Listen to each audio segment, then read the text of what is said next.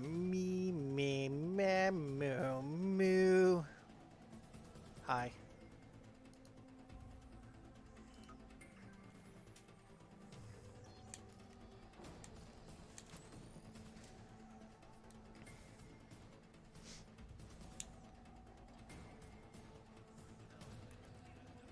I got a new ship this week.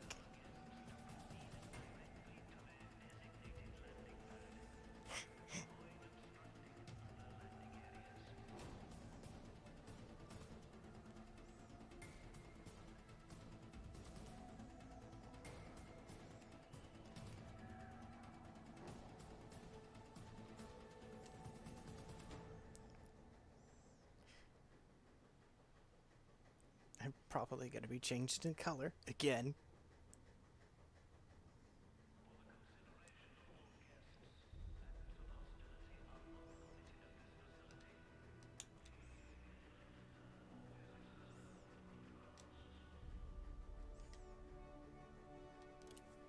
I'm currently on a planet too.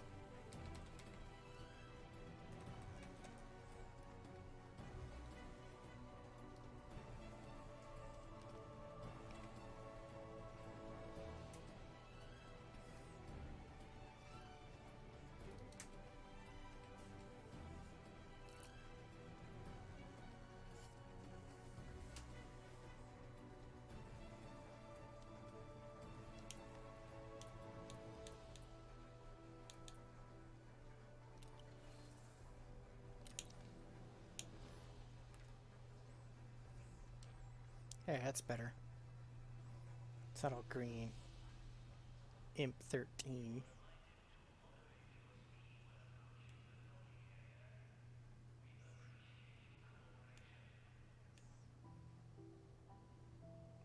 Say what you want about like all the other ships, at least Gudamaya's look pretty.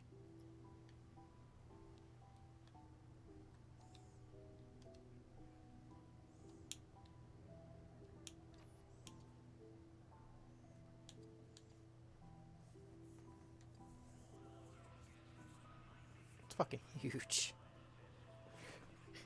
It's like I've been handed an airliner with stilts.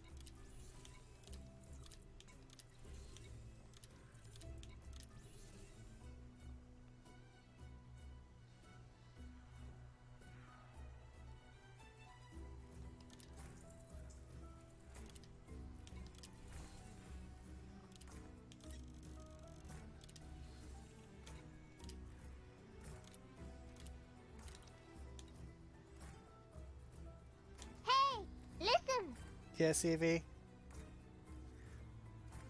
Probably because VRC's been a mess. And also, I don't really like getting on my desktop. I like playing in VR, and all my VR stuff is still put away because I was waiting to move. I apologize. I've been waiting for to move for quite some time. And it's been very, very irritating.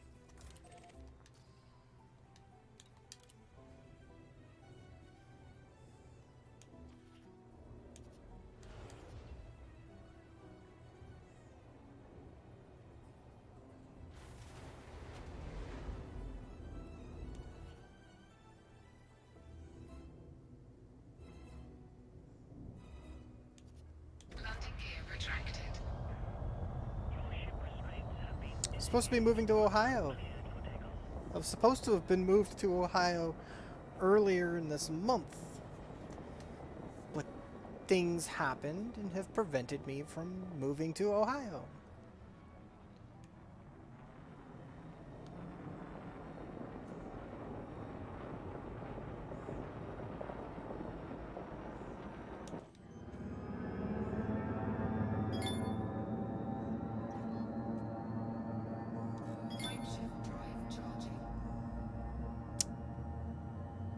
So yeah, things have happened, and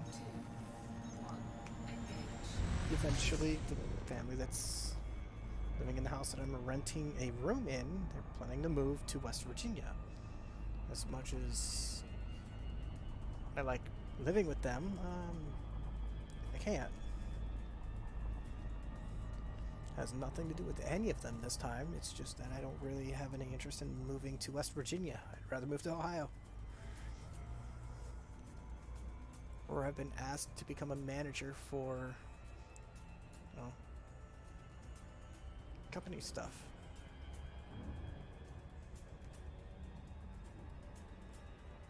But I gotta wait until things happen.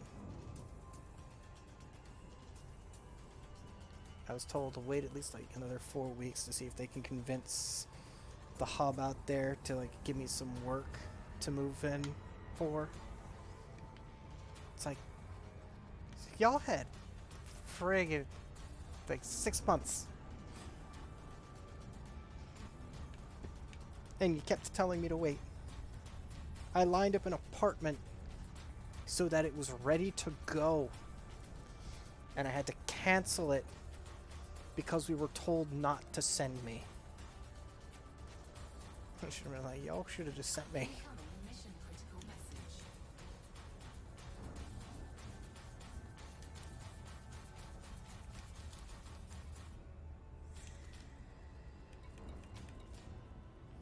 I didn't think I had any guns. I'm not very little, you know this, right, Graham?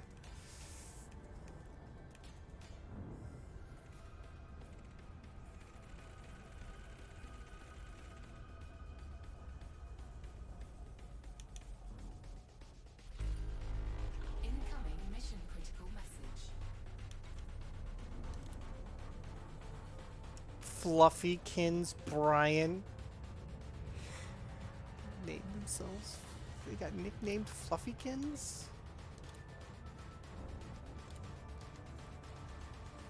Okay.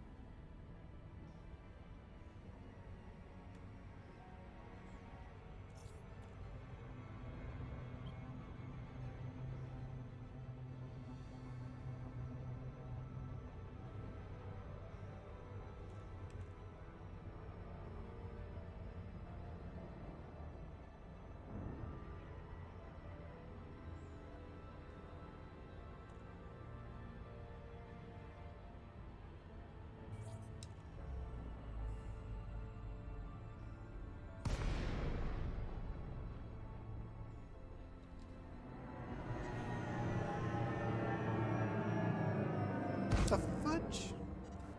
Frameshift drive charging.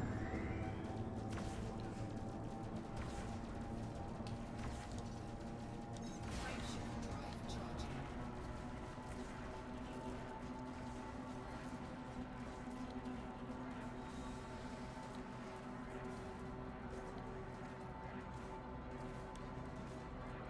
What did I do to you? Eject. Eject. Eject. Eject. Fucker.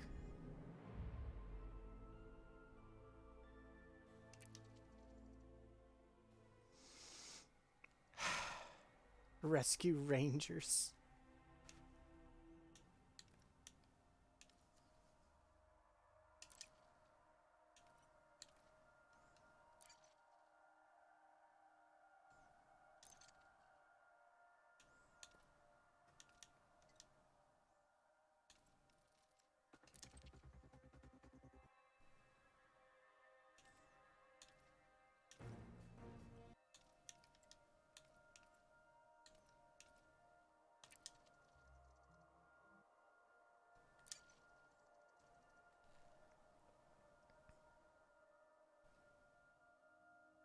Fucker.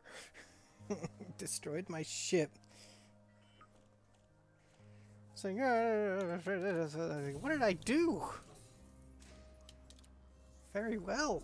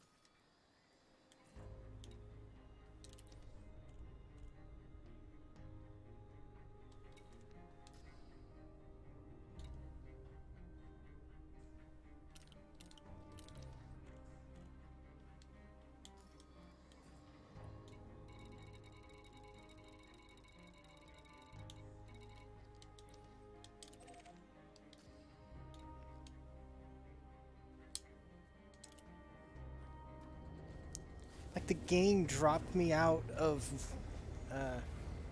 Super Cruise before I got close enough to the thing, and then I got attacked by fucking Graham. Fuck you, game. Landing gear retracted. Your ship is released. Depart when ready.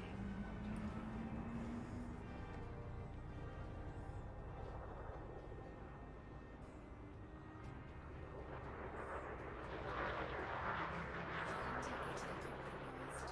Taking damage.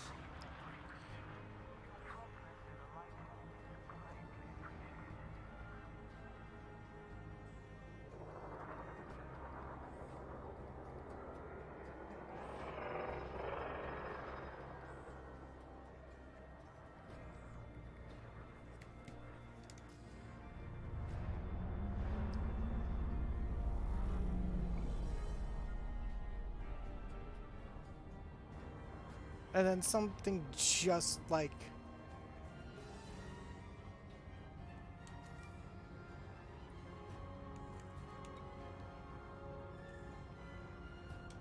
Scan detected. Approval is granted. Please proceed to Bay 2 minor.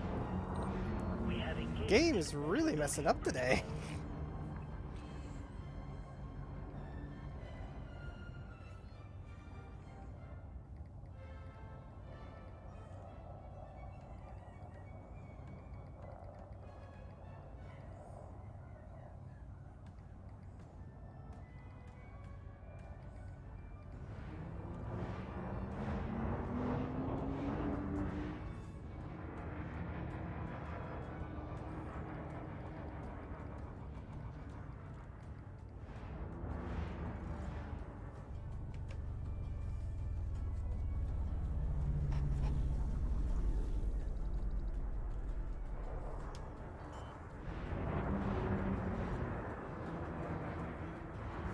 Great start to the stream. Hawk immediately shot down. And that ship had shields.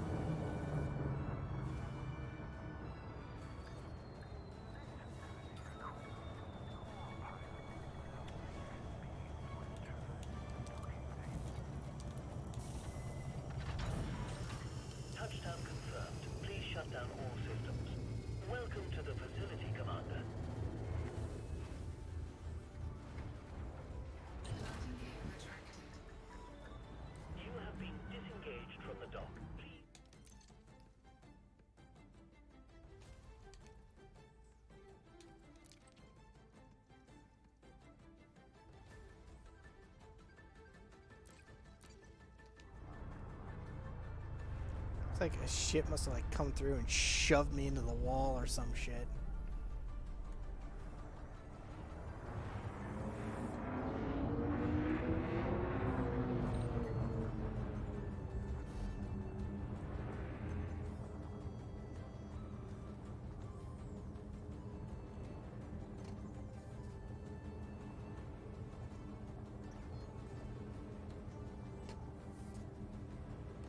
Frameshift drive charging. 4, 3, 2, 1. Engage.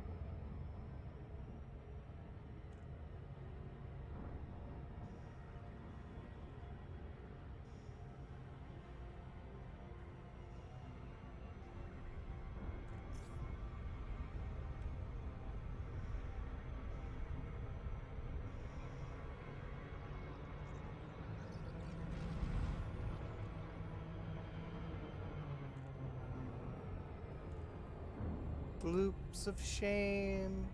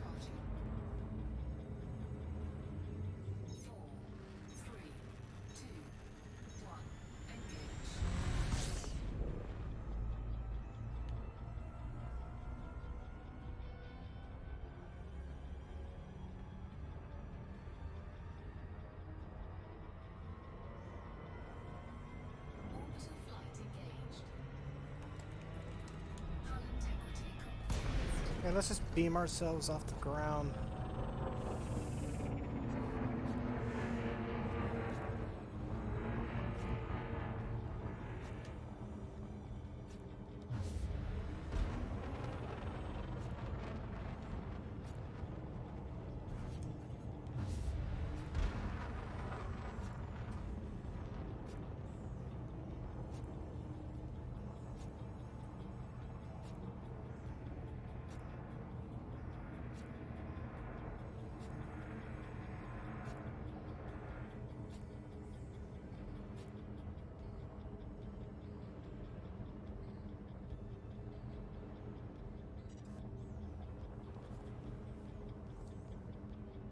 Frameshift drive charging.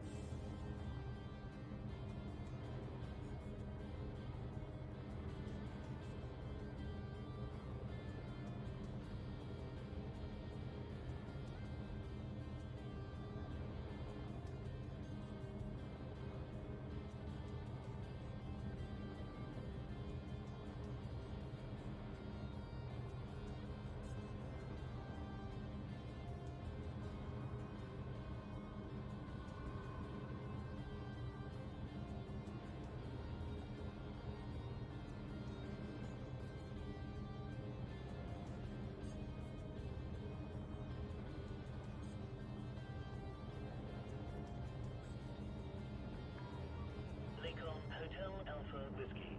It's an honor to receive you, Commander. Ground crew are preparing a landing pad especially for your arrival.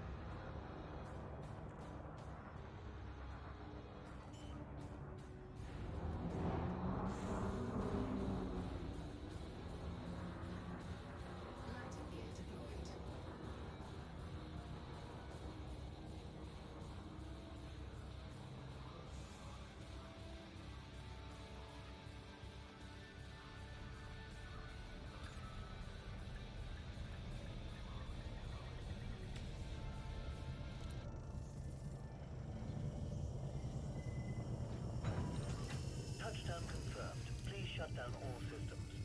Welcome, Commander.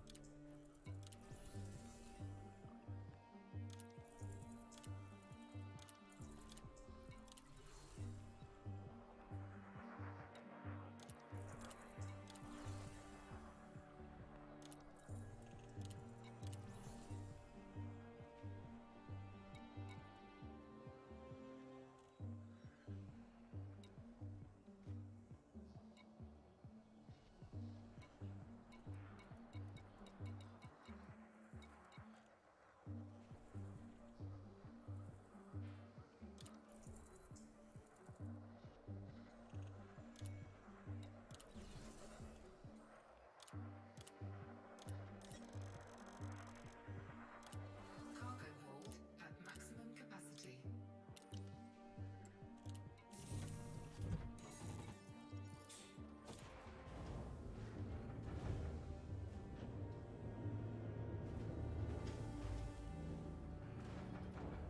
Landing gear retracted. Your ship has been released. Please be mindful of oncoming traffic when leaving the port.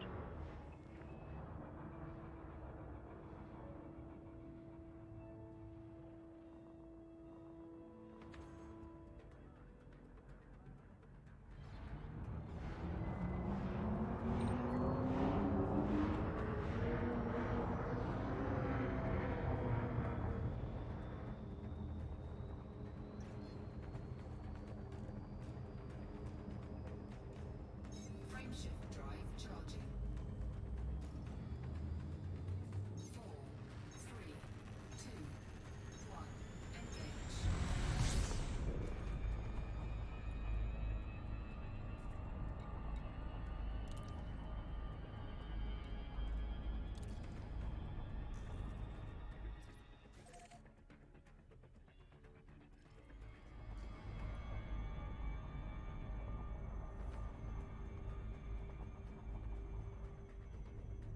Frameshift drive charging.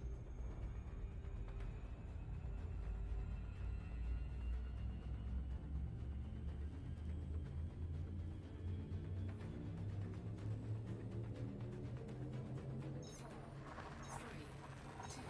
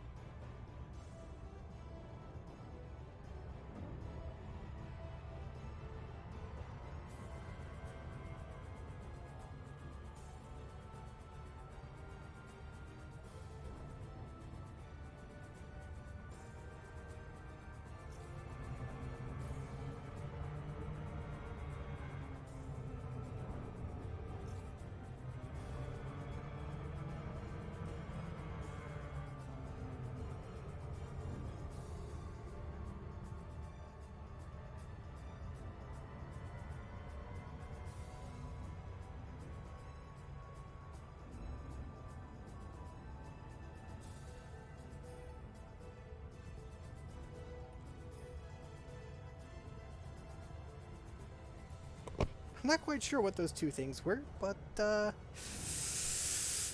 they just launched me. We got a little bit. I gotta go move laundry from washer to dryer, and I'll be back right here in front of my computer again.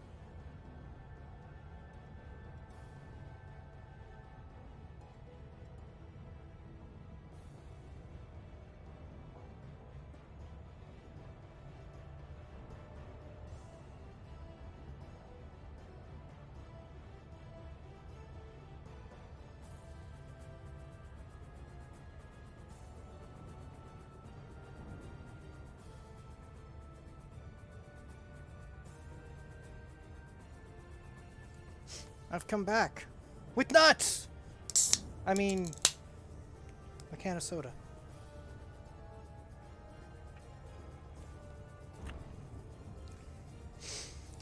He just left! With nuts!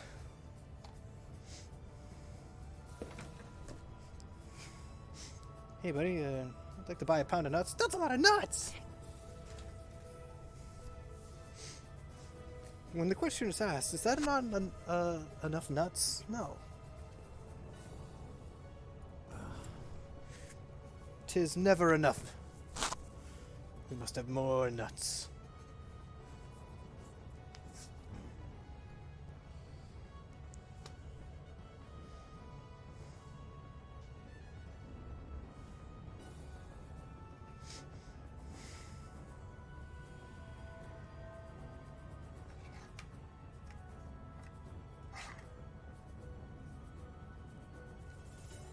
Oh good, my mouse is fully charged now. Hooray! I just recently got a new mouse, and kind of like it. If it ever decides to start failing sooner rather than later, I'll just buy another one. It's expensive. I like the Razer mouse. The Razer mice are nice. I got the really nice Razer Pro. What is it with things, or with companies and wanting to like primarily name their shit after a snake or something?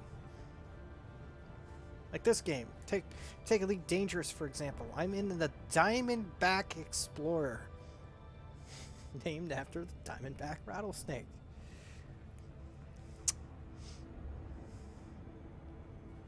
The Fer-de-Lance is supposed to be called the Ultimate Pit Viper. You have the Vipers, the Pythons, the Anaconda, the Mamba. All those ships are named after snakes, or types of snakes.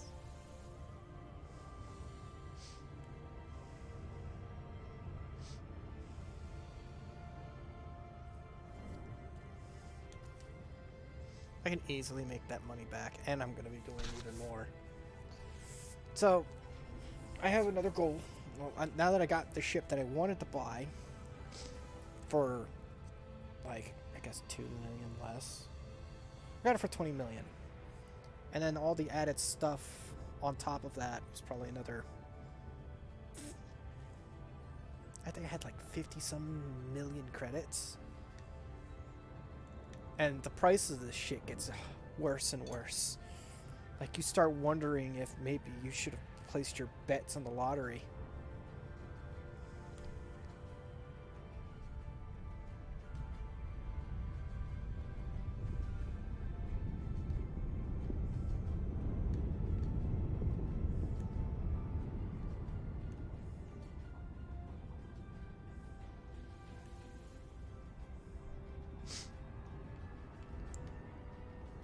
the ships start to get more and more expensive. Like, it cost me 1.4 million to replace that ship that just got destroyed.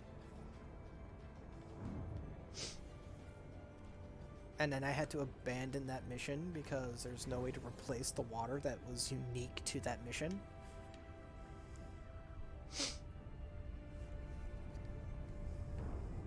My next ship that I'm aiming for happens to be a Fer-de-Lance. And it's going to be one of 3 combat ships that I own. Not that I'm good at combat at all. I'm actually horrendous at it. I'm more of a shipping connoisseur. And ironically, like, you can actually set it up to do shipping. It's just... it's hard to set that up. And then expect it to also to defend yourself with at the same time.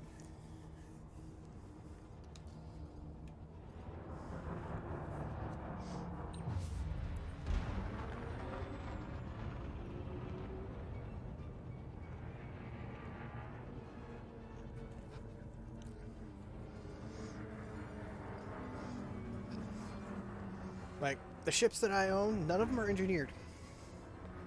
Yet. Keywords yet.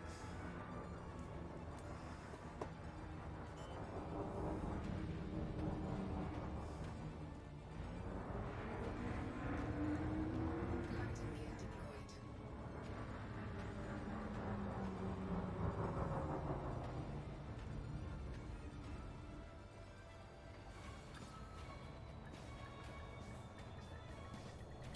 Docking successful. Engines disengaged.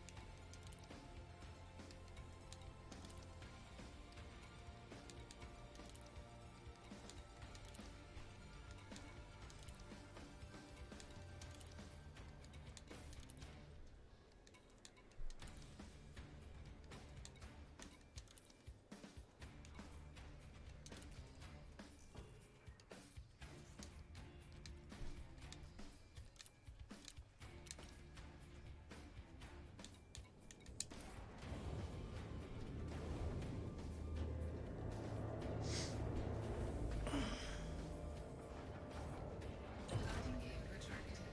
Ship released. Engines engaged.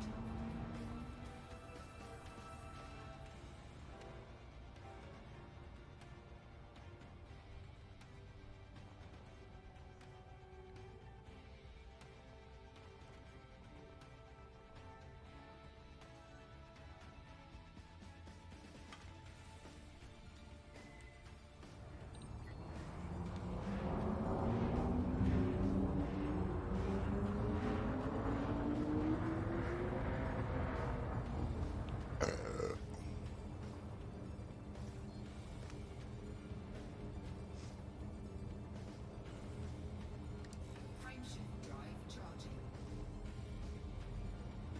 Nova! Oh, your second cup of coffee? I'm still on my first. Of course, I've also been awake since like 2 in the morning. Incoming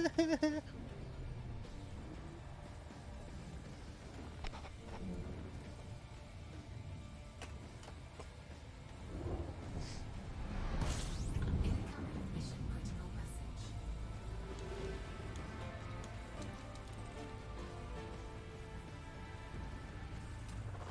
Fuel scooping.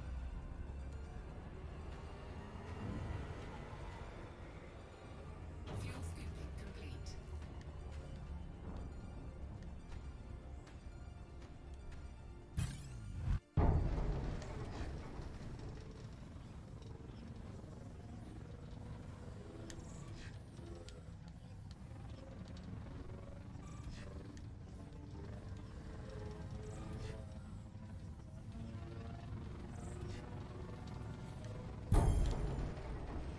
You've come a long way for what's in your hold. You've came a long way for water?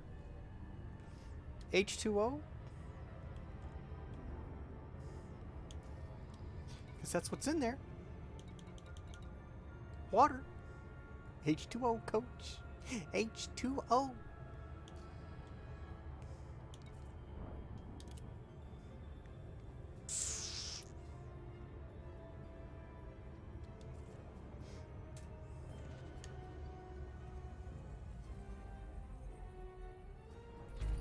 Don't try to run. There's no escape. There's always an escape, sir.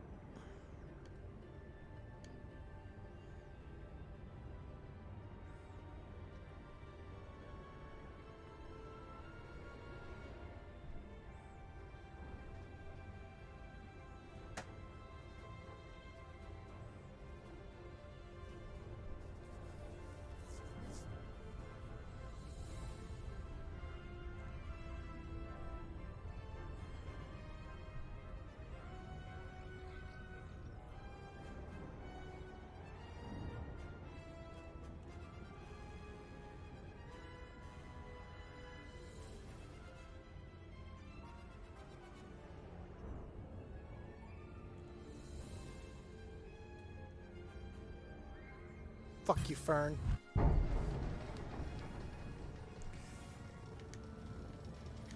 If I was any good at fucking fighting in space, you'd already be dust for stealing that frickin' water.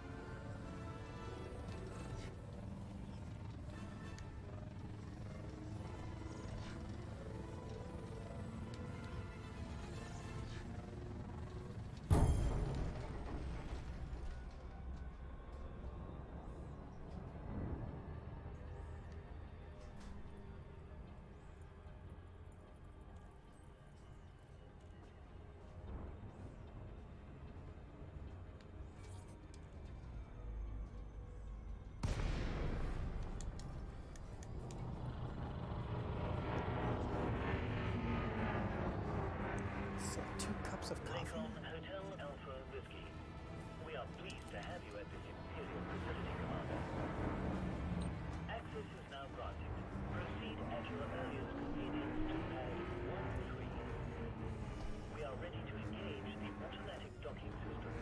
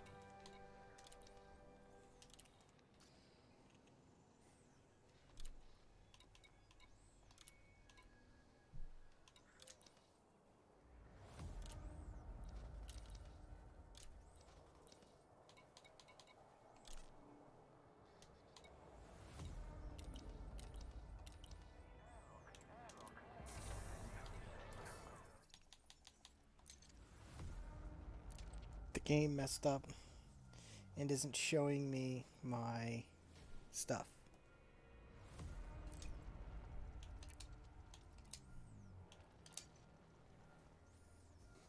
It's also not showing me that I can pay that shit off. Damn it, I snorted.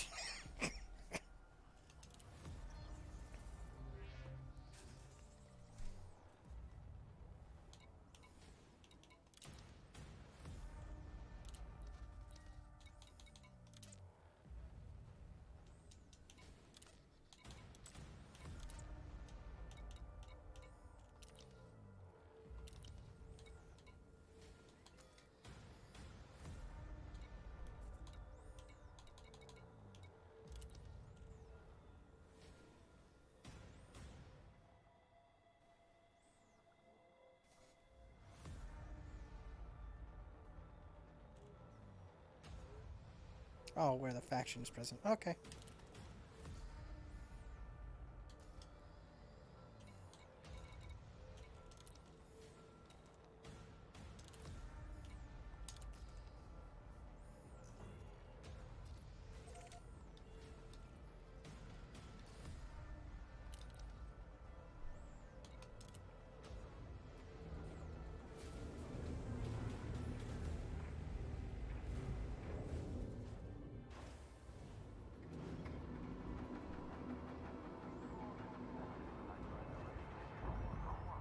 Landing gear retracted. Your ship is released. Depart when ready.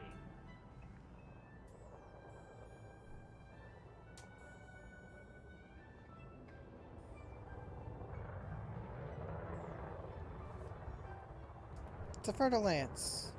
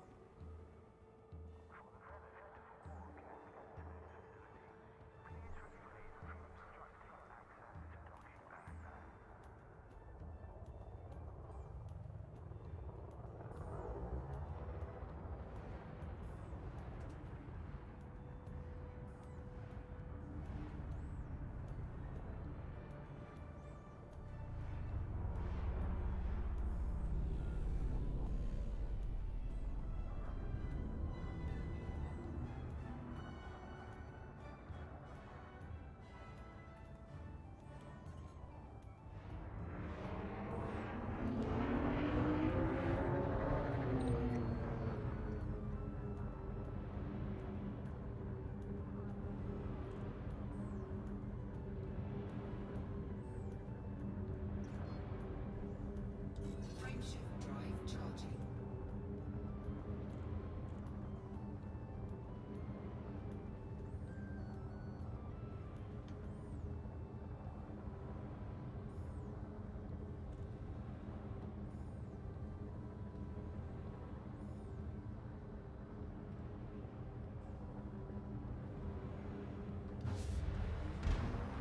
Scan detected.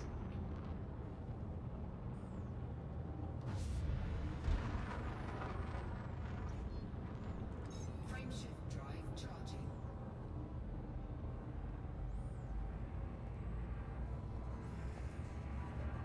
Facility boundary exceeded. Please take care on your journey. Hmm. 4, 3, 2, 1.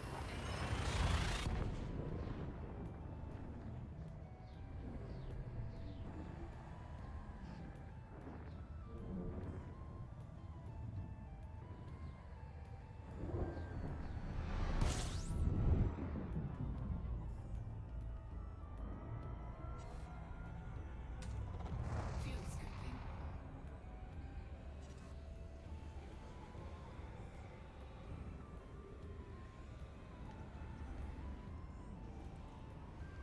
Frameshift drive charging.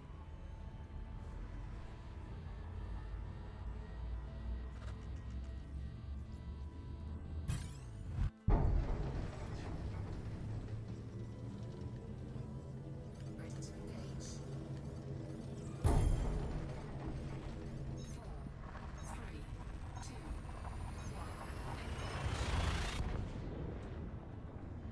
1. Engage. Yes. Sucks to be you, doesn't it, Graham?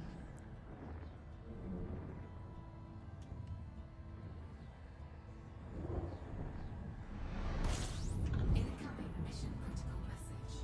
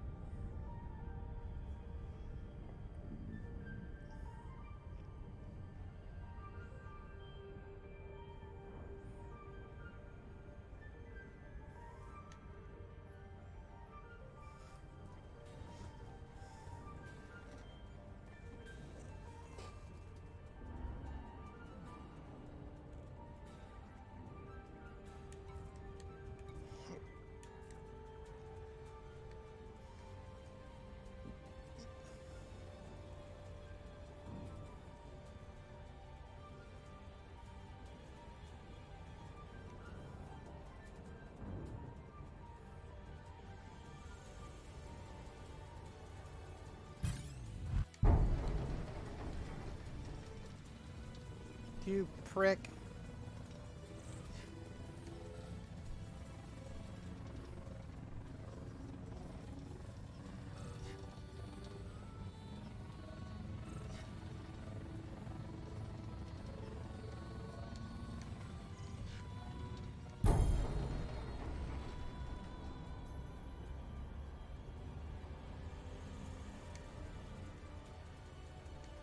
So close.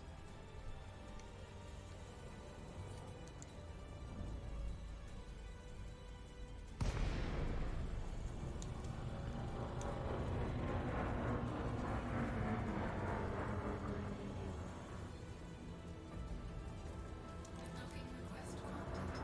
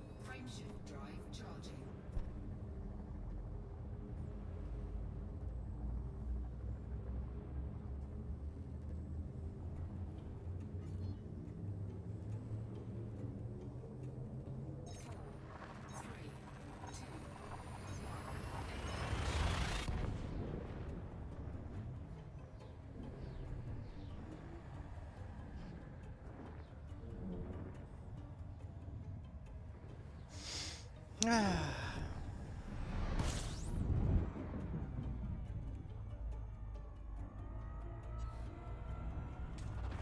Fuel scooping.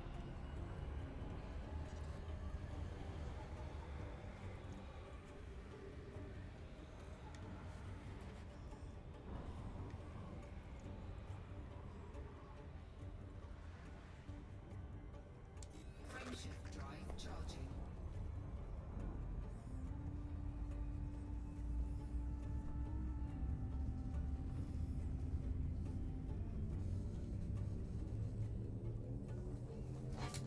Ready to engage.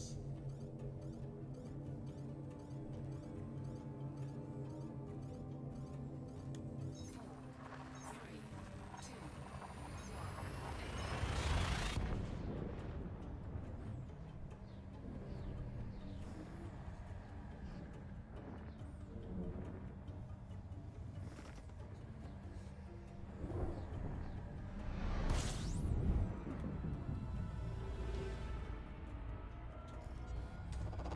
Fuel scooping.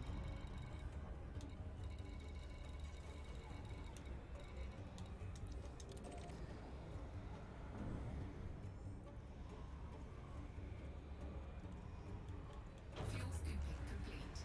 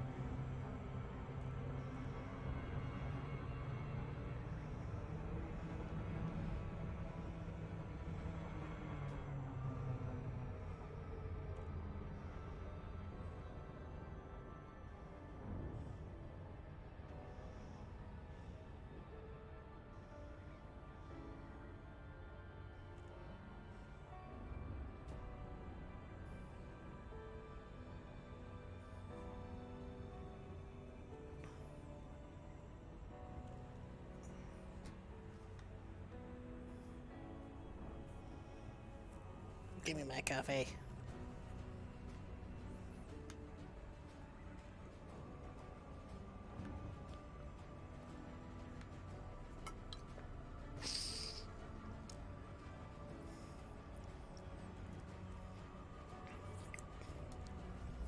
I've only been at it over an hour. I've only been shot down once.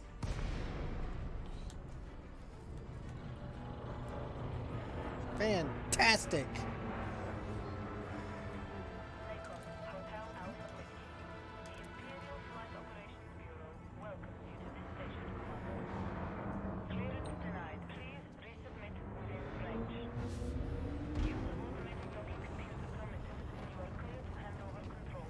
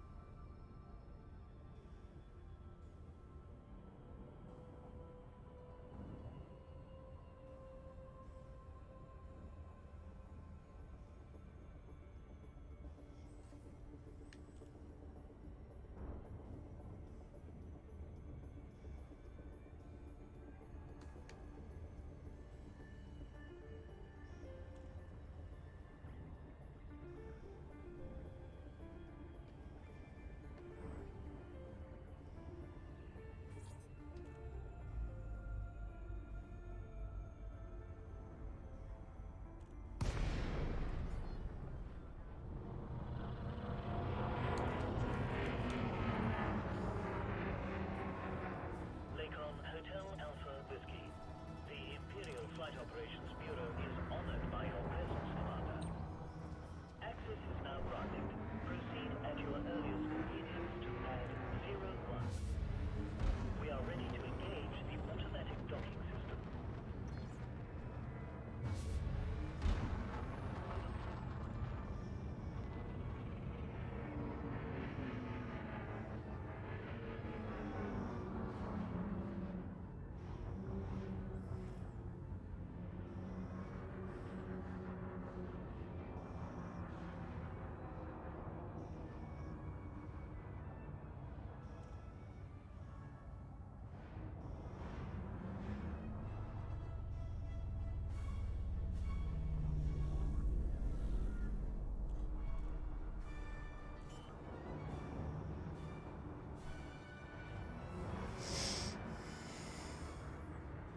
Landing gear deployed.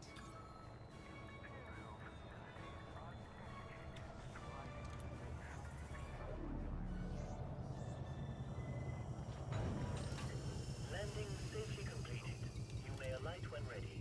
The services of this Imperial facility are at your disposal, Commander.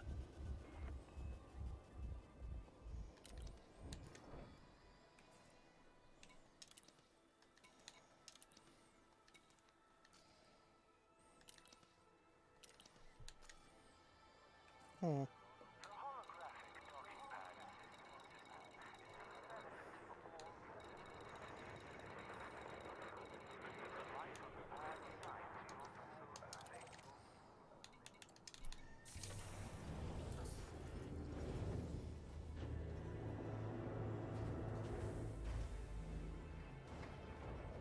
Landing gear retracted. Landing restraints released. Please observe speed restrictions upon exiting.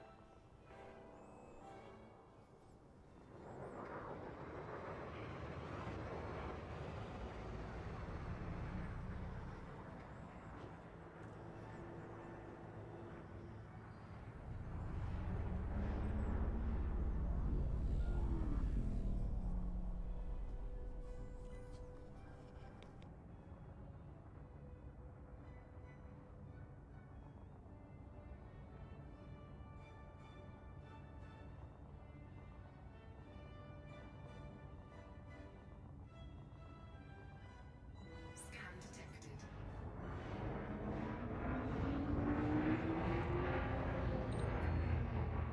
Scan detected.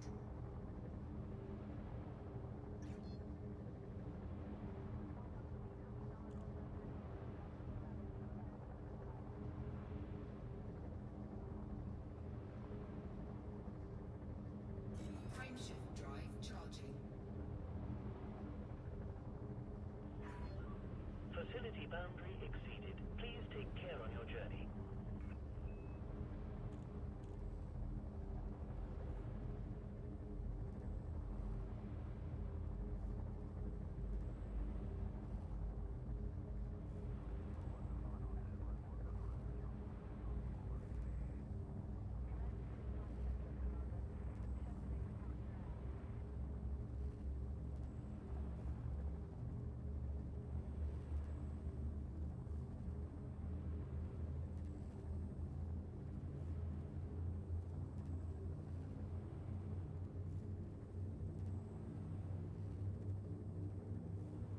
Four, three, two, one. Engage.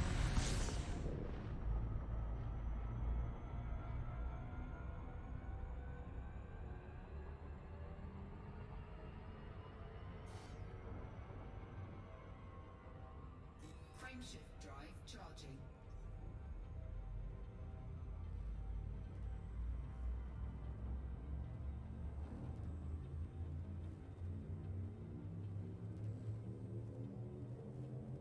Four, three, two, one. Engage.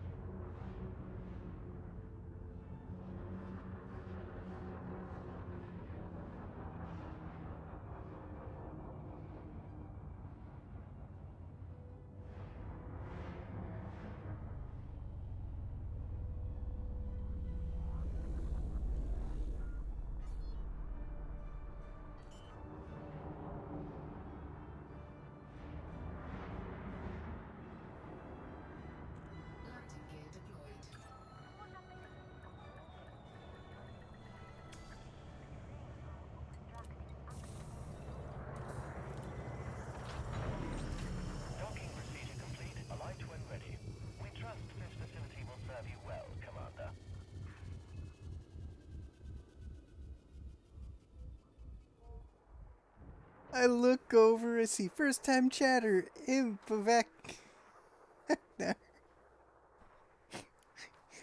It's like, oh, good to see me in Imperial space. I'm mostly here for their ships. Not gonna lie. Gudamaya makes some pretty sexy ass ships. Just saying. The best looking of all the ships.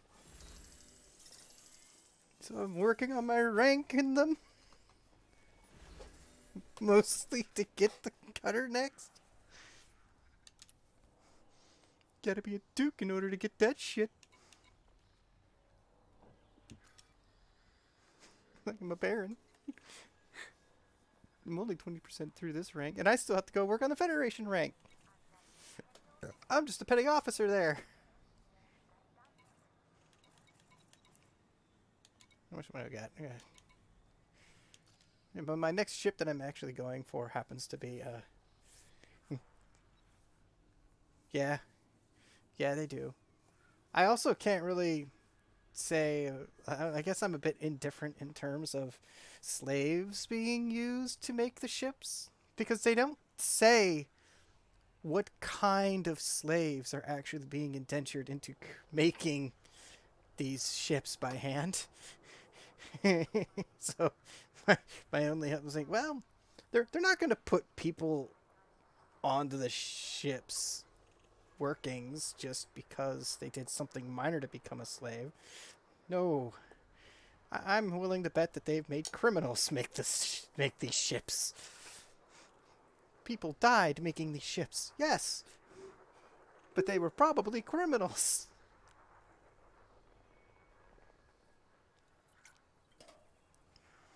There are good slaves and there are bad slaves. The bad slaves are the ones that are sentenced to life as a slave.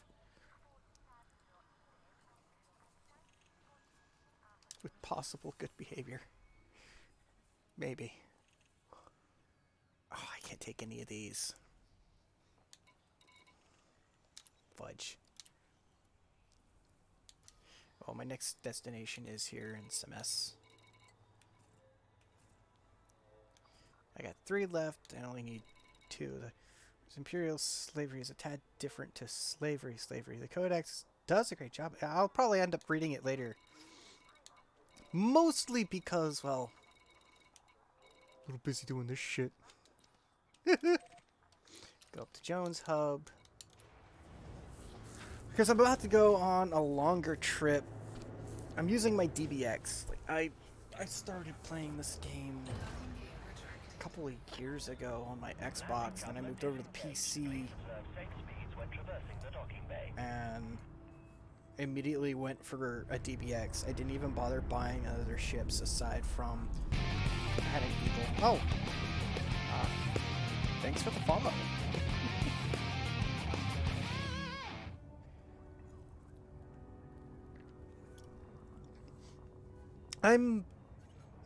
When I was playing at a much earlier time, before Odyssey came out, I was trying to become a fuel rat. I was a console player, and then I bought the game on PC as well, so I was fuel ratting between one of the two. And I managed to do maybe 3 successful rescues, and then my job picked up. Like, my actual real job picked up. I'm a commercial truck driver outside of this stuff. So life got in the way.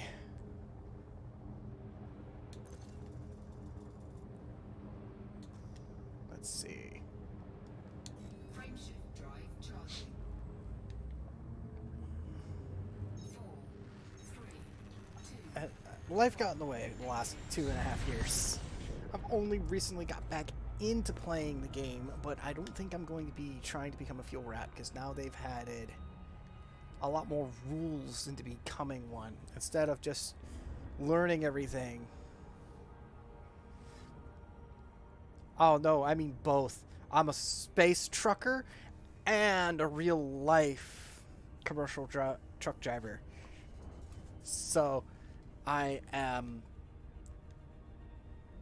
usually absolutely knackered by the time I'm done for the day. And I got done with work about 4 hours ago. Got home, set the computer to update, took my shower, set my clothes to wash, and then brought this stuff up, made sure everything was working. I still play with the controller. I used to play with a flight stick, but my flight stick decided to say, screw you. So I bought a new Xbox controller.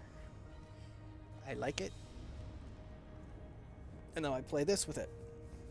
And this is because, thanks to there being, console access to the game, they're able to port that same control system to the PC game. I was having issues at one point, wondering why is my controller not being picked up through Steam for Odyssey. For Horizon, it was fine. But when you went to Odyssey, because they added that extra walking mechanic, they added their own controller compatibility into the game, and thus you have to shut off Steam support for just the game. So I don't have to have Steam support to send control stuff to this game. I'm happy about that. So yeah, I'm playing literally with a Xbox controller on PC. I am absolutely horrendous at space combat. Unlike other space games that I've played, like No Man's Sky, I'm so at it. Especially since most of the time I'm playing against the NPCs, or player versus everything. I'm sure that my player versus everything here is okay, but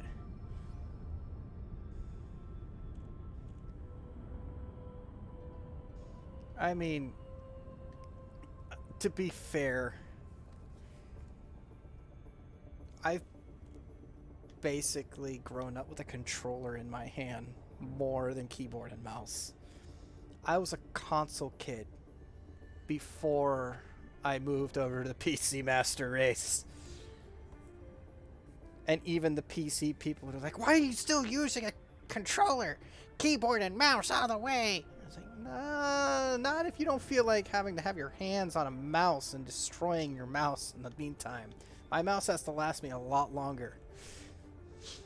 I've gone through 4 or 5 mice in 1 year. It's a lot of clicking. A whole lot of clicking. I just bought a brand new Razer mouse. The Razer Basilisk Pro V3. I even got it a puck to allow me to recharge on a base. Actually, I got a recharge base and puck together. Actually, I accidentally bought 2 of them because I thought they were mice. Me and my dumbass. Oh well. Now I have a spare recharge base and puck. So if for some reason the current one decides it's going to take a crap, I can swap them out. But I really like the mouse, and I need it to last as long as possible. Because I used to take my wireless mouse with me to my truck with my laptop too. I played this game this entire week from the back of my semi-truck. Frankly, I spent, let's see, Tuesday, Wednesday, Thursday, and Friday, all this week, playing nothing but this game to finally reach Baron. So that I could get my clipper. Which I got my clipper from, Adam's Market, where it's, I think, 15% off. And then I built it there. Of course, being a once fuel rat, it's just kind of the Clipper is worth it, but I got shot down at the beginning of stream. Almost anything Imperial is well worth it. I've tried flying around in the Imperial Eagle, the Courier. Courier's quick, but it's still anything might seem better, or they are worth it. But then I get back into my DBX and I'm able to jump further. The way I have it set up, I can max jump 30-some light years. But I have a friend who wants to play, and he says, like, oh, we can get you up to... We can get you an Anaconda at some point. It's like, y'all just want to, like, throw money at me and then get me into this Jumpaconda. Yeah, don't think I didn't watch videos on this shit a long time ago. I watched somebody come up with what is called the Jumpaconda. The DBX, I love it. I absolutely love it. Here, I'll show you. This is my DBX. And I've taken some slight liberties from Halo.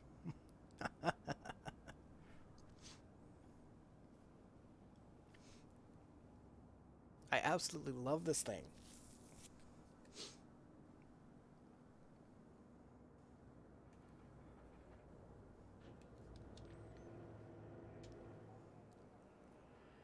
Right now I'm running no shields for reasons. So that I can get my jump range up. Yeah, they are. The DBS and the DBX both look a lot like Pelican dropships.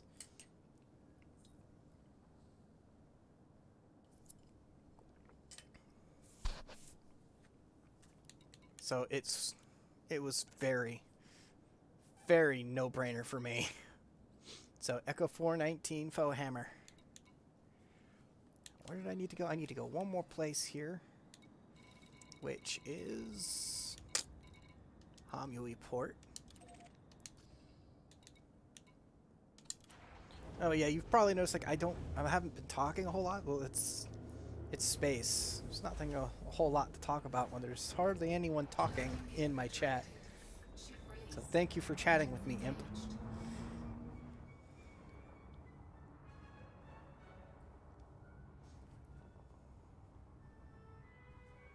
I also owe some folks in your Adams Market. I got shot down in that thing. Yeah, I got shot down while I was in my Clipper.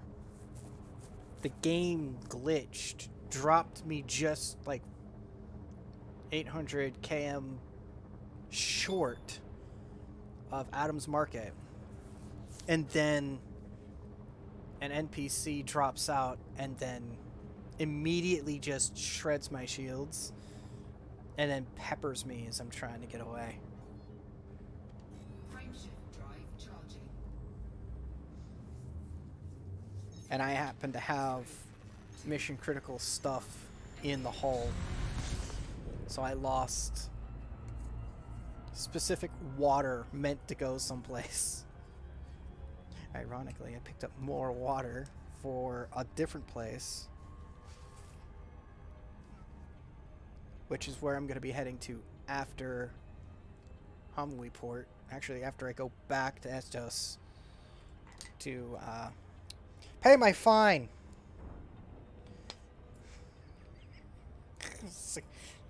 Look at Hawk being diligent and paying his fines. I wish I could pay off my shit in real life. I'm broke.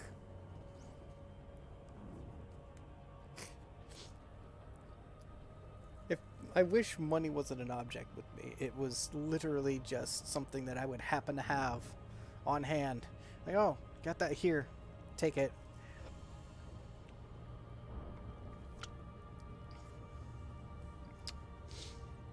I don't stream to make money. I stream to have fun. I do my main job to make money, and that's been slow too. I got bills to pay, my mouth to feed.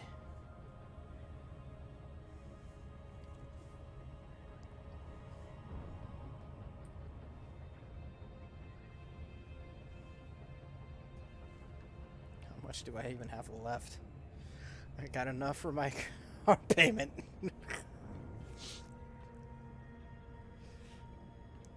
I got 2 vehicle payments because of my job. I was able to afford, at the time, a brand new pickup truck and a used car. And the used car is very low miles. Like when I first got it, it had like maybe 44,500 miles on it. And I got it for 18 grand. Ah, shit. No. No. Hamway, I'm gonna get you. Nope. Almost blasted it. Going the speed of light.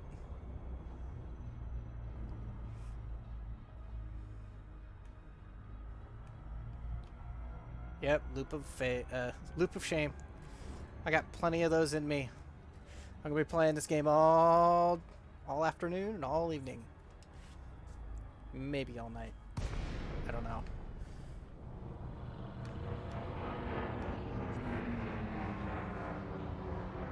The loop of shame is very ingrained in me because sometimes I do I get caught in a gravity well and just get launched. I've also had random gravity wells where there's absolutely nothing around.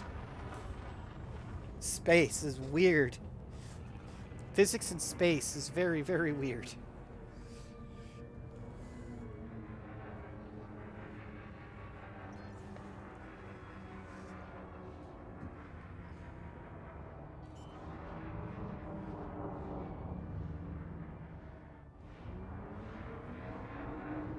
Landing gear deployed.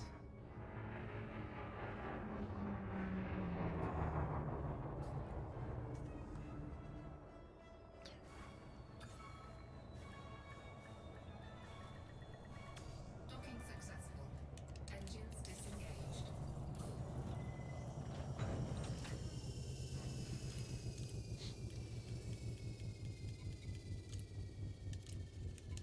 And watch, they just give me like straight up double again.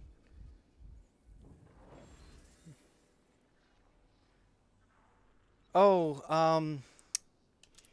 oh, I underestimated the gravity of a full-on solid planet. And my ship was pointed directly at it. Let's just say the game couldn't comprehend what happened next once the ship went through atmosphere. I was already on the ground, being bounced off of it. So that tells you exactly what happens to me. Alright, I gotta go back from whence I came before I go out to that far-flung place. Unless...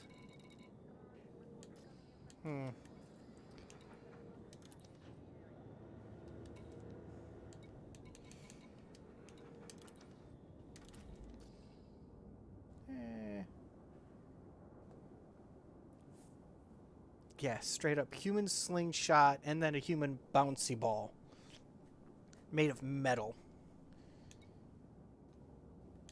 You know what?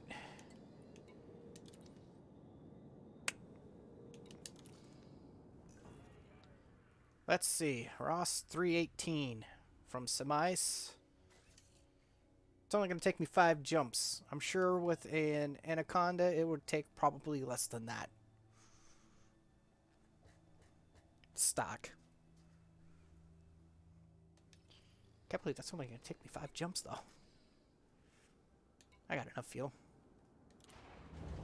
I also haven't been attacked lately. Knock on wood.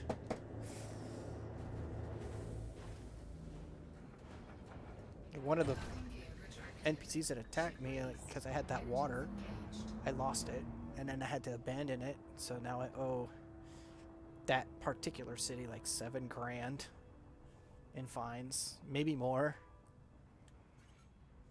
Who knows? It's only the second time I've had to abandon a mission after taking stuff from their depot, but it's the first time I've lost it. Frameshift drive charging.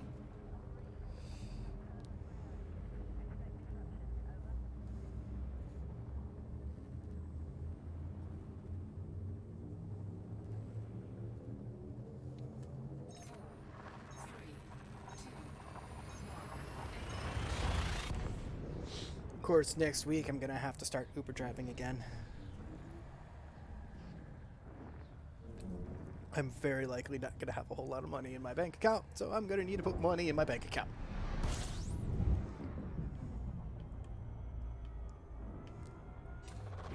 Fuel scooping.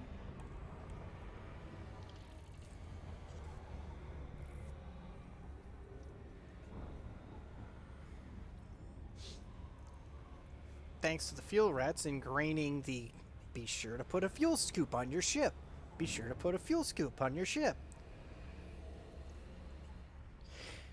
Depends on who you get either as a driver or as a customer. Because I've been both. I've had amazing drivers who have been, nice and chatty Fuel scooping. without being overbearing. And then I've had the ones which were just straight up quiet. I'm one of those drivers that can typically be quiet most of the time. Now, I drive a very specific kind of car. It's still nothing really to be, excited about. It's just a 2017 Chevy Sonic.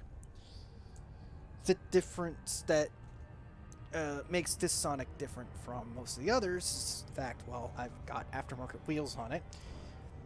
I have a cold air intake on it so that I can hear turbo noises coming from it.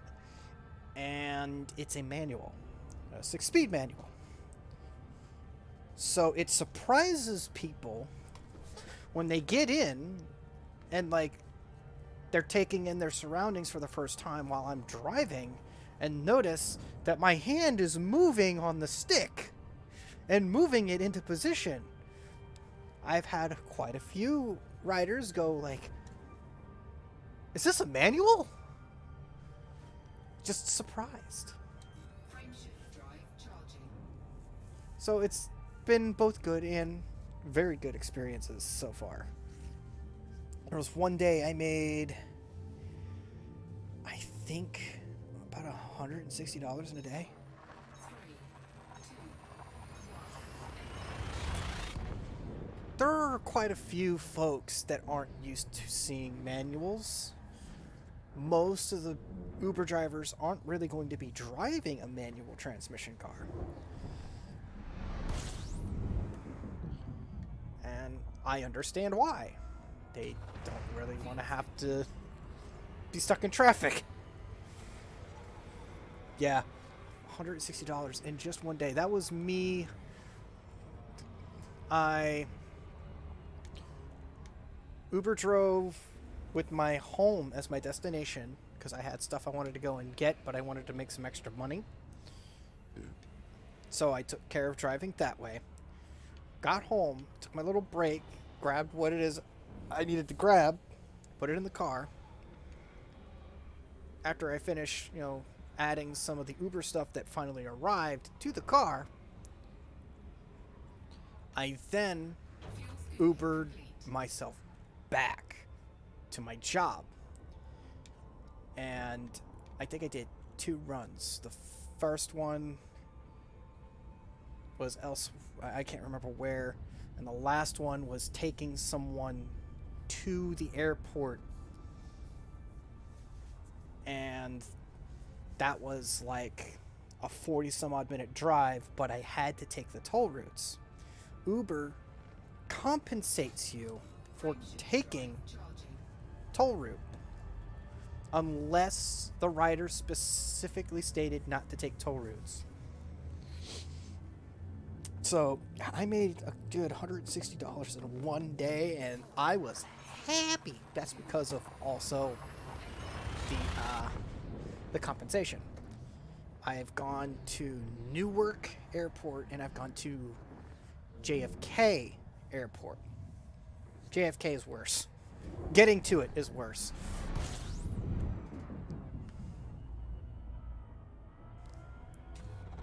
Fuel scoping.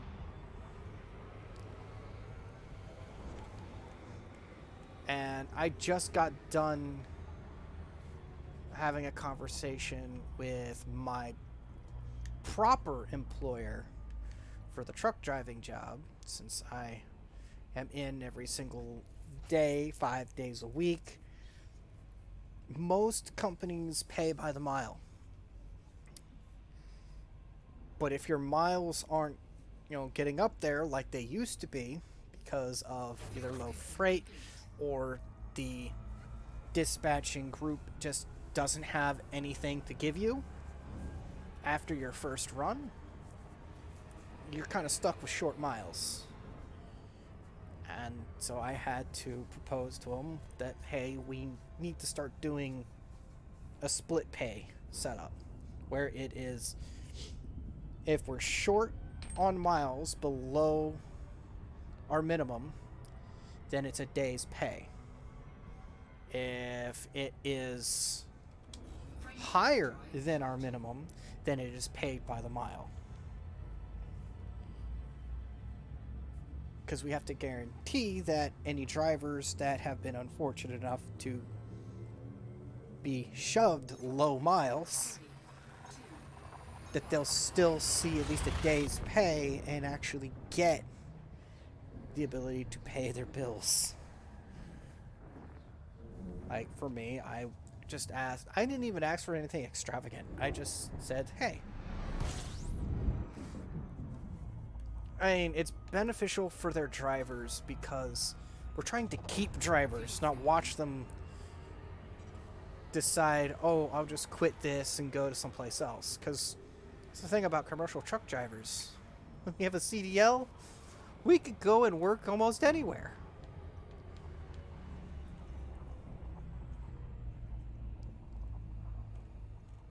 But that being the case, like, they've put me in...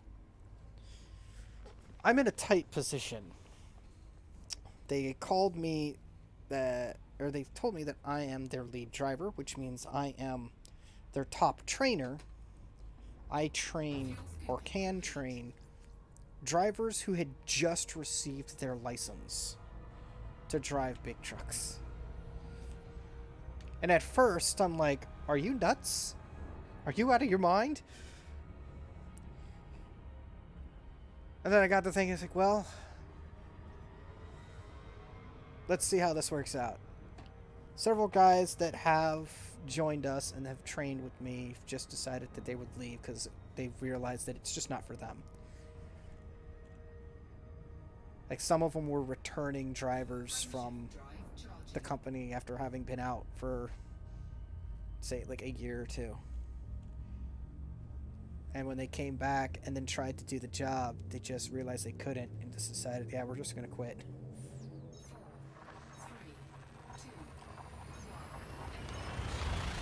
My license itself, it has double triple on it. So we haul 28-foot twins. It is the easiest job, but it's also one of the dangerous jobs.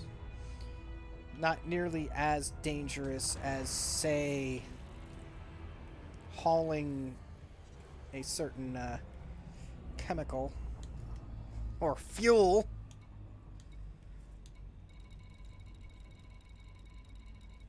That's it. I don't think it's a planet. Yeah.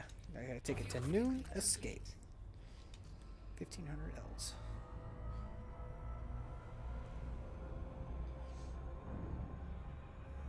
Like, I'm not a hazmat driver. I don't have hazmat on my license, and I work for FedEx Ground. FedEx Ground doesn't require that we have hazmat on our license because they don't have placarding to state that there's hazardous materials on board. This is because they don't typically have bulk hazardous materials. If there's things on board that have like lithium ion batteries in them or whatever, there will be like a little tag wrapped around the back door handle. That's it. And even then, it doesn't matter. It's such a small, minute amount of materials that it doesn't even matter.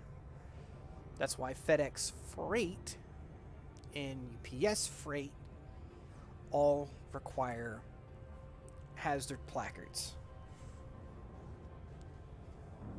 I like FedEx Ground because, well, yeah, they're paid by the mile most of the time. Well, the contractor is paid by the mile. The more trucks they have, the more miles they can make, the more money they can make. The more miles that I do, the more money they make, the more money they're willing to shove my way.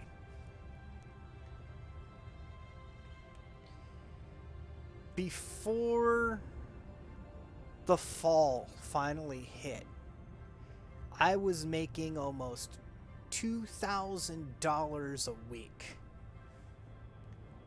I wasn't doing Uber. I was just driving a semi truck to Albany, Syracuse, and Woodbridge. That's it. I was sitting pretty, and I didn't even bother going back home until the end of my week. I could pump out over 3,000 miles in 1 week. So I was doing almost 10,000 miles a month on my truck. Currently, FedEx isn't registering any new vehicles that are purchased by the contractors because they have a current halt on expanding company operations. Which means contractors, they could buy new trucks, but they won't be able to do anything with them. We want to replace our old fleet, but we can't do so due to that restriction. So, I have a truck. The truck that I have, that I've been driving, has 918,000 miles on it. 2.5 years ago, actually about 3 years ago now, it had roughly 500,000 miles on it. I did a lot of driving since before the pandemic started. And the downturn of the pandemic. It is absolutely bonkers, the money that I made over the last 2 years.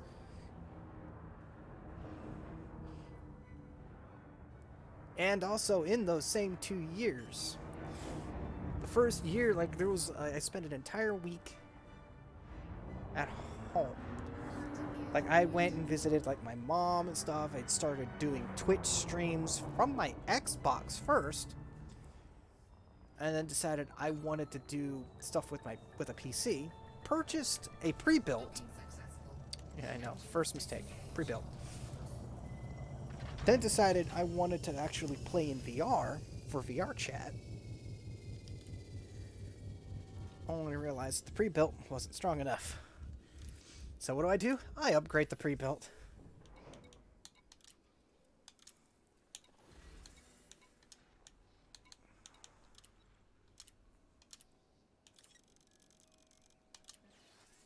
Start doing that stuff. Yes, please.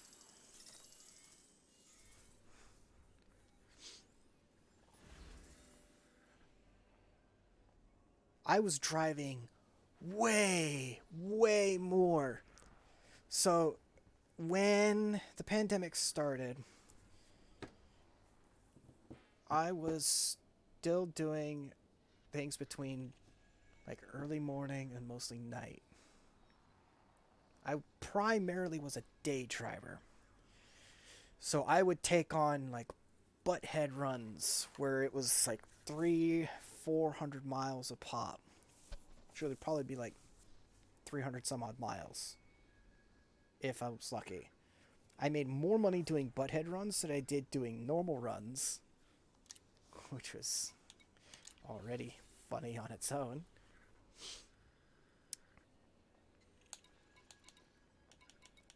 And then I had to turn around and stay in my truck. I would be sleeping in the back of my semi-truck 4 nights a week and work for 5 days. In the pandemic, I was trying to work 6 days, and eventually I just stopped all that together. We need... No, thank you.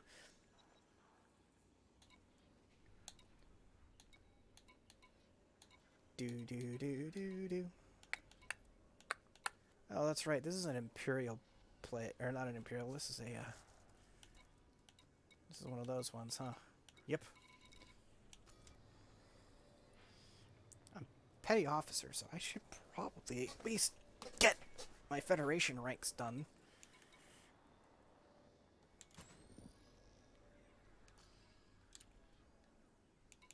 Come here.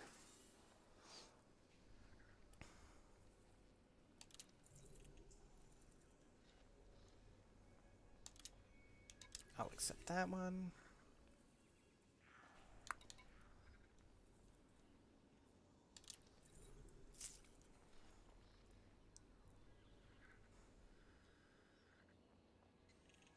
Yeah, I know, right? It's like, this outpost looks miserable.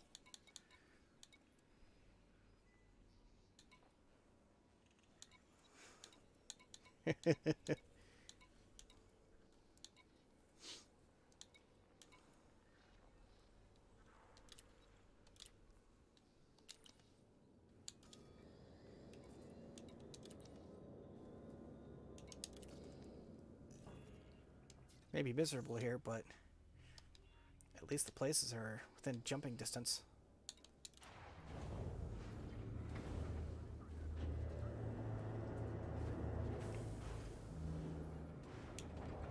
Landing gear retracted.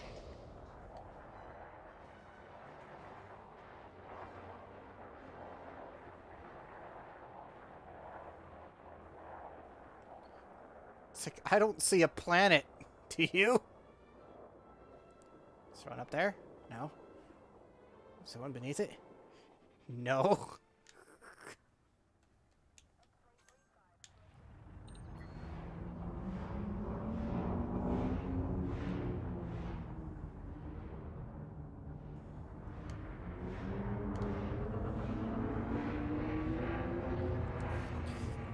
I'm not sitting and waiting to leave a port. I'm just Drive charging. getting popped off the dock and then find my orientation and fly.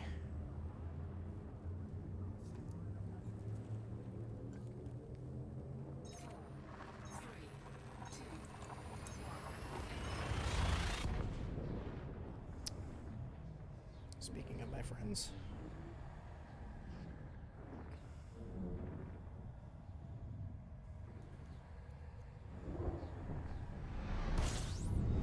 I have a feeling I'll probably be playing this again most of the day tomorrow, too. Fuel scooping.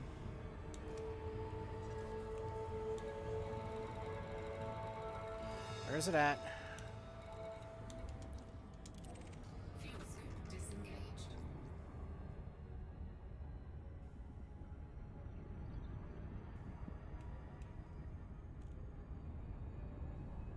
I have a feeling someone's going to be coming after my ass shortly.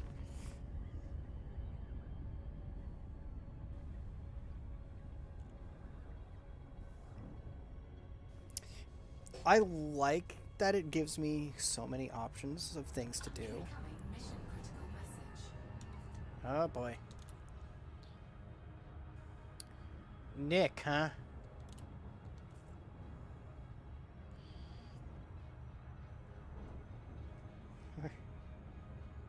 Ah, you're fine, imp. Who needs spelling? Unless you're in school still. then yeah, you definitely need spelling.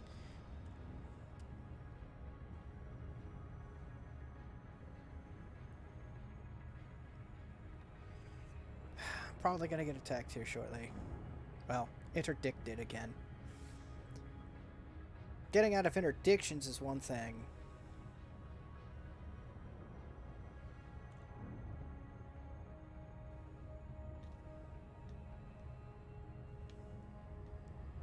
My friend interdicted me yesterday.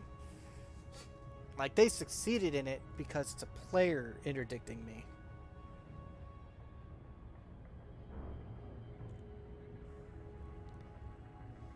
Yeah, that's true. My shield, my shield is always off.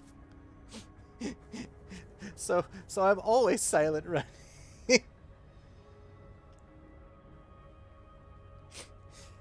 I'm like, oh, that's right. Because I have no shield, I'm always running silent.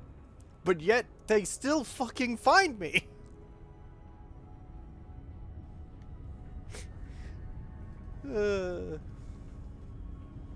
It's like, how? How do you find me?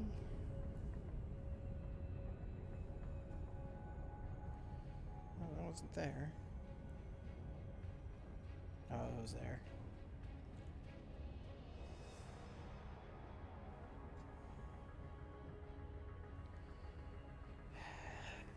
I hope I have enough money this week. Or this coming week. So if I don't, yeah, I'm gonna have to Uber on Tuesday. After work, so long as it's short.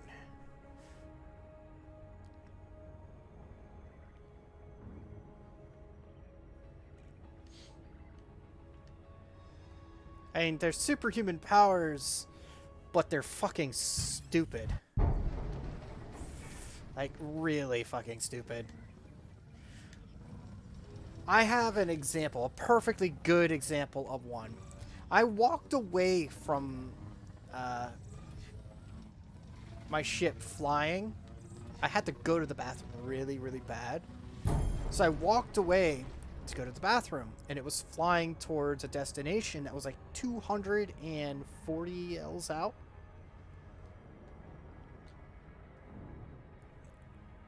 Well, I had my headset off. It was sitting like next to my chair. My friend was watching it on stream, and he was also in a voice call with me. Yeah, very, very far away. Like, it was away from its primary jump star. Docking request granted. Like, it made you question how the fuck anybody got anything out there. So, my ship was being interdicted while I was away, and I didn't know it. So I was on the toilet. I came back. My ship is no longer facing the direction that I started. It was facing the opposite way. I'm like, what the fuck happened? My buddy Cookie chimes in, oh yeah, you were being interdicted while you're away, and you somehow won the interdiction. Like, NPC? NPC. The fuck? Engines disengaged. NPC interdiction lost to no one being available to pilot the ship.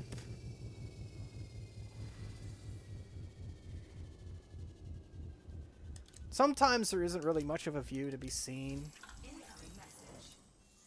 I am friendly with the federal. Oh, that's right. I'm at 79%. There's only one reason I would even work on the federal or the Federation rank. And it's for only one ship. We all know what ship it is. And you have to be a goddamn rear admiral in order to get it. And I am willing to do nothing but postal services to become a rear admiral. Yeah, who knew you could become a rear admiral by just delivering their mail?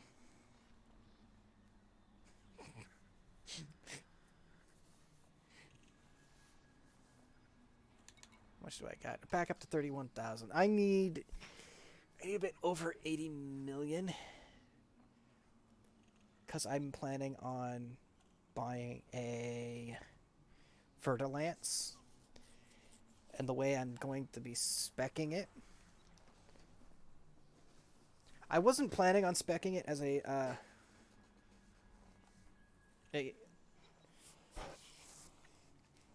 darn, my headset. A Vertilance doesn't really have great jump range to begin with, which I also understand. Where am I going to next? Altair, right? Yeah, might as well. Grab that one.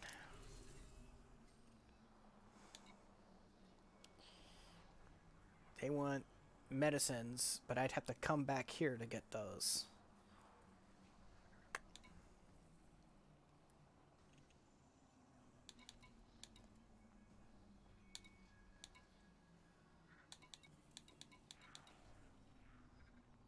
Yeah. I like that it's nimble. There's a reason why I'm doing want to go for that. There's a specific build I want to make out of it, but that depends on if I can actually do it. The build's going to cost total, this includes purchasing of the ship, I think over 80 million. That's if I'm purchasing it normal means. Like, seriously. I wish that there was a small ship that looked just like it, but was set up in a way. I wish I could point out what ship I'm trying to make, because it's from, at what point it was in an online kind of story, and then it got turned into a light novel, and then a manga. And the ship is called the Krishna, from a light novel called Reborn as a Space Mercenary, woke up piloting the strongest ship in the universe. Now, I actually do have to go to the restroom. This time I'm not going to be flying in space while I have to go pee, so I will be right back.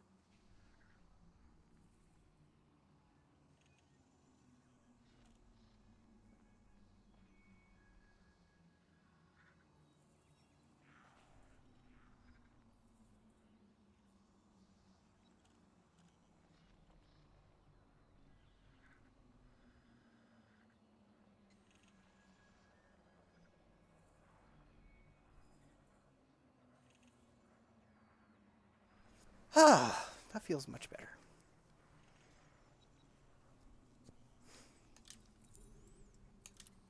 Yeah, I'll accept that one. And that one. Sure, I'll accept Marduk as well. And Ross, 302.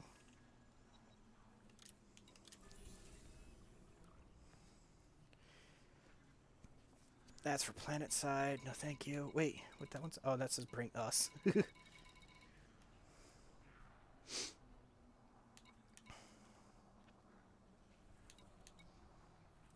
Ordinarily, I would pick up as many of them as possible,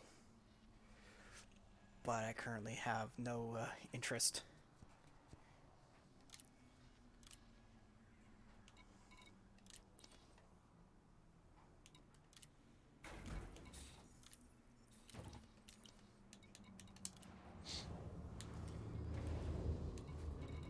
Let's see, where can I go to next? Landing gear retracted. Ship released. Engines Let's go LH 1541.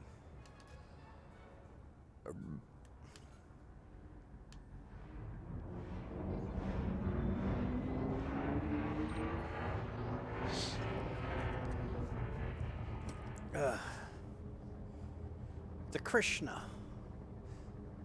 The ship that I was talking about a little bit ago. The Krishna is technically I think a light, not a cruiser. It's still a small-sized ship.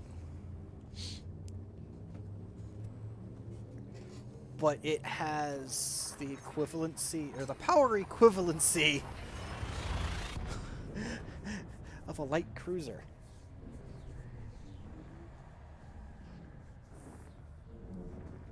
Main long-range weapons are 4 heavy laser cannons, incoming mission critical message. and then frag cannon, or flak gun. Fuel scooping complete. Yeah, it is. It is crazy. I think the book or the manga says that it like has. It's supposed to have like 10 different mounts. There's attitude control all over the damn thing, so it's nimble as shit. The shields themselves against smaller arms fire, just damn near impregnable. So it's like 3 layers of shielding.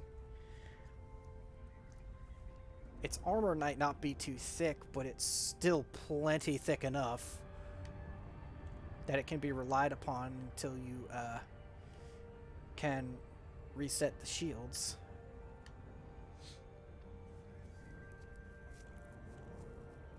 And the maneuvers that the main character does in the damn thing, let's just say it would put Gundams to shame.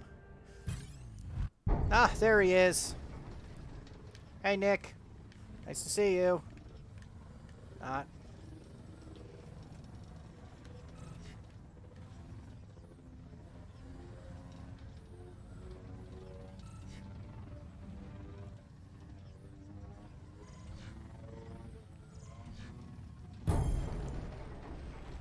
Like, I'm not even going that fast. I guess not going that fast is a little better for my maneuverability. But yeah, I could probably spec a Fer-de-Lance to be a decent merchant ship. But to say that it can be done doesn't mean that it really needs to be done.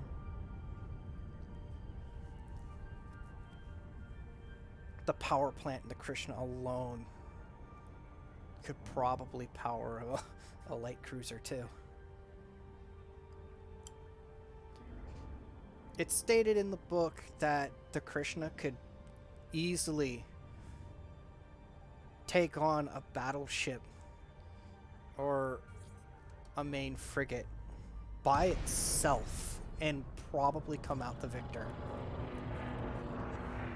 Now, it probably helps that he has anti-ship torpedoes. Submit a docking request and a landing pad will be reserved for you, Commander. Access granted. Proceed to landing pad 01. Automated docking confirmed.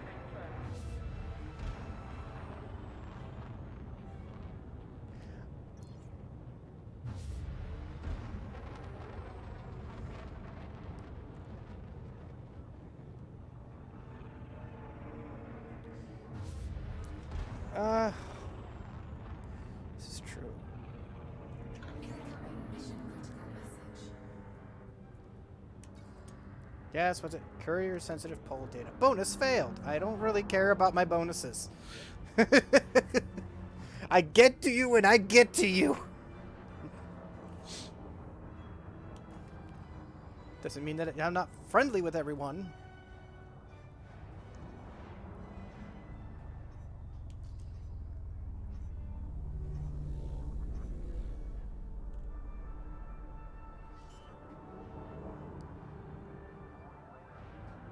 Anything we can use? Question mark?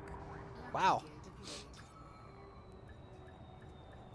I guess they have more conversations here.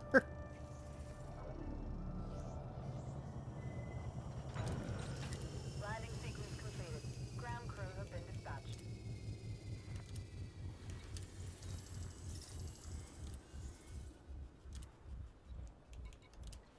To be fair, I just barely kind of miss having...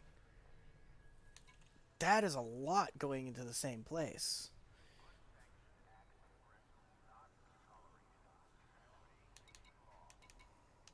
They're all courier jobs, so... Archimedes. Lapless Orbital.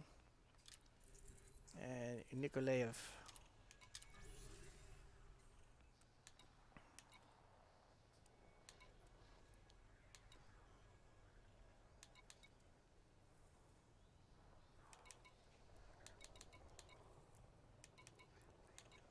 Notice that I typically try and find ones where they've given me a decent amount of money. Sometimes. They definitely don't sound like they're enjoying their jobs. Reminds me of my job. There are two kinds of places. You have the places that are very happy to hear me. And then there are the places that are just like, yeah, what do you want?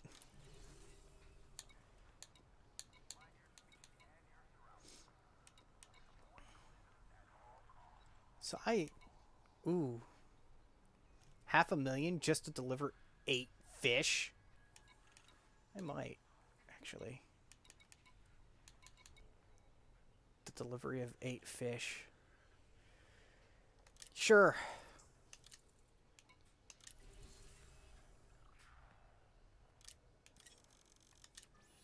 I'll take 8 fish.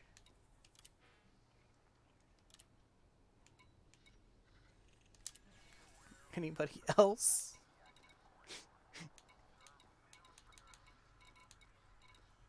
Let's see.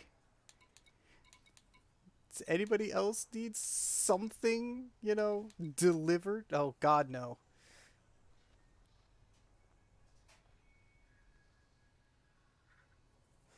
Loitering is a crime, punishable by death. Come on, smile a little. I'd probably smile at somebody if I said, loitering is a crime, punishable by death. How would you like to die?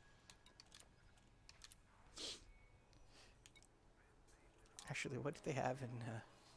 there's 10 ships available here.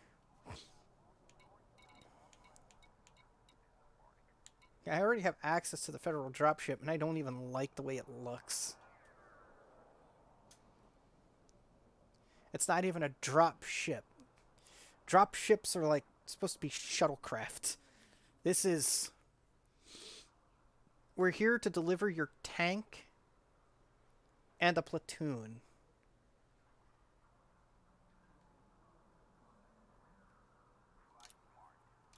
Oh, thank you. I'm good. 14 million for that tent. Like, I don't rank up to buy those ships.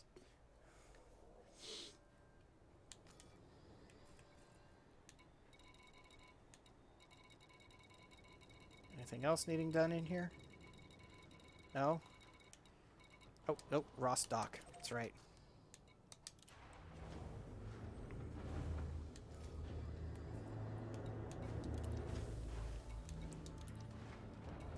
Landing gear retracted.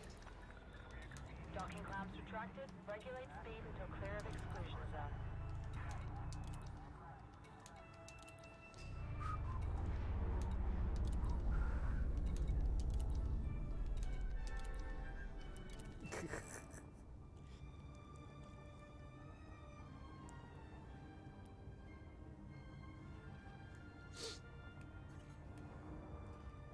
Right, they can't. At least when I can't really say. It's like Sod Crowd made. What I want to know, what is up with the naming of the ships? Like, most of the ships are named after fucking snakes. Minus Sod Crowd's ships that are named after oceanic sea mammals. But still. Diamondback, Viper, Cobra, Mamba, Anaconda, Verdalance, Hudson needs to do better. Yeah. I keep wondering if they're ever going to, like, finally give us new ships. Charging. Better looking ships. Oh. Seriously. I'm glad I went with playing this game, but I've had other people tell me, like, oh, go play, like, Star Citizen. Tried. It's not really for me yet.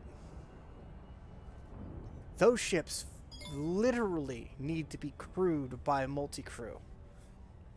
A good portion of them do. At least all of the ships in this game can be piloted by you and you alone.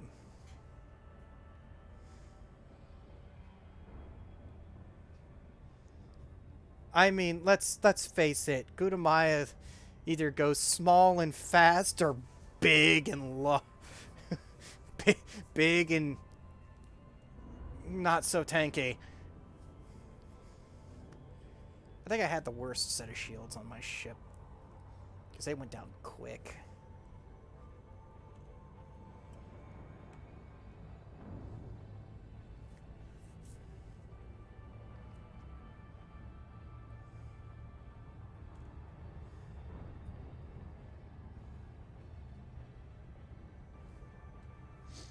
Right. Both games have the same kind of, like, things you can do in them, but the number of ships that we currently have access to, this also includes and is not limited to the SRVs and the fighters. There's multiple different SRVs that you can utilize. There's multiple different fighters that you can utilize. And that depends on the size of the fighter bay. Which I also haven't dabbled in yet, by the way. Haven't had a ship big enough to require or be able to give me multiple fighter bays. Or even one fighter bay for that matter.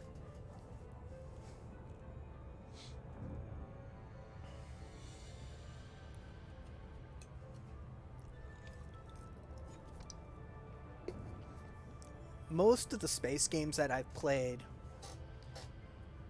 including No Man's Sky, they already came with your space legs. How many years did it take for Frontier to finally give its players their space legs? GU-79 fighter for elegance alone.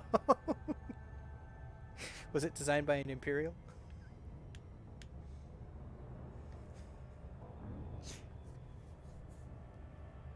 I feel like the developers had their factions that they went with, because they're, even though they were the ones that created them, each one just like, no, Imperial, Federation, Alliance. Federation and the Imperial's like,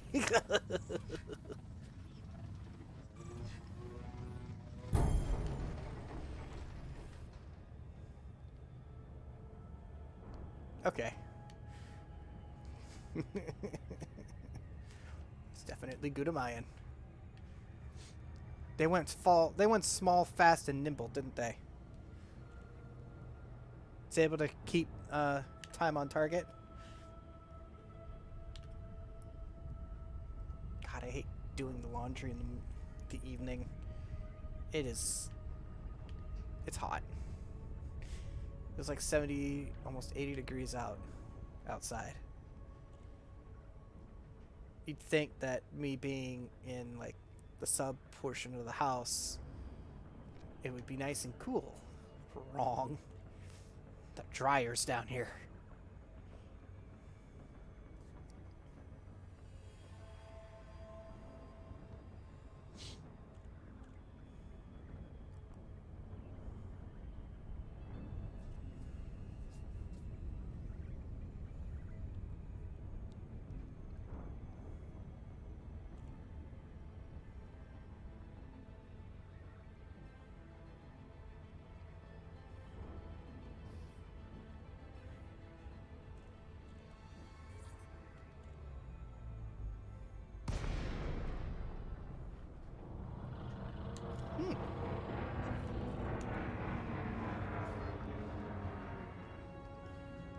Docking request granted. In order to get a heads up on most of the ships, I watched a YouTuber who reviewed all the ships in his own way, mind you. His name's The Pilot, and he reviews a lot of ships and space games.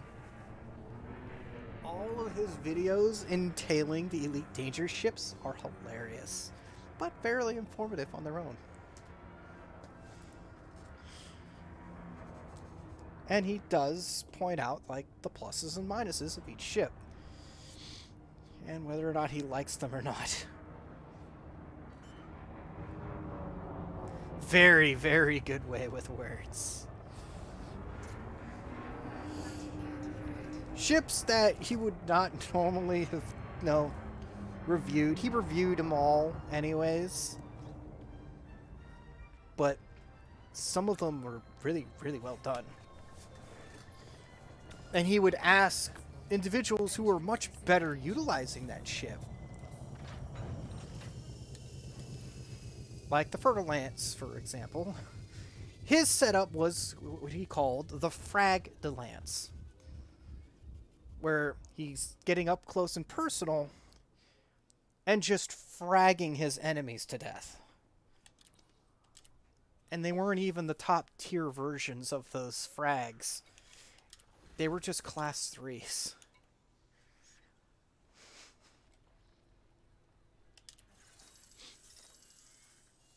He said it himself, they might as well have been stock. What am I at? 82%. Really working hard on that rank. Where am I heading to next? Let me double check that I don't need to go anywhere else. I can ignore Henan City because that's where I got stuff from. We're gonna go to Marduk.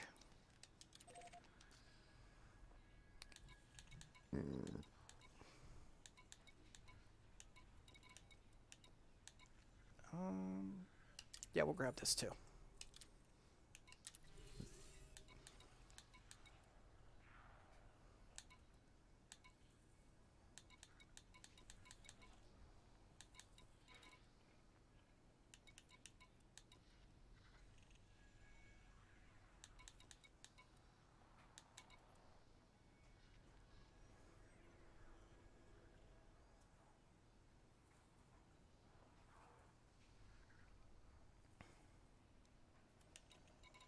Thanks for reminding me of those then. It might not be, yeah, currently at these ones. Because I think that's where I originally was doing them when I was last playing. And then, yeah, life got in the way. Like usual.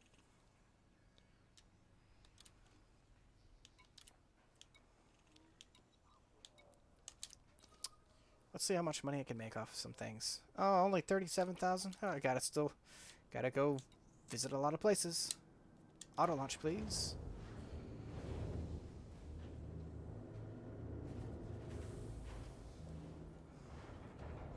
Landing gear retracted.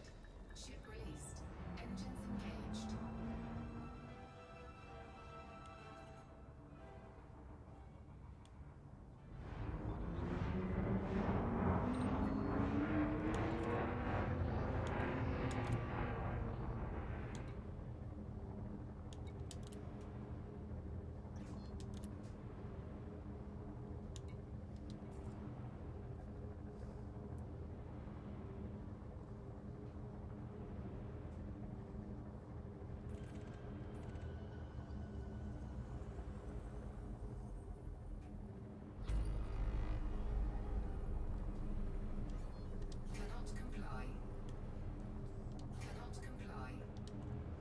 Cannot comply. Cannot comply. Right. Guns out.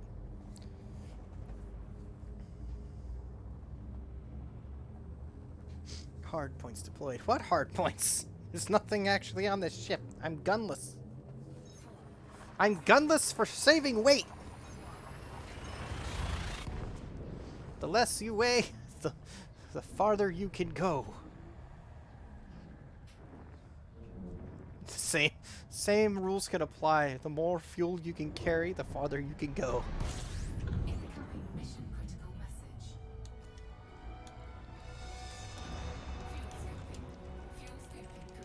message. Fuel scooping. Fuel scooping complete. Fuel scooping complete.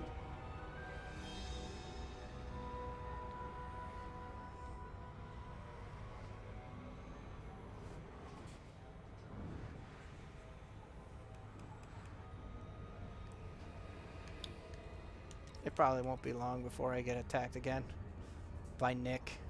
Yep, there he is. Target acquired. I'm moving in. Nick, how many times do I have to tell you, man? What is it again? It's just fish. You really want the fish? You wanted the fish? Too bad. It's not your fish.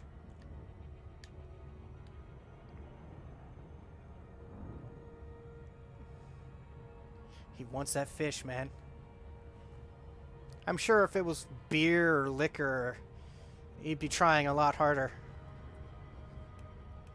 Not that that was going to help him in the first place. Ah, crap. Here we go again. Oh, you just helped me, mother bucker.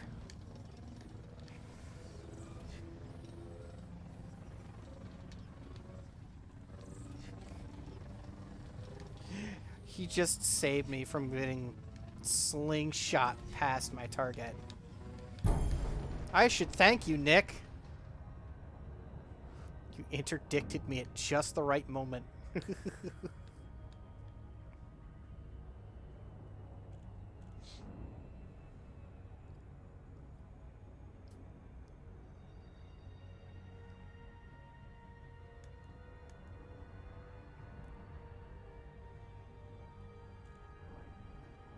Nick, I can't give you the fish, my man. I'm sorry. The Mars station needed it. And both of them were for a Mars station anyhow. Something tells me it's on the other side of the planet. Consider this your contract payment. Nah. I get paid in, you know, credits, my man.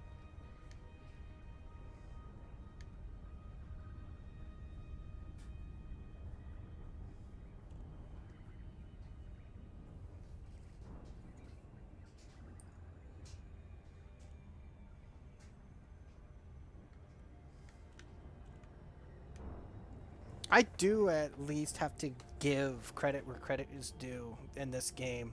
The planets look absolutely beautiful from space. Yeah, they do. They keep coming back. NPCs just don't give up. Period. I'll pick LH. Oh, wait, no. I was just from there. First, we'll do this. This. Go back over here.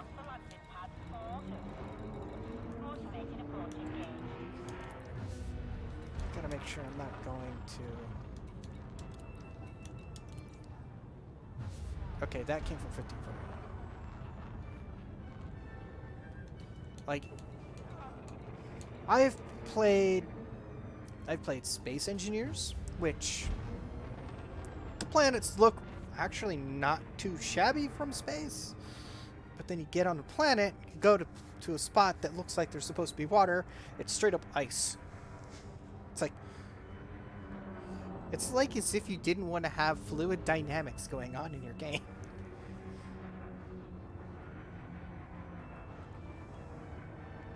Capital one day in... It looks at... Oh. Yeah, I actually have access to Agnir. That's right. I received that, I think, when I reached the Knight's rank.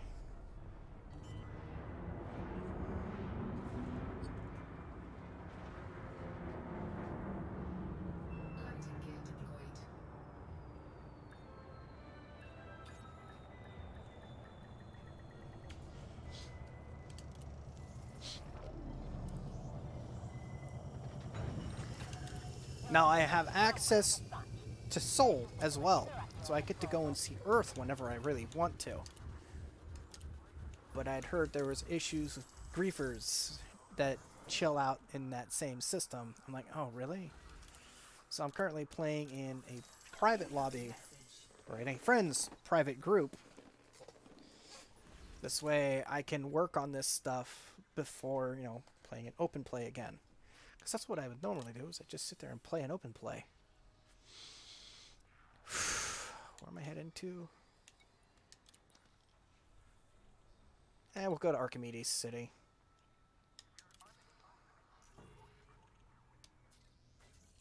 Literally a single jump away.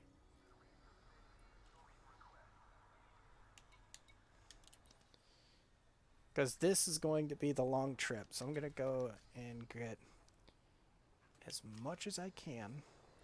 I'm at 84%.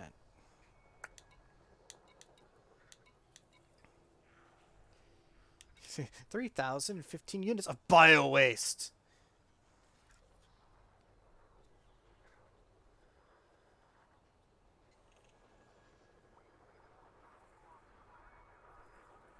Yeah, I've been to all of them. I haven't been attacked by anyone. Probably because they looked at me and like, he's too small fry. Or they noticed I just don't have anything. So it just wasn't worth it to them. Ooh.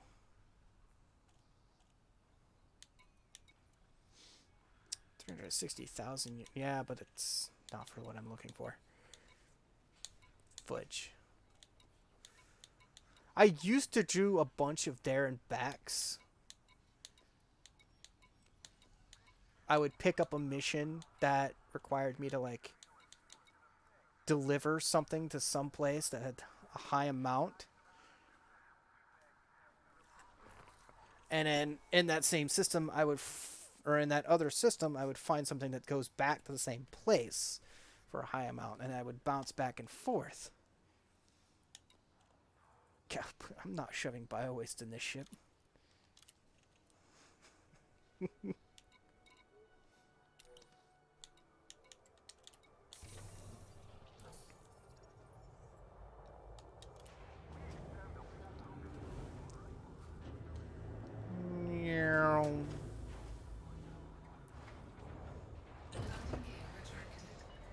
So I'm glad this game allows you to play in a private setting with friends and enjoy the game. I'm not really one for PvP. Says the guy who's currently playing a game whose main stuff has been PvP for the longest time. And then they gave us the Thargoid invasions.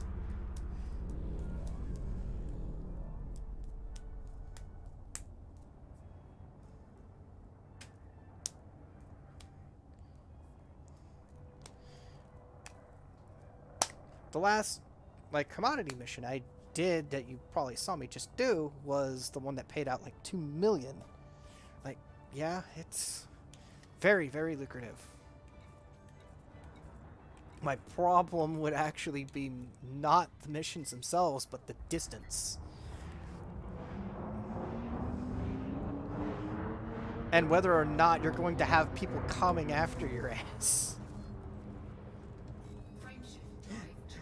All the time, too. For every system you drop into, you might be there to, like, try and get some fuel scooping done so you can top off in case the next system star is not fuelable.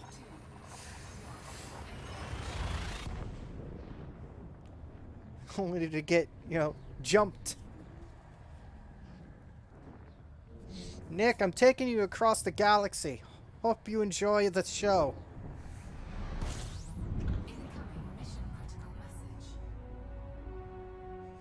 It's okay, we have all this bio waste we don't know what to do with. Do you mind taking it to the other side of the galaxy? Oh, I've already seen a couple of them. Like, they're willing to, like, pay out, like, millions upon millions of credits for me to travel 20 1,000 light years. I'm just looking at that and like, nope, I'm gonna need an anaconda for that shit. Because that's going to be hundreds of jumps. That would take me days. And the mission's only meant for like 24 hours?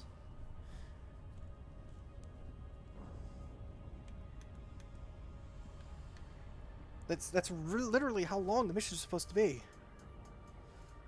Yeah, it was actually exactly for Colonia. I saw Colonia, a couple of other ones. I'm just like... Thanks, Nick. You dick. Let me fly past my target. You prick. Wait, did you hit the planet? That would be hilarious if he did. The only way that I would be able to even get any of that kind of money is if my friend was the one piloting his Anaconda, or their Anaconda, and it was maximized for jumping. There was one guy I watched who decided to engineer an Anaconda to go across the galaxy in one jump. And it took specially engineered parts and then supercharging their ship at a quasar. And I just look at that like, I feel like you forgot something.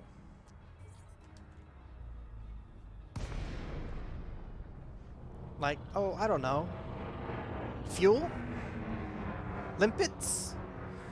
Because he was doing it to help a friend who was stuck on the other side of the galaxy with no fuel. Docking request granted. When they could have just called the fuel rats and just been done with it. All the fuel rats, a lot of them have, like, most of them utilize the Rataconda. And the Rataconda build is maximized for jumping the least while carrying the most fuel that it possibly can. And the limpets. So they don't have to spend so much time docked to replenish their limpets. I wanted to utilize... I wanted to be a dummy. And I was creating, in the Xbox version of the game, Fuel Force 1. Basically, it was a beluga. I was going to set up a beluga for fuel ratting.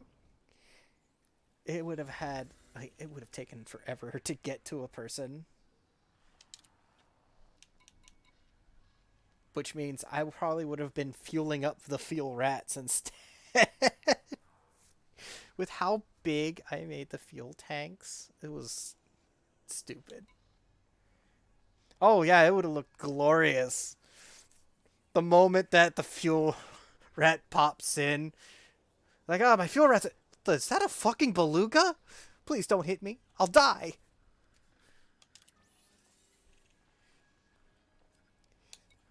I only picked the beluga because I thought it would be amazing. And technically, I was right. Please tell me there's a going to... Nope. They go into Smith City. Equilos. Smith City. How much space do I have left? Come here, calculator, because I don't feel like doing math in my head today. Obviously 40.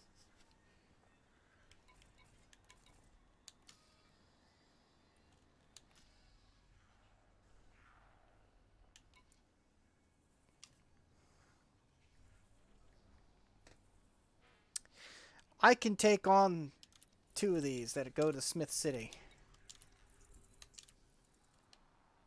Hang on, let me make sure they're both... Yes, they're both Imperial. Or, The Fueluga arrives and all is saved.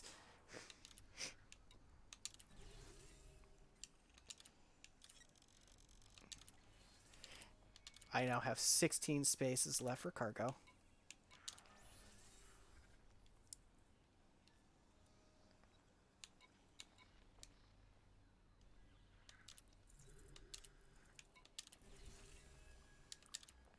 I can't tell if, like, do you only get 1% Capacity.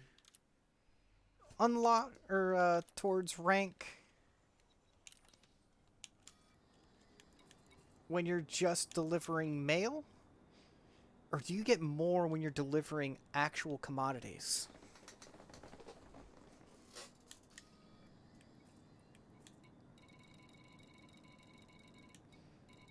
I still have to go to Archimedes City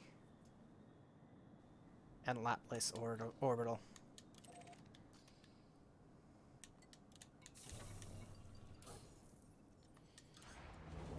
Oh, this shit's about to get stupid. Landing gear retracted. Ship raised. Engines engaged. Incoming mission critical message. I can't really quote you, because, like, I would look at, like, my progress in a rank, and it might only go up 1% for that particular, faction. Frameshift drive. Or, if I would deliver something, it would have gone up, like, 2 or 3%. I'm like, is it better for me to just cart shit? I mean, it's funny, in a way, to become a Rear Admiral just by delivering the mail. But carting shit actually helps me with my actual stuff, too. Like, I'm halfway through Broker. Yeah, my close quarters combat is... I'm completely and totally helpless. I'm a horrible mercenary.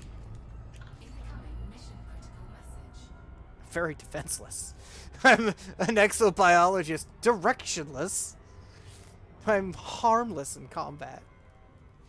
But I'm a great surveyor, and I'm a broker. The hell? Oh, I know what that was.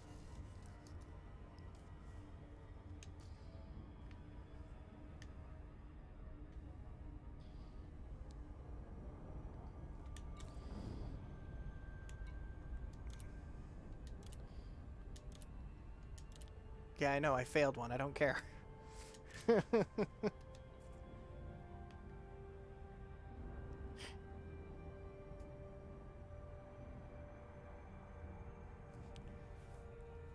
don't think a lot of people really feel like doing close quarters combat. It's like, it's a space simulator game. But when they gave us our space legs, close quarters combat became a thing. Just not a lot of people want to go down to a planet and hoof it. So anyways, I started blasting.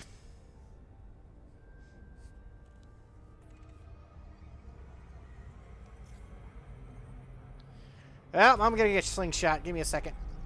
Yoom.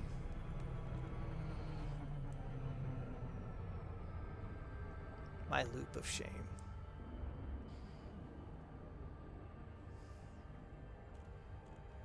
I also don't know which mission Nick was a part of. I mean, I'm unlucky because it's a binary star, or at least binary planet, that are dealing with each other's gravity wells. To be fair, planet Earth used to have a sister planet not too far away from it. But our planet destroyed it. Of course, none of us, obviously the human race, nor dinosaurian races were even alive or conceived by our planet yet, so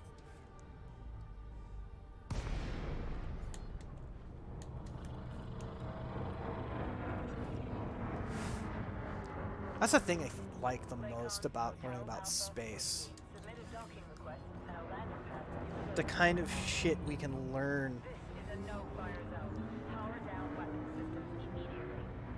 But my Access systems are down. approach Power down weapon systems immediately, but they are powered down. It's that no fire zone. Like, but I haven't done anything. Come on, lady. Be nice. I'm very friendly with the Federation. Come on.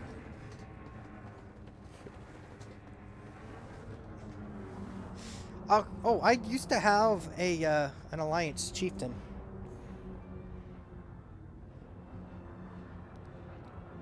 But I wasn't very good at piloting it, so I decided, well, I couldn't find enough goats to paint it red, so I scrapped it.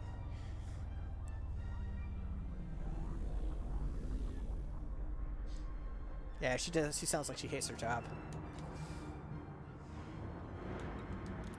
Bonus failure. Bonus failure. I don't care how the bonus failure is. It's not like I'm rushing to become a rear admiral immediately. I'm still like, what, 3 ranks away from that? Actually, I'm 3 ranks away from the next tier that's supposed to give me shit. I could sit here and just do reputation, since I'm not making a lot of money. Oh, nope, never mind. I want money. It's like, nope, never mind, I need money.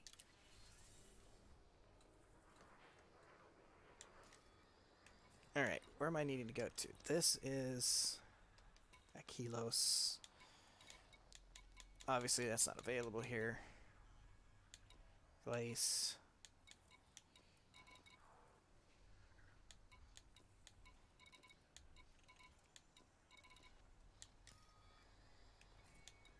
Go to Lapis. Anybody else aside from Nikolov Port? Nope. And other than that one.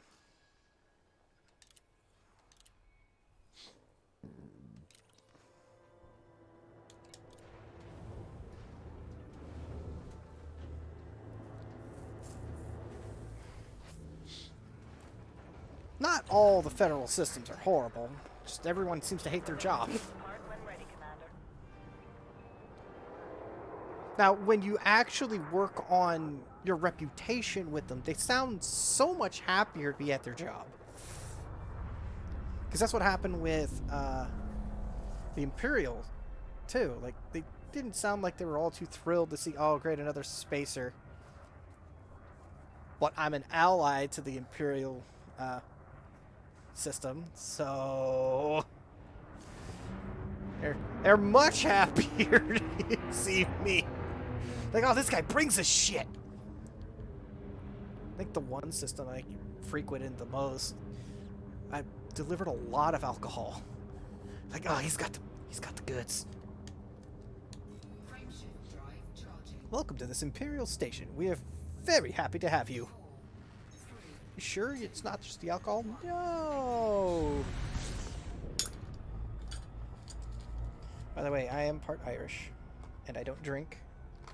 So if anybody thought that maybe this guy drinks, nope.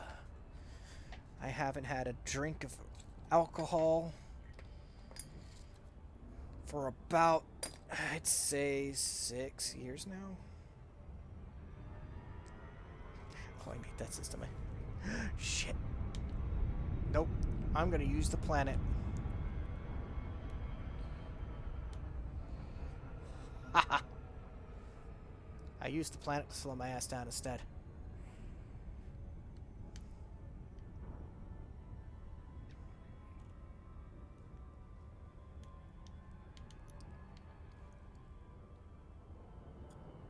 I think I've lost Nick.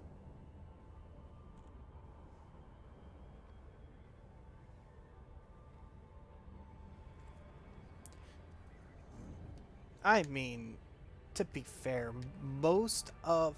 Actually, no. I don't think about it. most of the people that you hear for the Imperials is straight up English accent, like old English accent. So you're right.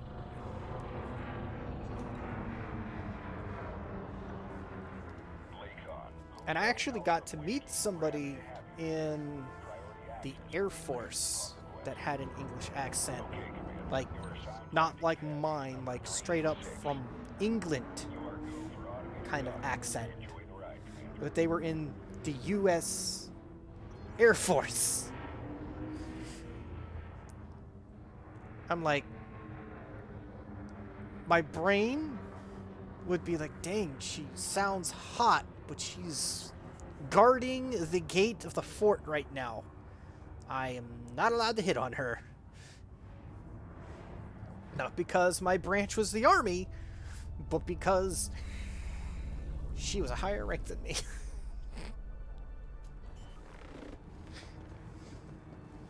Not that fraternization with other branches was looked down upon. It's just very difficult to do.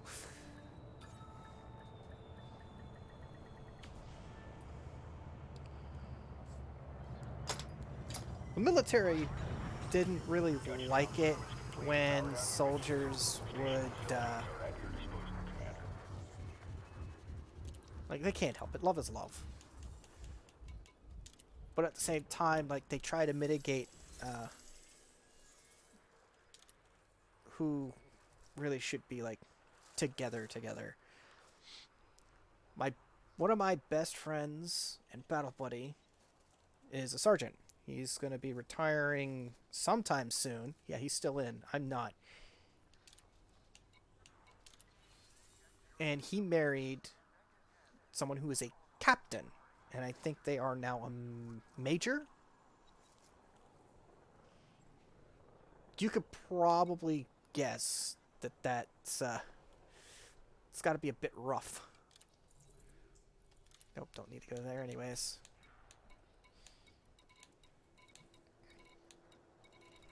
Oh, wait, what's that one? I don't really need to go back there.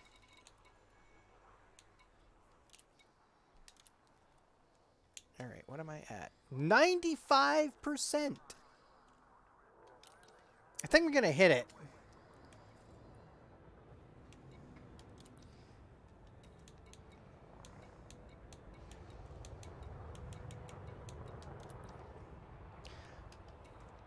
I could drop these and not even worry about them anymore. And still hit my mark with dropping these off. Yeah, I'm gonna do that. Because I'm tired of Nick chasing my ass. Incoming message.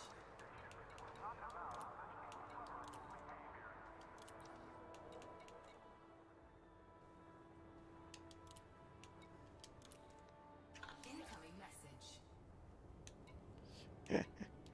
Yeah, I don't care.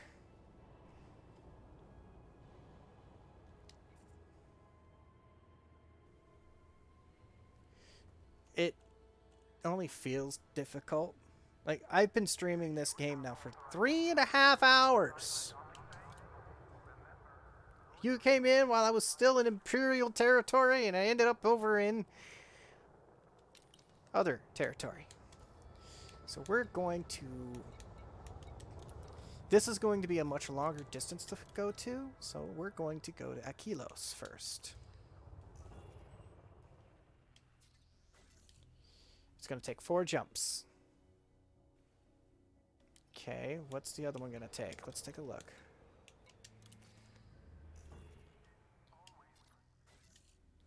Also 4 jumps, so it's not going to matter.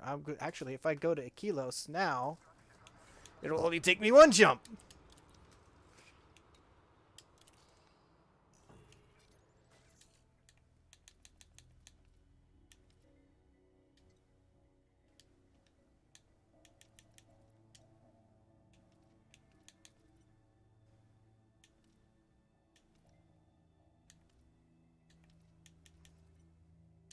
There we go.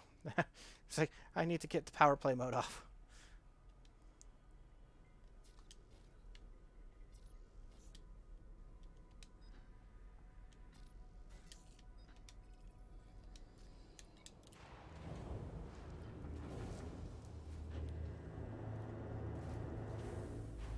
It's an improvement.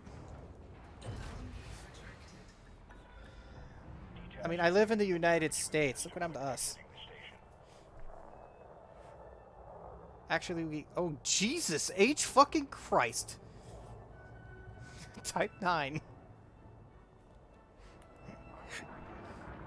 Jesus Christ, motherfucker.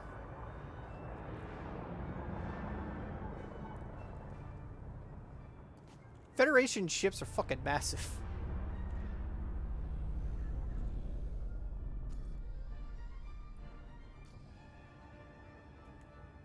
It's the only Federation ship that's worth its salt.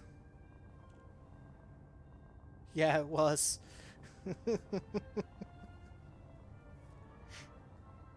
I was sure I had normal music playing. What happened to it? Pretzel Rocks, you failed me.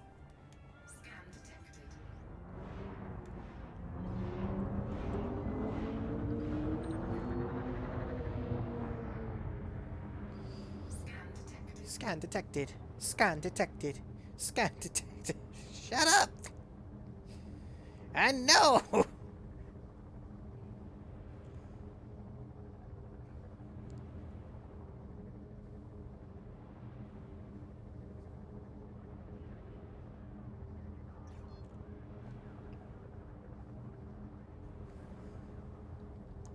Frameshift drive charging.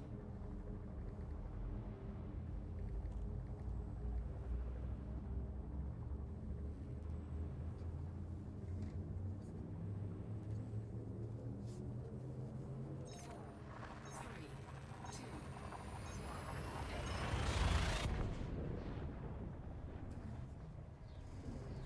I laugh if, like, Nick just appears. Like, hey, I'm here for your... What? They seem to have canceled it. Nope, they've reopened it. Now they just want you dead. Fuck you. fuel scooping.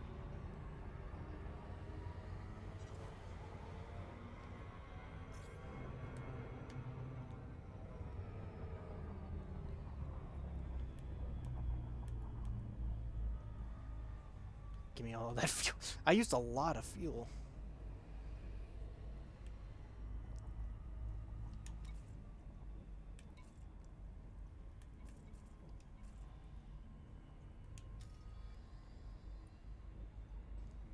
It's okay, I lost a little bit of reputation for dropping those missions, but I didn't care.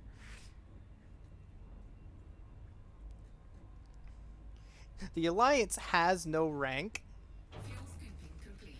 hence why we're able to buy all their goddamn ships. Hard to have a game when you can't buy anyone's ships.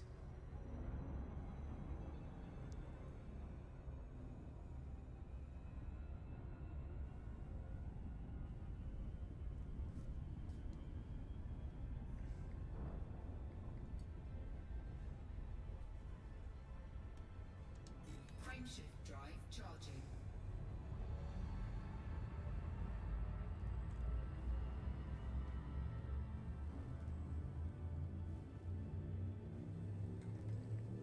Yeah, very smart. You'd think that, you know, the rank systems for the other two that have more ships to pick from. Federation, actually no, the Federation technically does have more ships to pick from, but they're all motherfucking ugly bricks Fuel scooping. that make you wonder, like, why?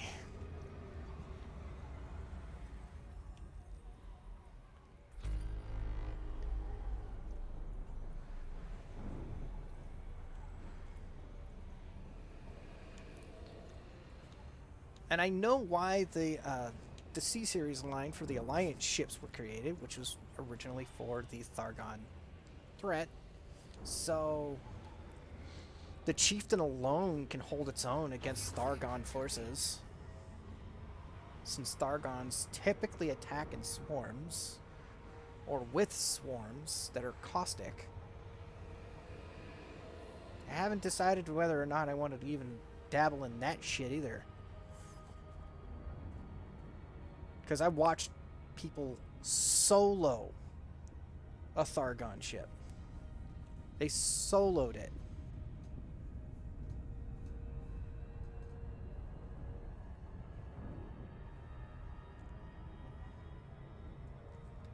Frameshift drive charging. And I'm just sitting here slack-jawed like, yeah, I don't think I could do that.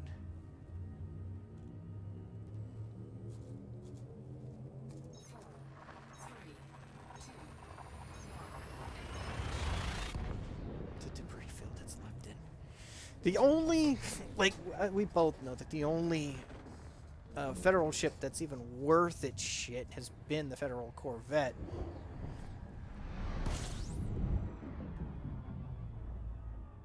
But at the same time, the Corvette, it's not good in PvP. It was literally designed for the PvE aspect of this game. And I love it. Like, you go into a conflict zone and you're going in there to wipe the floor with everyone. And then walk out. Or fly out in that case.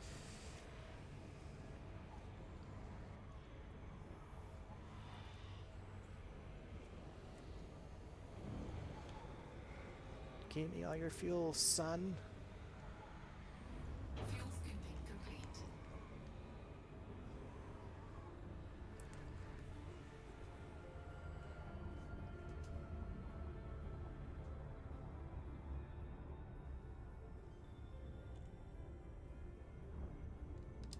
Frameshift drive charging.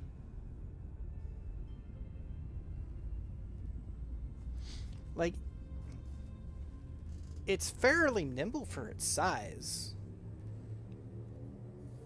But again, it is a...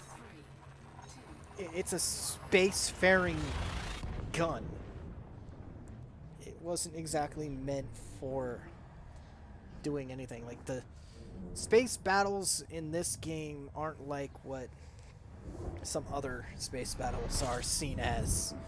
It's like watching battleships just sitting still or flying slowly to avoid being shot down by the enemy's versions. Alright, Smith City, come here. Fuel scooping. This is gonna end quickly. Fuel scooping complete.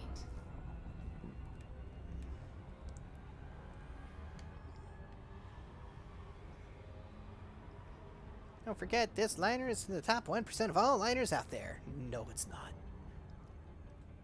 You're the only liner that's out here.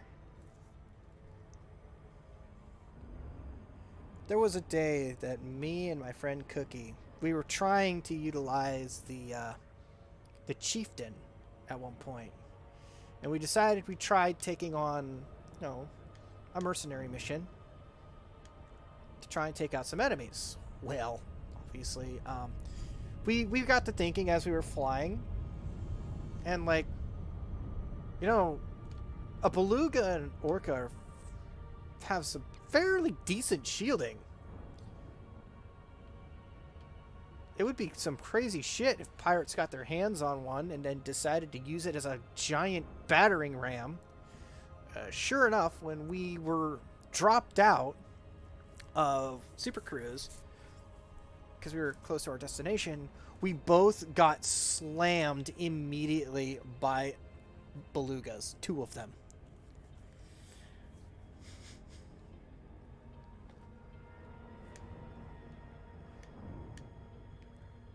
And I just like, what just happened? We just got floored by belugas. NPC belugas? Yes.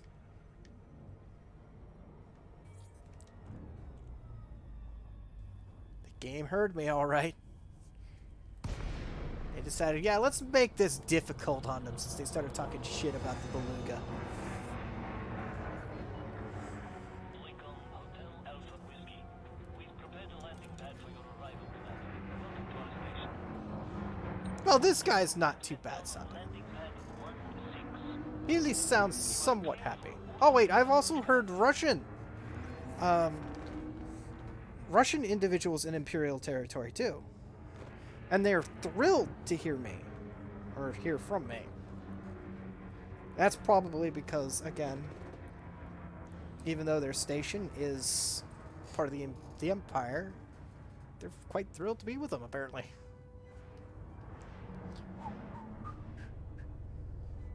I just read who currently is in control of Smith City.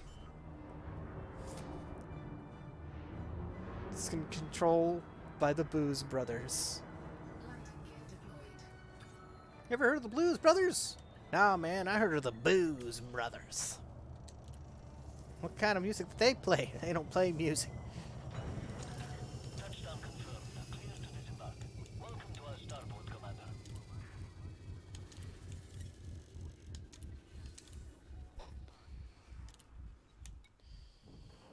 I could go reputation, but do I really feel like it? No, not really. I want that money. Incoming message. Beautiful, beautiful money. I'm friendly with the Federation. You know why he's so joyful now? Oh, yeah. That would probably do it. Incoming message. 99%! Oh, I was right. These gangs are jumping me up. Because we were at 95%, and now I'm at 99 with just turning in these 2 missions. Oh, boy. Now I need to go to here. Sejanus.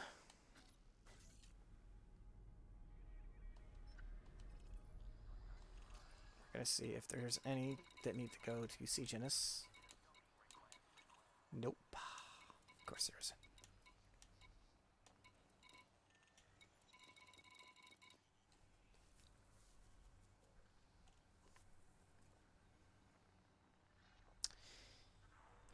Here we go.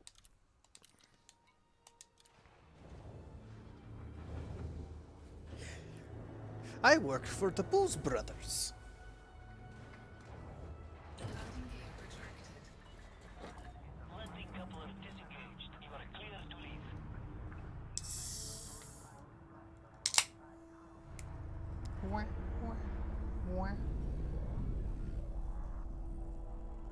Sir, are you okay?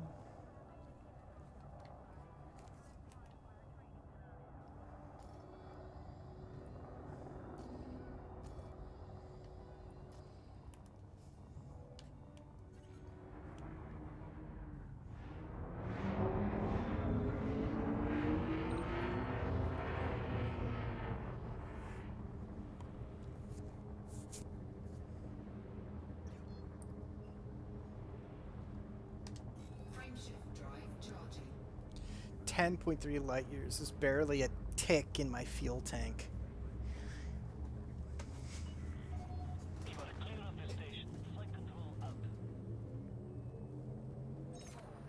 4, 3, 2, 1.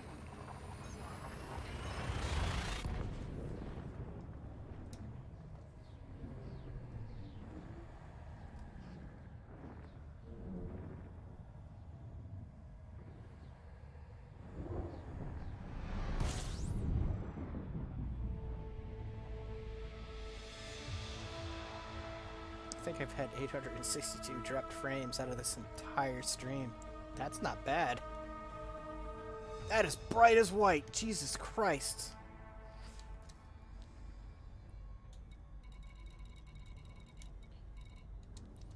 Oh my god, no wonder they're paying me so much money.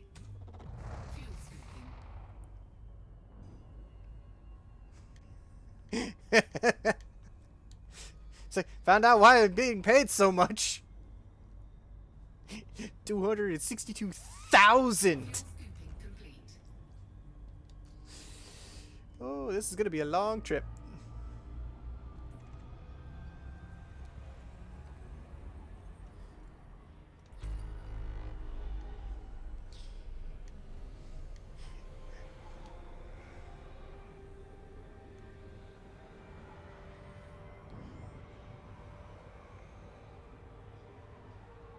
Hi. Wow, this is a conflict area.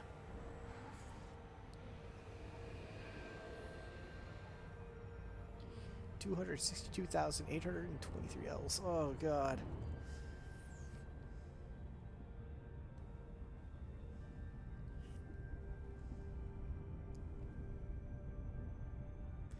I might have. I think I visited Hutton Orbital once.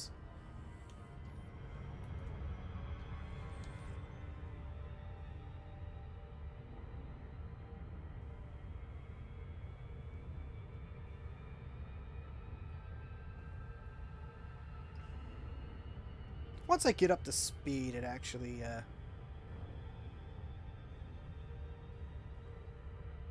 it doesn't really always feel all that long.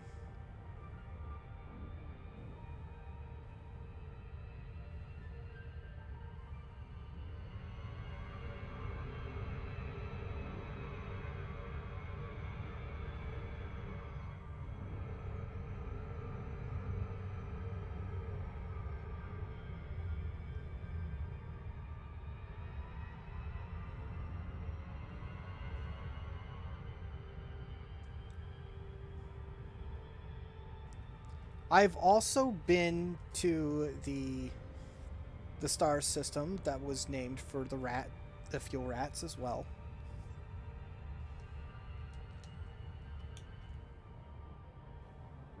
That was an interesting flight by itself.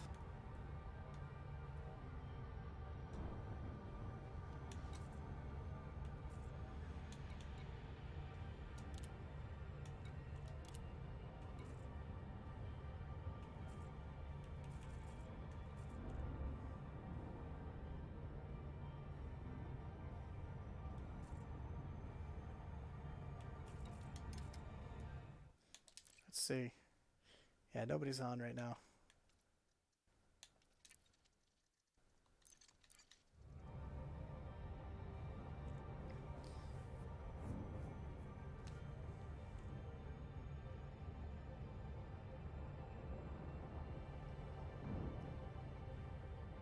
It's Fuelum.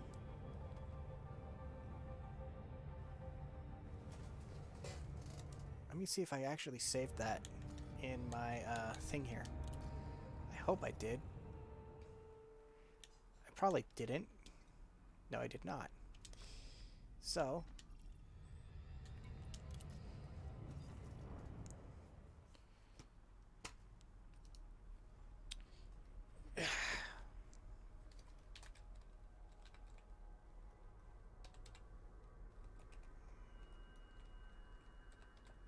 this is Fuelum.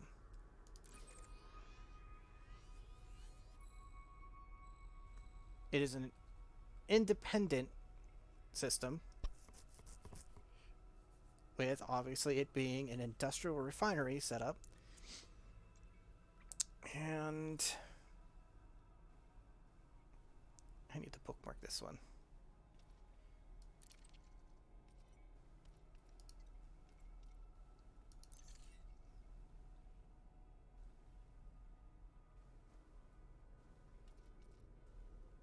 It doesn't really say a whole lot of system information for this particular place.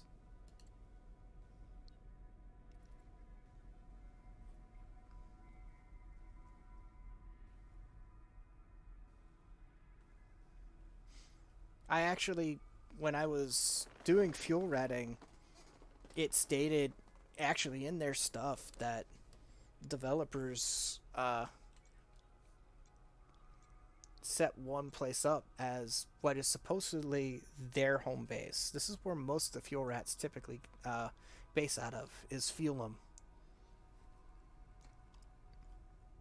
But I can't exactly tell you why.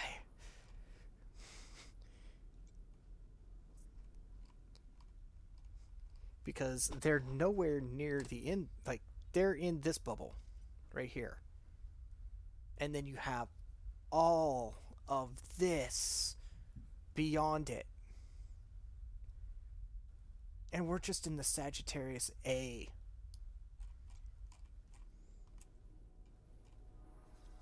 I forgot that I can I my mouse, I can click a button and I can go from like limited movement for zooming in and out to click a button, infinite slide.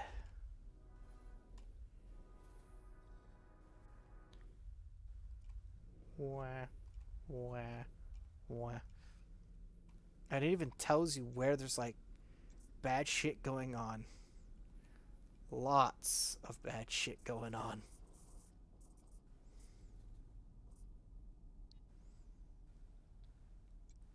Because this is where I'm at, and that's where Fulham is. Fulham also happens to be near, close to, where everyone starts off for the first time. That was done on purpose, very likely, so that in case, you know, the newbies who don't know what they're doing, 200 light years across certainly puts things into perspective. Yeah. Once people start flying outside the bubble, they're literally out there. They're way out there. The DBX was accidentally turned into one of the greatest exploration ships in the game. Or at least that's what the pilot states, is that it was an accidental creation for the benchmark of exploration ships. It was just a ship that was meant to be only a little bit bigger than the DBS.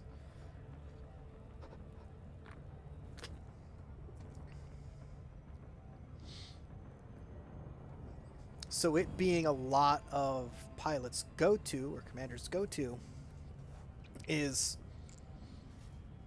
just that. It's their go-to. It's currently my go-to. And it can be set up in a myriad of different ways to at least help you maximize your time away from the bubble.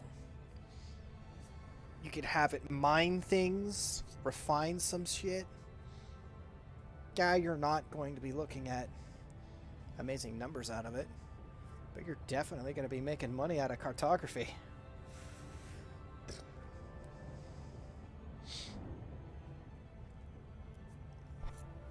And one of the other things I didn't know that I could do was put mother frickin' sensors, exploration sensors, in those utility slots on the outside of the ship.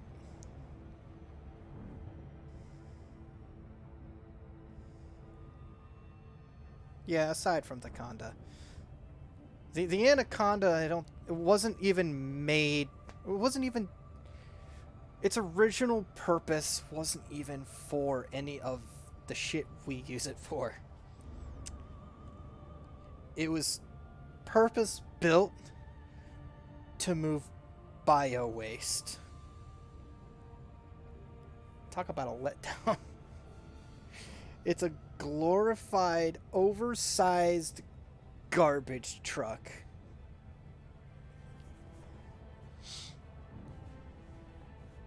But hey, it's a dirty job.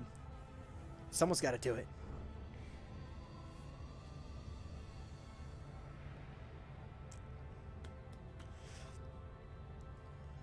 Oh, I forgot. They did add new ships to the game.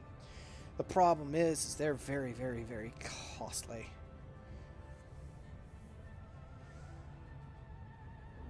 Yeah. That's the one of the reasons I want the cutter is just for that. Is it can do just about everything competently, just like that. Both the cutter and the Anaconda, I'm very certain that they kind of, how should I say this? They fly well in a straight line. Go to turn, it's like trying to turn a beached whale.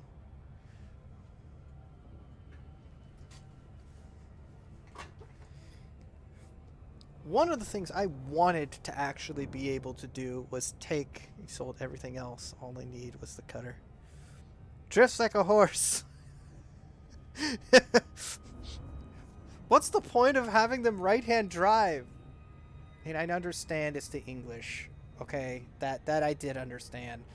Once I realized, oh wait, because everybody in the Empire is fucking English, mostly, they have this like thing where they decided, oh, well, our vehicles back on old Earth were all right-hand drive. Let's make our ships right-hand drive too.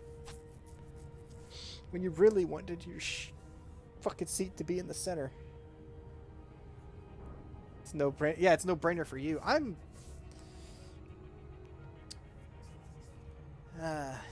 It's fine. I have plenty of English friends. Actually, my girlfriend is from Australia, and they all drive on the right-hand side of the car.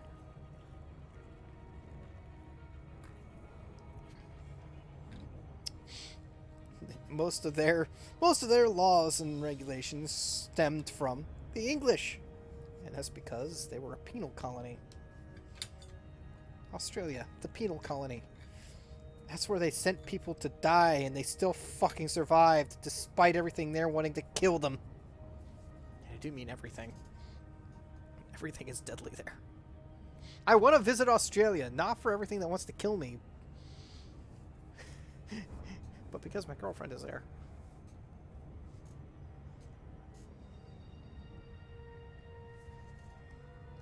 What's this thing at? I'm gonna have to switch out the battery soon. Actually, I'm gonna have to get... How did that manage to get through? Okay. Alright.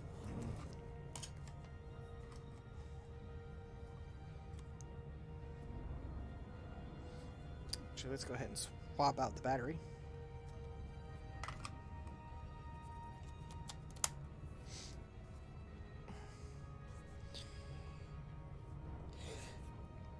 Oh, over here I'm sporting a very special battery pack setup that I got from OtterBox.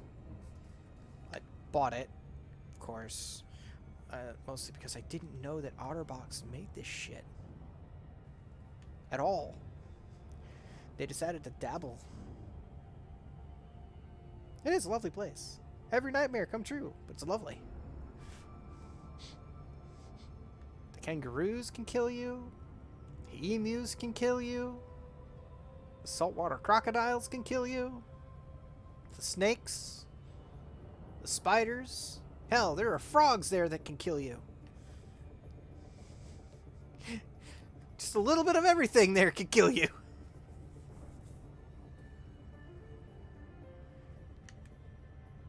Oh shit. Oh shit.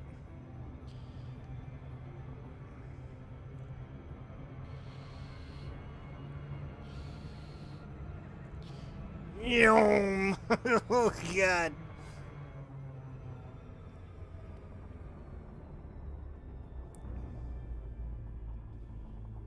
I mean, the Earth itself always was able to kill us.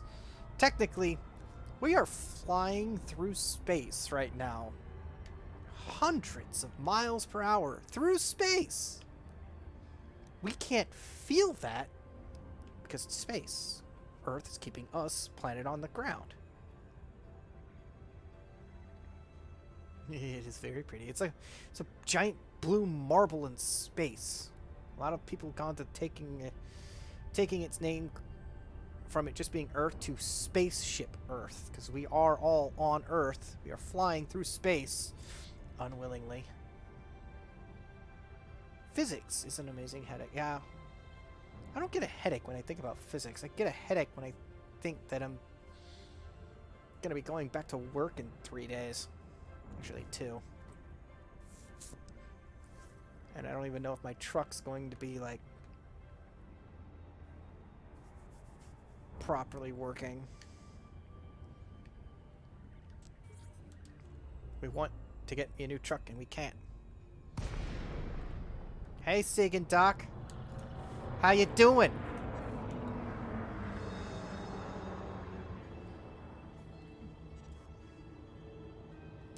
Docking request granted. Alright, let's see what they give me.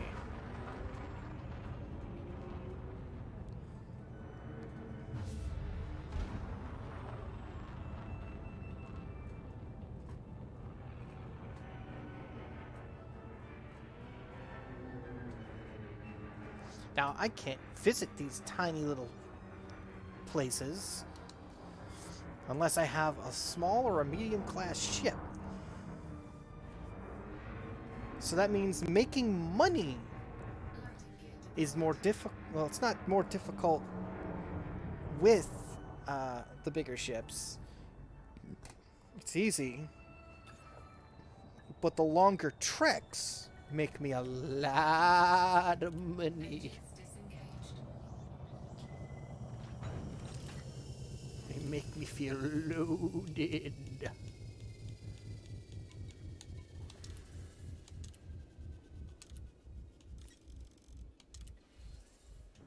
Give me my near half, actually well over 500,000.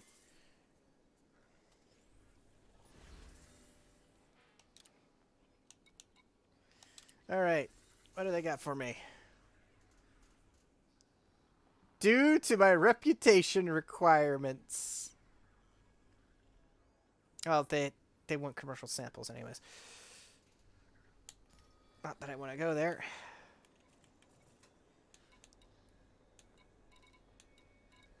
Morris Orbital, Socoup Orbital. Monument Crest.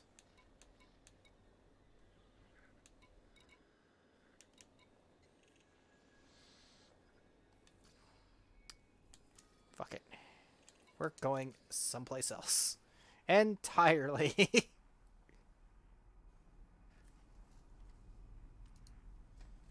Where's Hutton?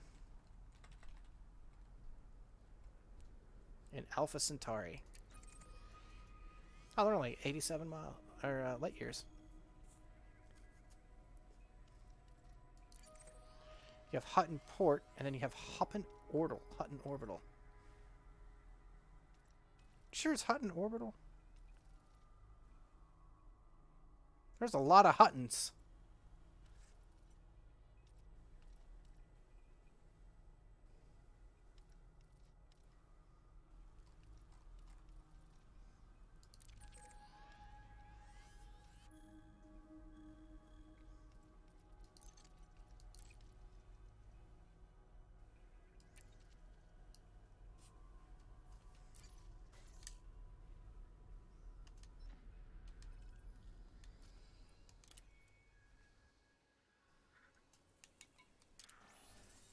Actually, anything that needs to go to Alpha? No. It's like, no.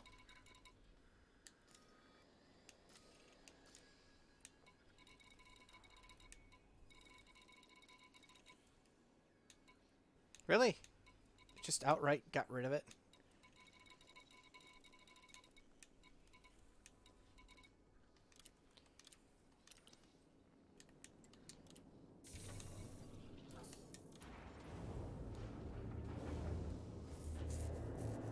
Wait, there's 2 Hutton orbitals in Alpha Centauri? Landing gear retracted. Ship released. Engines engaged.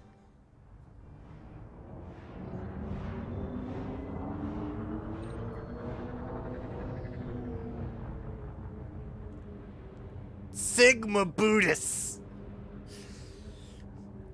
I swear to God, some of these fucking places that were named makes you start to wonder. Sigma Buddhists. It's only going to take me 3 jumps to get there, too.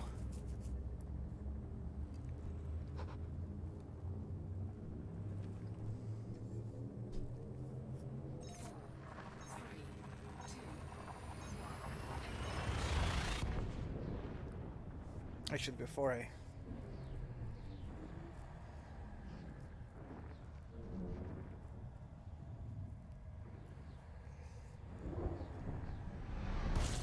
What I meant by, I mean, I'm 3 jumps away from Alpha Centauri. But let me first find a... Go to Chaudhry City. Wait, that's pretty fucking far. Jesus Christ, never mind.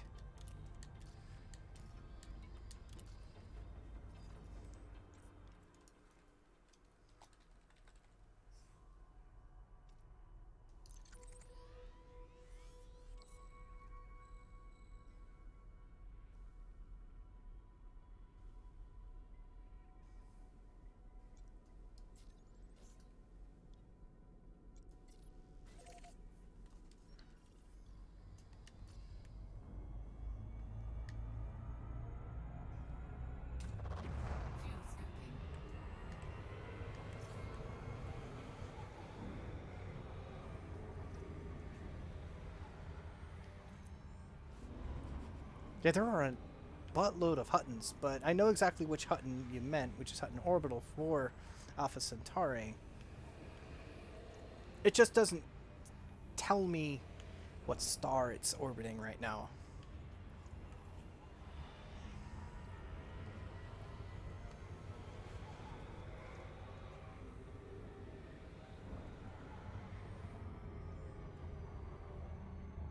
Fuel scoop disengaged. Frameshift drive charging.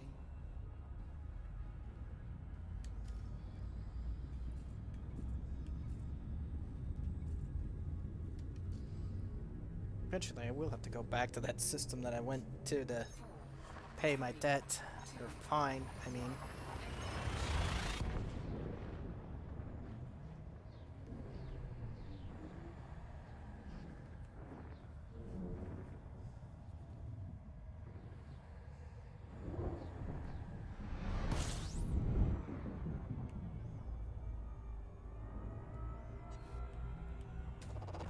Fuel scooping.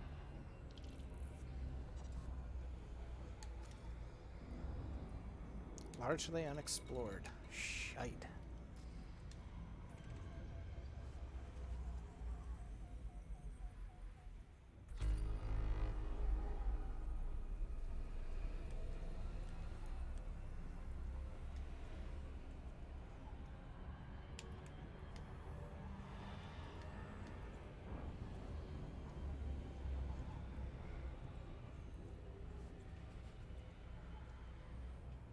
Fuel scooping complete.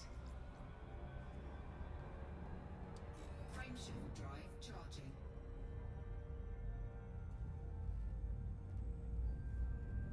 We'll pay for tritium.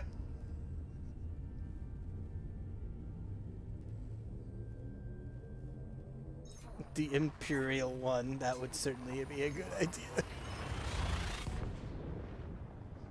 But I need my mission for the Federation. So I can rank this bitch up. And stop being a petty officer, 'cause I'm not petty.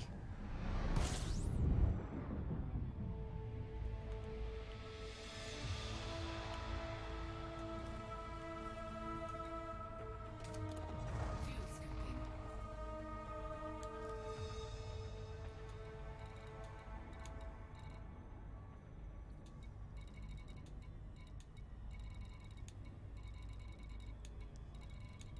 Fuel scooping complete.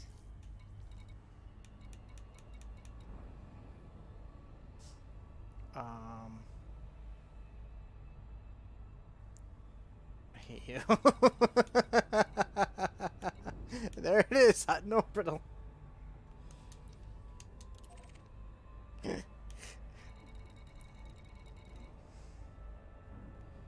The hat rack.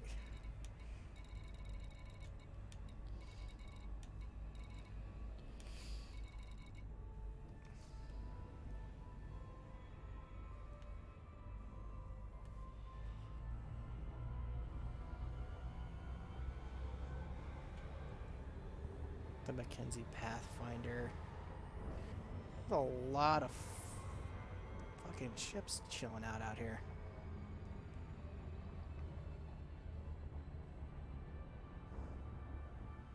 How long is this going to take me? Give it to me bluntly.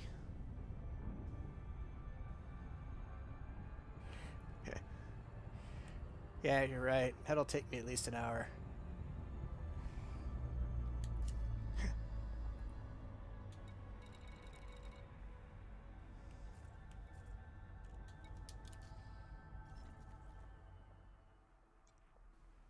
Ooh. I'm right next to Sol.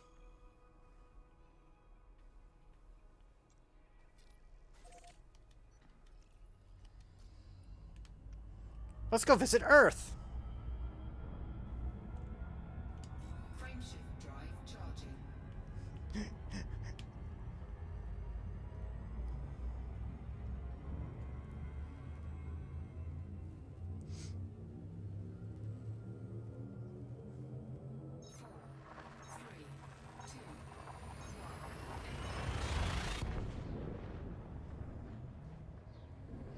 Yeah, we do. We get to see the Great Blue Marble.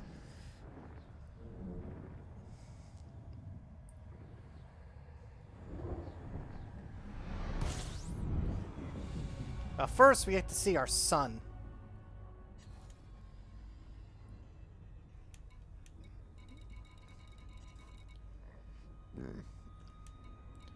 So, we're next to Mercury. There's the Daedalus.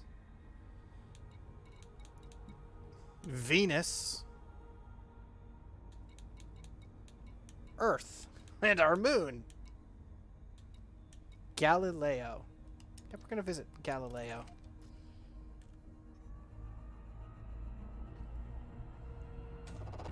Fuel scooping. Fuel scooping complete. Fuel scooping. Fuel scooping complete.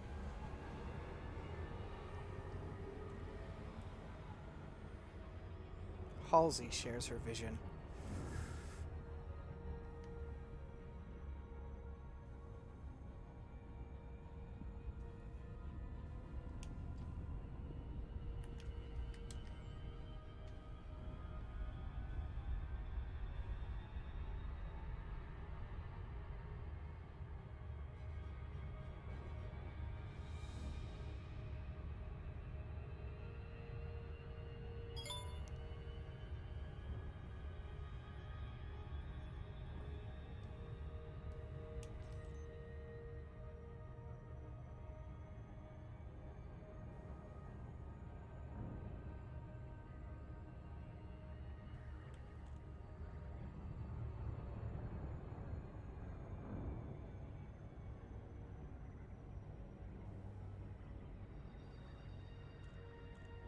By the way, did they actually put like a model of Earth's lunar lander on the moon? Just a curious question. I never thought to go and check our moon. There's Earth with open bar. Welcome to Earth with open bar. Is Galileo orbiting the moon?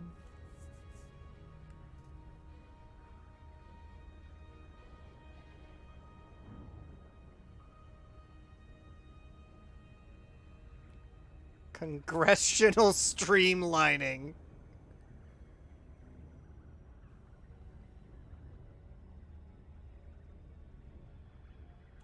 Whoever said we had to land on the moon?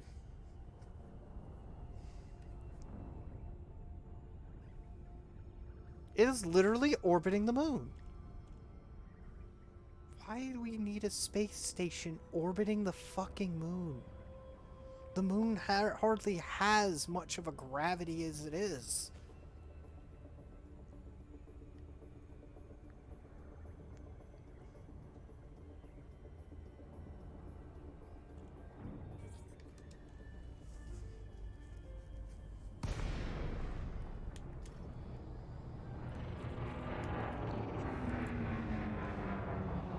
And yeah, I just realized that I came in a direction where we actually can see the Earth from here.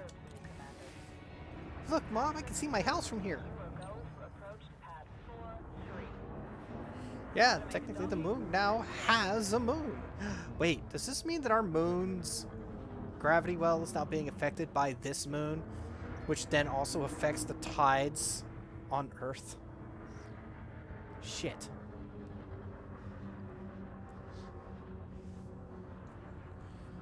Well, there goes the neighborhood.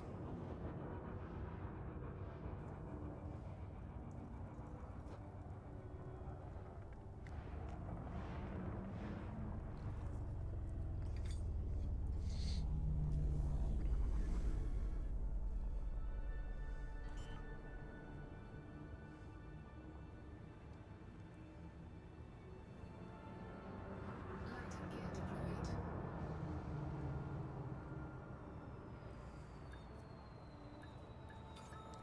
I do not remember when I nicked my hand.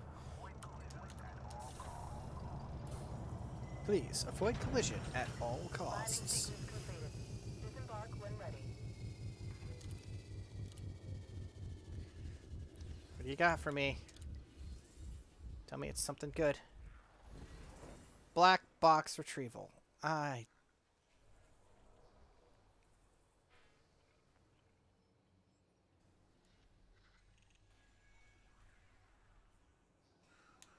you not have anything else for me? Am I gonna have to check someplace else in Seoul? I like how they're having issues too with supplies.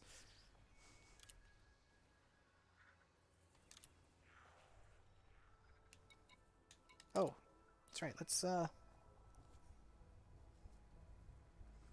a lot. Never mind. I don't sell my cartographics data unless let's see. Ancient history. Earth, Moon, Galileo. Docking clamps retracted. Go for departure.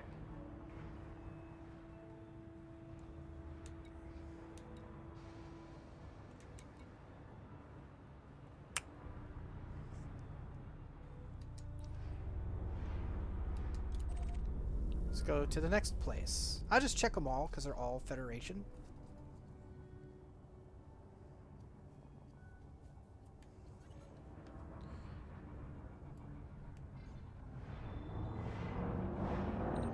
Scan detected.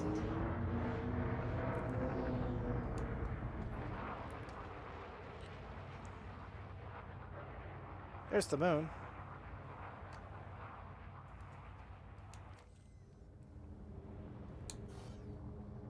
Oh, we're definitely going to check out the moon real quick.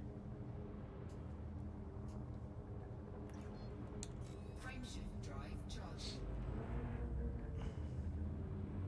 4, 3, 2, 1. Engage.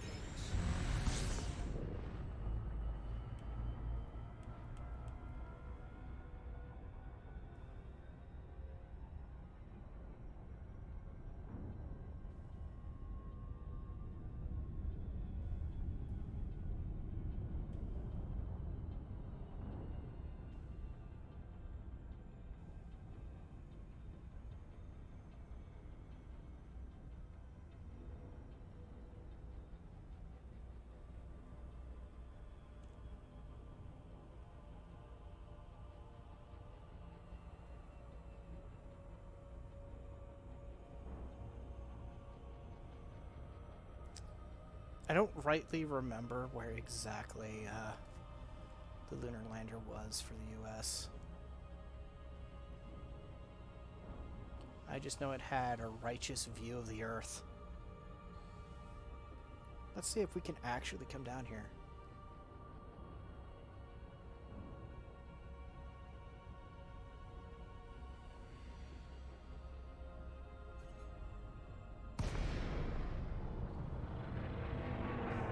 It says you're dropping too close. You don't say. Whee! Look, Ma, it's the moon! And all its PNG goodness!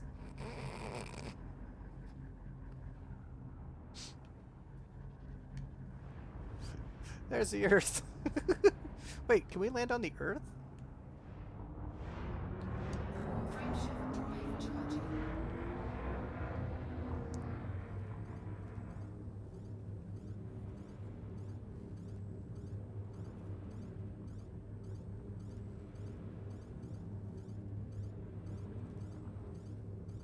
4, 3, 2, 1. Engage.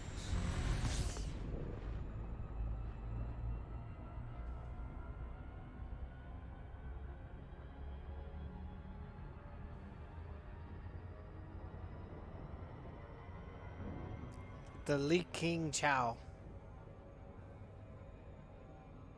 Which seems to be one of the ones orbiting Earth.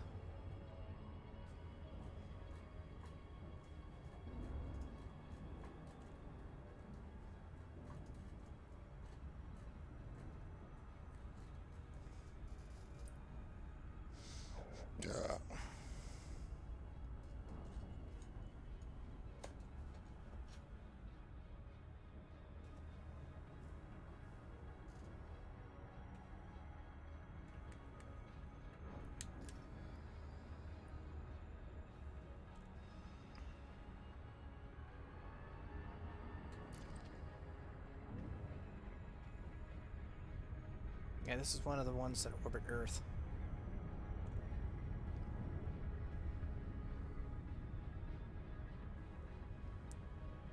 They couldn't have named it like, you know, Einstein Station.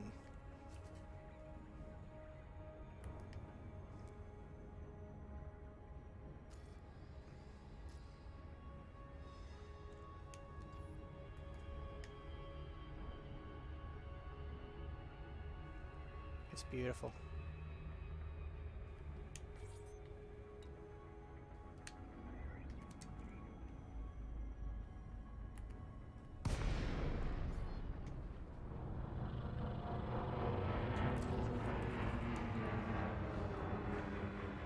Raycom, Hotel Alpha, Whiskey. It's a pleasure to have you at this federal station, Commander. Oh, Authorization cleared. You are go. see, she sounded somewhat happier here about me, Assisted docking initiated. I think.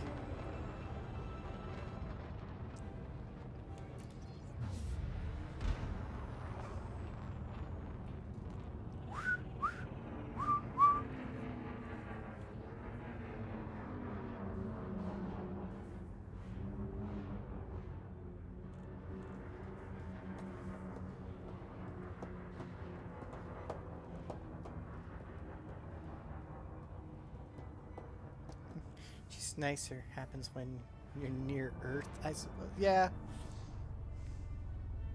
Only near it, not on it. But the inside of these places are still nice. I like how they have a swimming pool. Or at least it looks like a swimming pool inside of a fucking space station.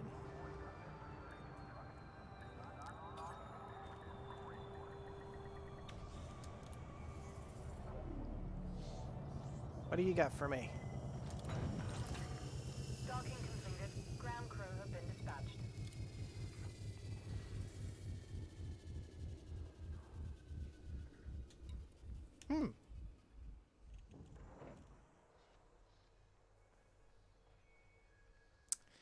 This one I can do in about 3 runs. I'll get attacked a lot, but I'm not going to care. I'll accept that mission. Now, consumer technology for the Navy.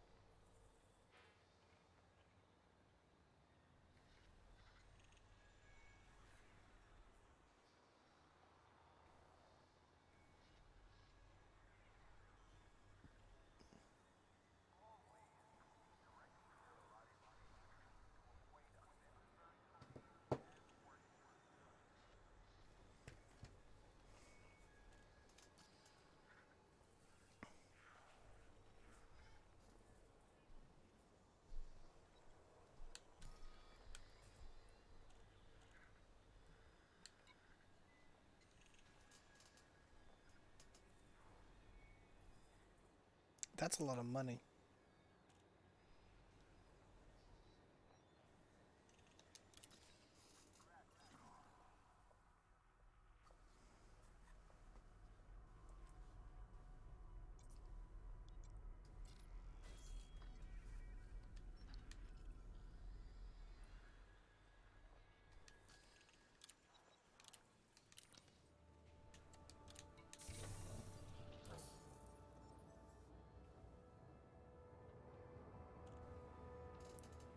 As I'm using Inara, Alpha Centauri has them too.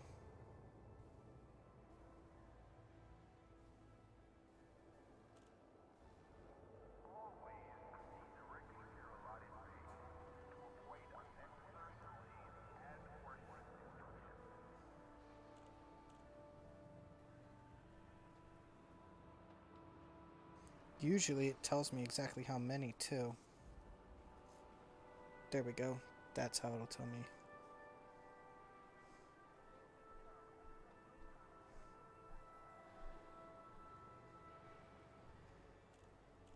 They only have 2.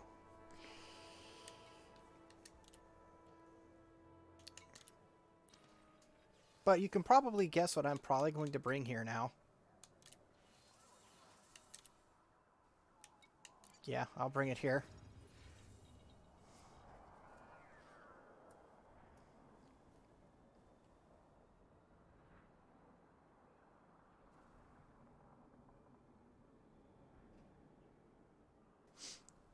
It's like, absolutely, that's the spirit!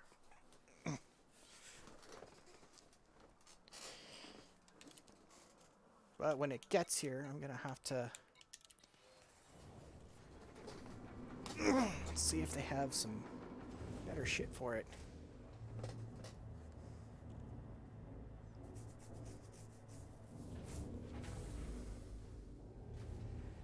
It'll be here in like less than half an hour.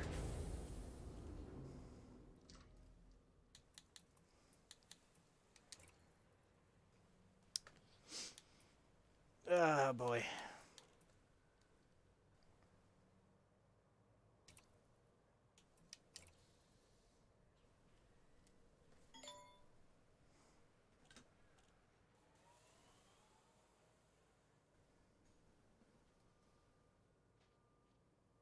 Ooh, I know how to do this.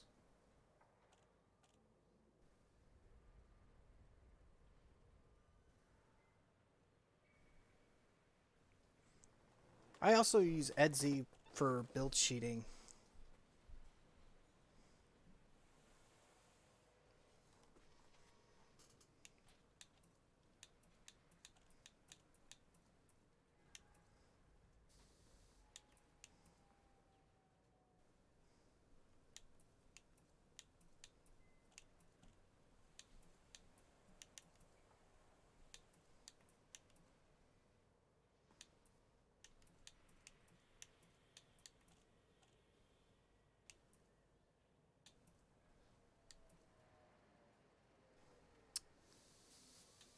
I don't know what I would have to pick.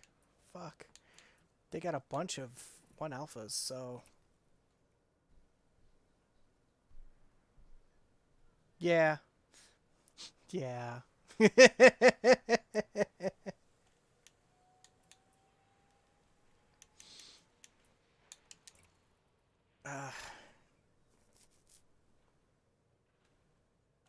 It's got a bunch of what? Class 2 hard points and 1 huge?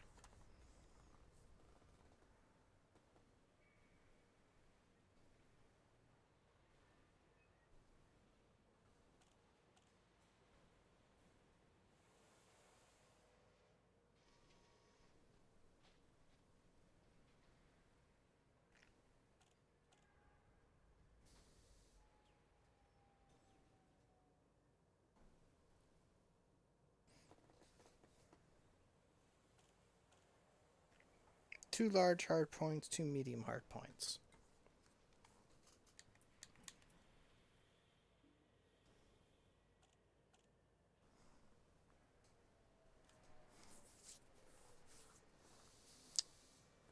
So if I wanted...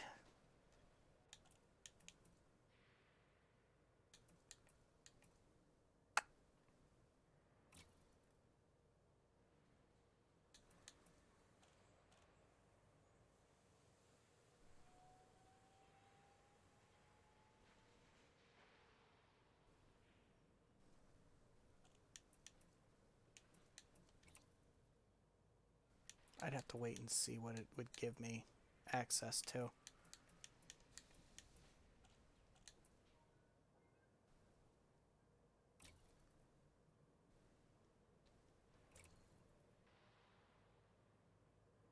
Because I'm not putting hard points on this.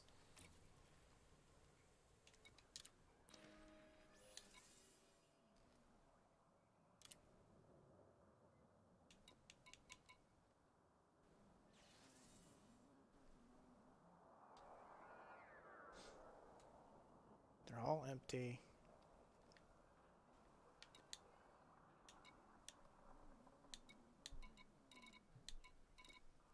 By the way, yeah, this is my loadout for this.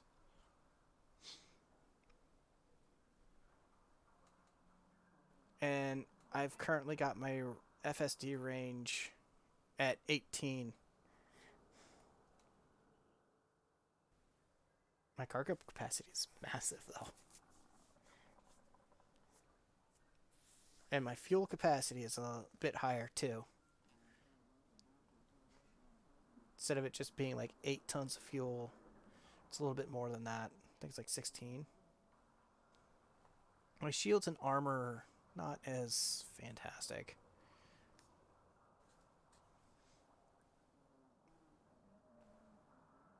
I'm somewhere in the middle of maneuverability. Was keeping it lightweight to keep FSD range up. But I might have to add some shit. Change some shit around. Because this is my optional internals.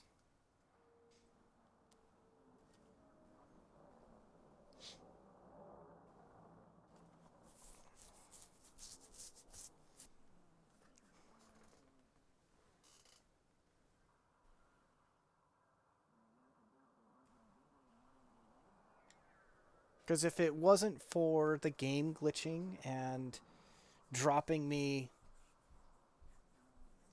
like several hundred kilometers from the actual station, and then them dropping on me and destroying me because they were shooting me as I was running away because I had no guns. They had shields and they basically just chewed through them. And it's probably because of the 6D shield generator, which is the only one I had access to at the time.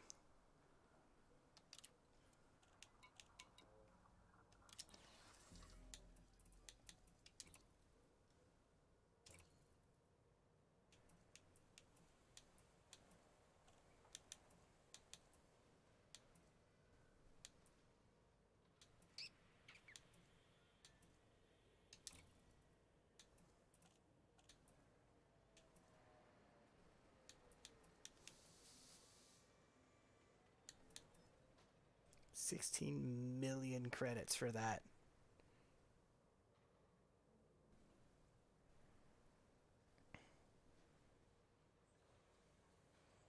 It was a ship.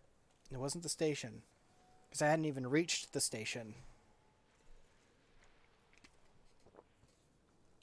Someone was after me for, I guess, like an NPC was after me for me having a mission that had an enemy coming after me. 16 million credits, though. Good God.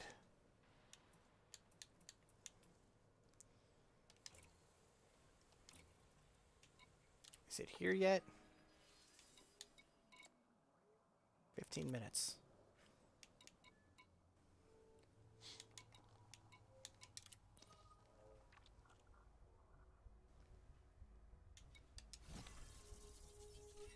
All the money I can get.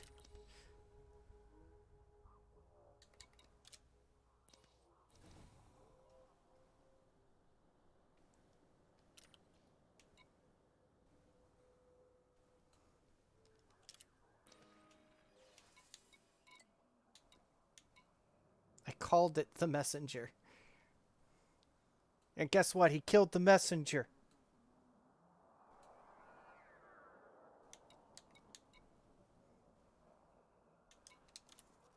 What chips these guys got? There's the scout. Looking small and sad. It's like a short study version.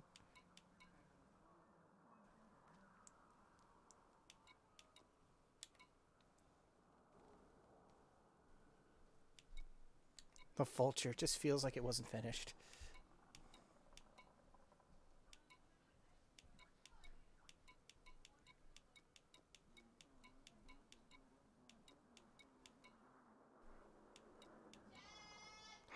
Give me a second.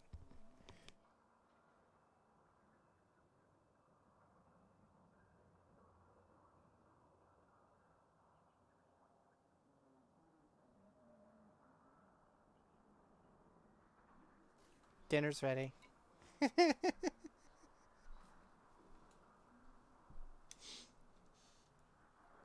Honestly, I want to get this really, really badly. Really badly.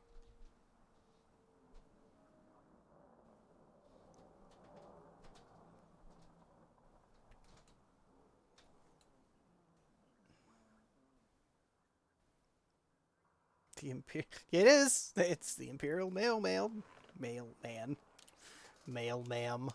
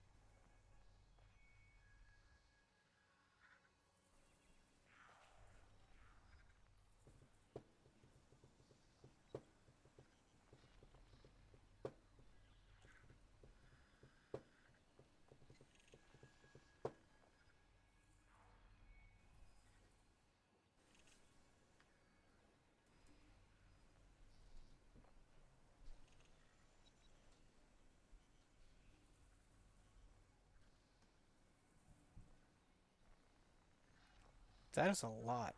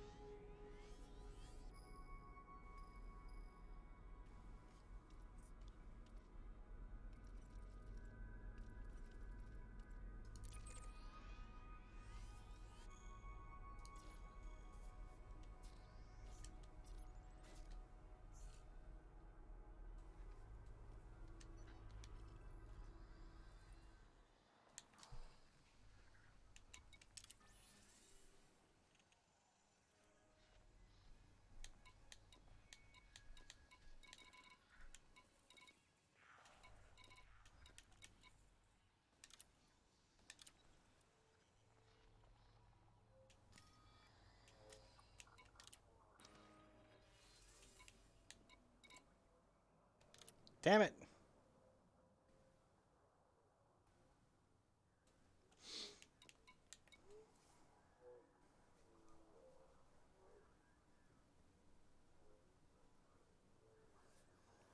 Like, I should be able to do fine against their interdictions. It's just... I need more survivability. My little Lakon... Foehammer can do it. But that's a lot of me flying back and forth. Could just do it. It's 3 trips. So that's 3... Technically, almost 6 times I'm getting interdicted. Or no. 1, 2, 3, 4. Oh. 2 station. Back to Earth. 2 station. Maybe 4 or 5.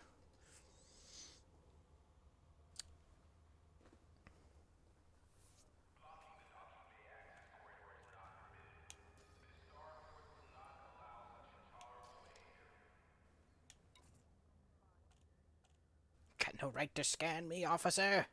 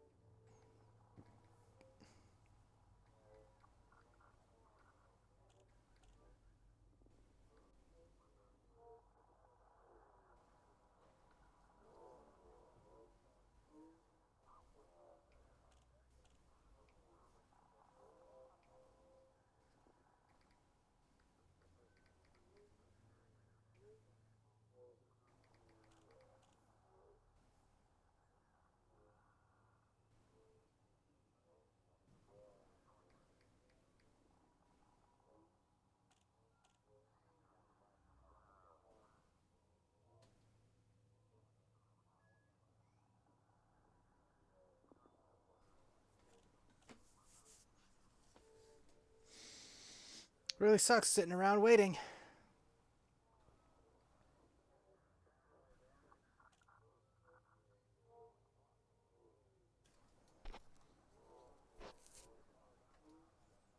Current happiness. Happy.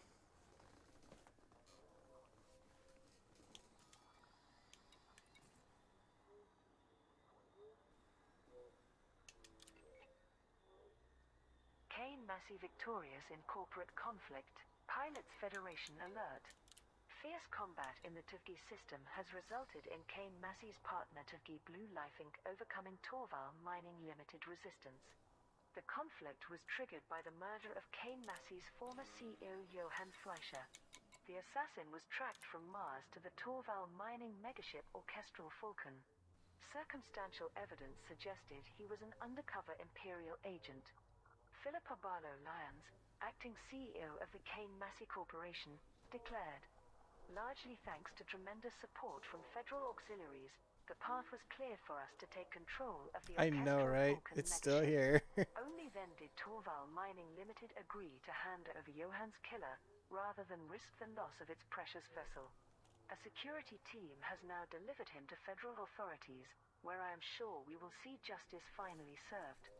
The Federal Intelligence Considering that Agency my provided an update Pretzel to the media Rocks from Executive Agent music Violet has Trask. decided to The man stop. in our custody has been He formally did something. arrested and charged with the homicide of Johann Fleischer. All known IDs associated with him are false. Along with the skills he I displayed, might listen to the this codex suggests next time. that he is a professional assassin. We are working with the Proactive Detection Bureau and the Federal Navy Intelligence Office to broaden the scope of this investigation. Independent pilots who fought on behalf of Tuvgi Blue Life Inc. during the conflict can collect their rewards from Gordon Enterprise. Despite its defeat, Torval Mining Limited has also agreed to reimburse its supporters from the Orchestral Falcon. Salvation Utopia link raises concerns.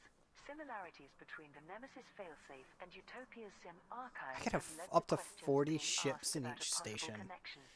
Independent Who the journalist fuck is gonna Flint have Firemaker that Lapis kind of fucking money reported on floating Progenitor's around all over recent the place? discoveries. We all knew that Salvation Gotta had be a weighed down. complex, so it's no surprise that he planned to keep his colossal ego alive after his ancient body died. We also know that Pranav Antal has been digitizing his followers' brains for years. My question is, did Salvation modify Antal's system for his own private use, rather than reverse engineer Guardian technology? Or maybe Azimuth and Utopia were secretly working together all this time, and the SIM archive has always been Guardian-based? It would explain how Utopia is able to maintain funding for its little tech bohemian commune. This theory was critiqued by the Federal Times' technology correspondent Harlow Nasri. It is a fact that most of Utopia's scientific development remains opaque. But the few inventions that have been examined, such as the nanomedicines acquired by Vitadyne Labs, contain no molecular markers of Guardian origin. The SIM archive's memory recording techniques are based on exoneurological research conducted over hundreds of years. Dr. Maximo Fonseca, the Alliance's scientific liaison to Aegis, gave a statement to the media. Since successful applications in this field I'm gonna are go so get myself rare, some dinner, we cannot because I ignore was the told dinner is potential ready. relation between the Nemesis failsafe Be right designs back. and the SIM archive. Enjoy the I radio. have made contact with SIM guru Pranav Antal and explained the situation. He kindly invited me and my staff to visit Utopia and discuss the matter. Our findings will determine whether a formal investigation into Salvation's current status is warranted. Corporate battle erupts in Tuvki system. Pilots Federation alert. The killing of Kane Massey's CEO has sparked conflict between the Federal Corporation and imperial rival Torval Mining Limited. Acting CEO Philippa Barlow Lyons provided a statement regarding the hostilities. The Federal Intelligence Agency tracked Johann Fleischer's assassin from Mars to the Tuvki system, whereupon he boarded the Orchestral Falcon, one of Torval Mining's megaships. We demanded that he be handed over to stand trial for his crime. They refused to even acknowledge us. Zemina Torval thinks she has taken her revenge and got away with it. She is wrong. Kane Massey has instructed Tuvki Blue Life Inc., our business partner in the system, to board the Orchestral Falcon, by force, if necessary, and apprehend the suspect. We will do whatever it takes to arrest the Imperial intelligence agent we hold responsible for murdering a captain of federal industry. A response was issued by Senator Zemina Torval. Kane Massey is using its CEO's death to Incoming message. use a deliberate strike against my company, damaging our share price and testing the will of our political connections. Torval Mining Limited will defend its property, as well as the honor of the Empire, against this unjustified assault. To support their combat operations, Tuvki Blue Life Inc. and Torval Mining Limited have called upon Federal and Imperial Naval Auxiliaries to report to Gordon Enterprise and the Orchestral Falcon respectively. The conflict has heightened political tensions between the Empire and the Federation. With the majority of superpower naval forces deployed to the Thargoid front line, system authority vessels around Tuvki have been placed on alert. President Zachary Hudson was quick to comment that my administration upholds the right for our factions to seek justice. Senator Denton Patrios stated, "The Empire stands ready to shield its citizens, businesses and territories from attacks by foreign powers, Xeno or otherwise." Archer launches presidential campaign. The Republican Party has nominated Vice President Jerome Archer as its candidate in the upcoming federal election. Jerome Archer was formerly the Secretary of Security in President Zachary Hudson's cabinet. He was promoted to Vice President when his predecessor died during the 9 Martyrs attacks in 3307. He immediately proposed the Domestic Counterterrorism Act, which authorized the Proactive Detection Bureau to monitor all civilian communications in the Federation to detect future terrorist activity. Vice President Archer began his election campaign at a political rally on Nanomum 2, where he announced, "Throughout my career, my priority has always been the same: keeping people safe. From my days as a cop on the streets of Nueva Vista to director of the Federal Intelligence Agency, I have worked hard to increase security for all citizens. I pledge to work even harder and achieve far more as your president. President Hudson's excellent legacy regarding anti-Xeno operations will continue under my leadership. We will increase our defensive capabilities to protect the Federation against any kind of external or internal threat. The newsfeed sold today was supportive of the Republican Party's candidate, referring to Archer as the only sensible choice in this era of war and moral corruption. By contrast, an editorial in the Federal Free Press stated, "Privacy will become history if the eavesdropper-in-chief." I've returned and I have food.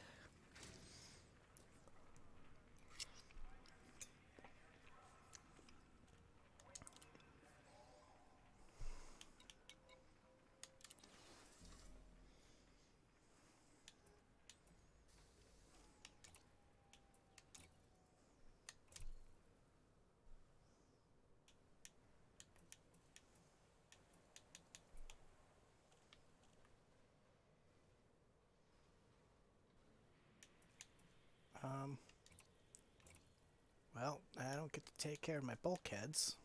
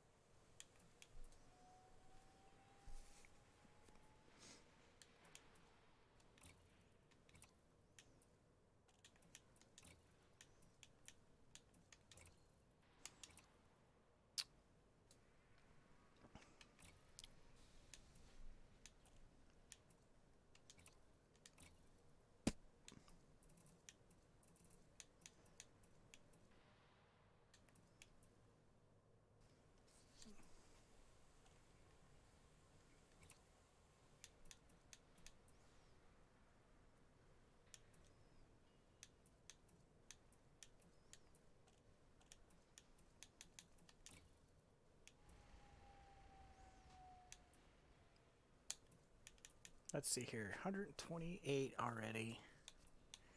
Do I really need these right now? Not really.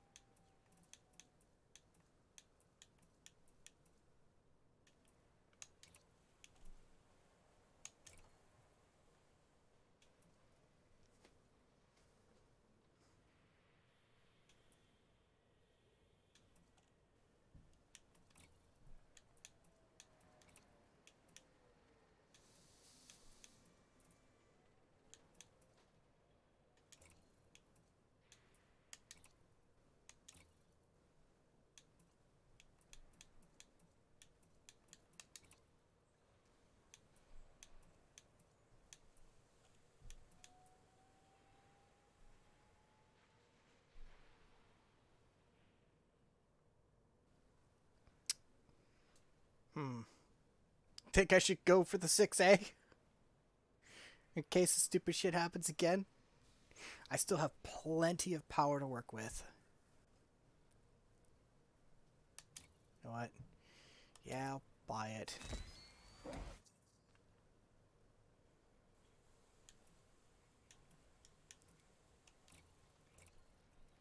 Dope. That wasn't done.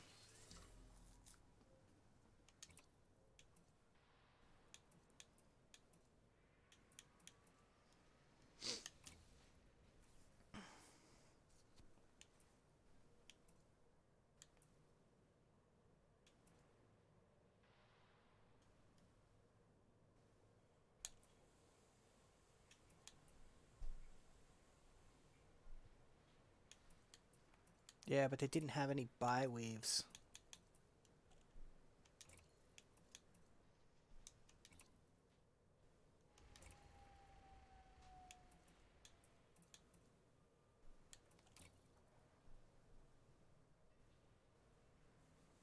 There's a 6C buy weave,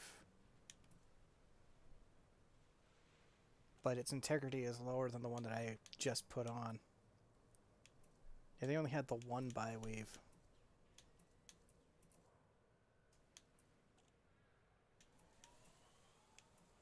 I'll stick with the one I got for now.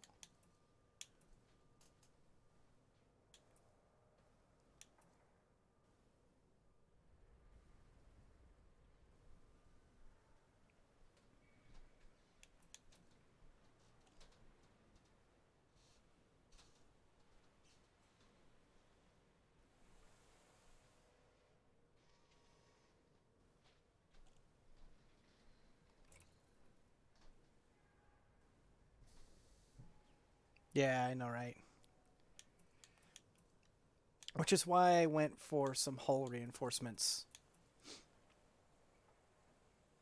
Yeah, I sacrificed a whole like light year of travel. Hmm.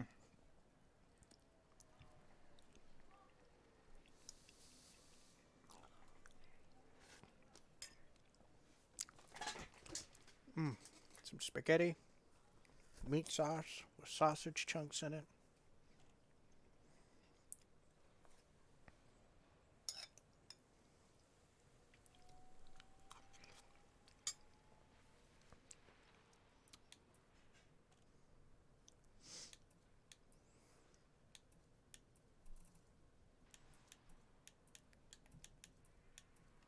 Question is what hard points should I use? Should I use gimbaled like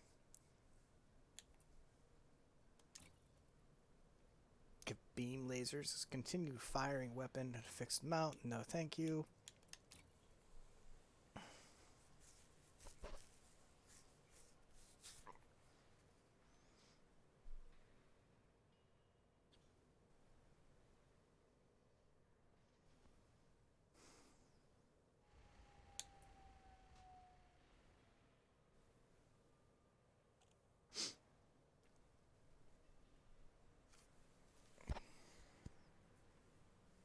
I get a couple of these.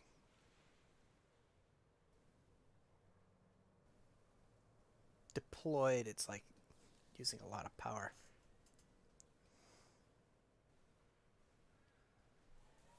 Yeah, that was definitely why I was looking at gimbaled over fixed. Or turreted.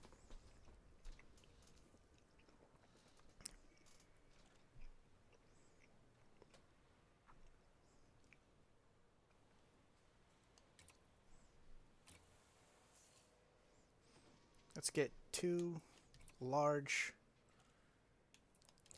gimbaled burst lasers.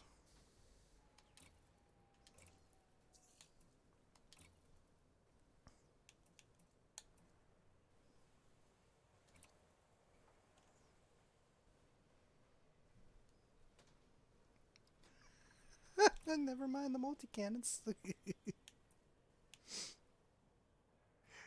Frag cannons. Oh god, never mind.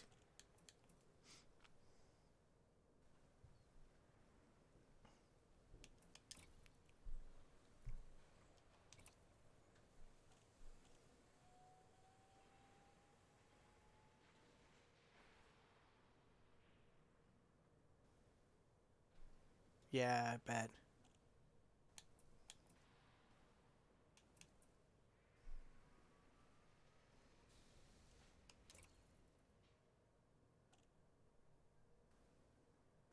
Hmm.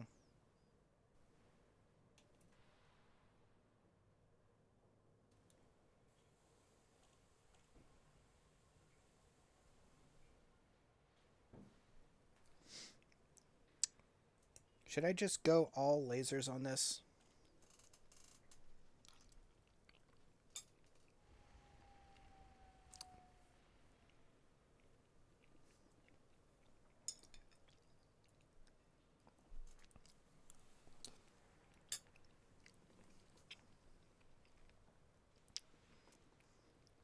I'll be just under what I need.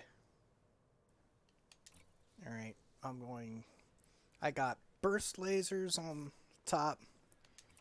Pulse laser's gonna be on the bottom.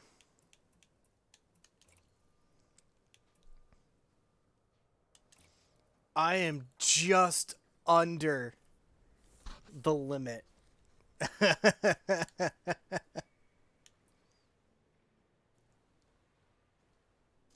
It's heresy. I was thinking of using kinetics, but I'm like, well, these seemed a little... It wasn't even going to let me, because I didn't have access to them anyways. Let's do the core internals. My power plant is a 6D.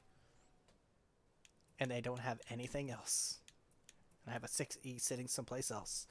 So I think what I've got going, just barely. Barely. Made changes to a module that needs to be in a fire crew. You can set them now. Yeah, no shit.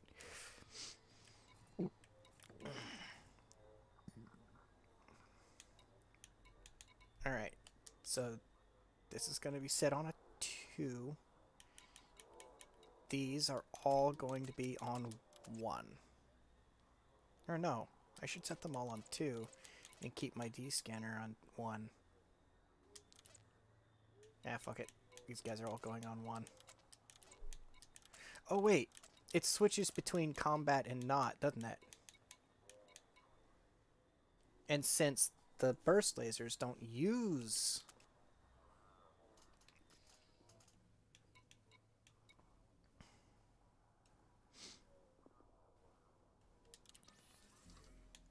utilities.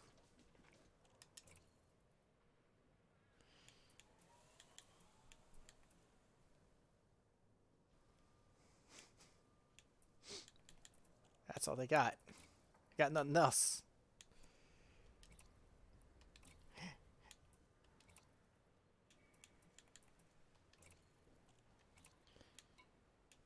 It's not like I can use chafe on this thing.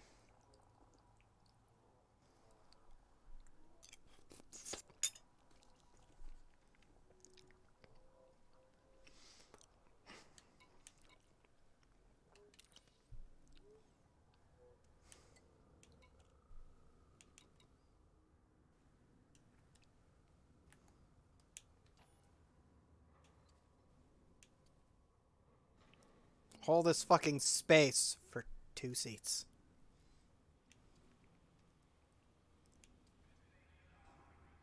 Go to my luxury. Hand-stitched leather.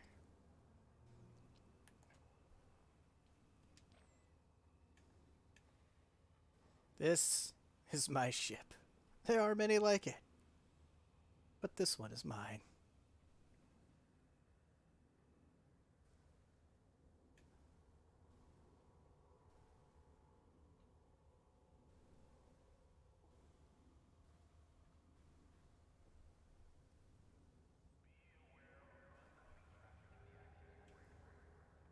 And you wish that that other fucking manufacturers actually did more, you know, stylized ships. My God, I'm fucking sitting in an airliner is what I'm really sitting in. Oh.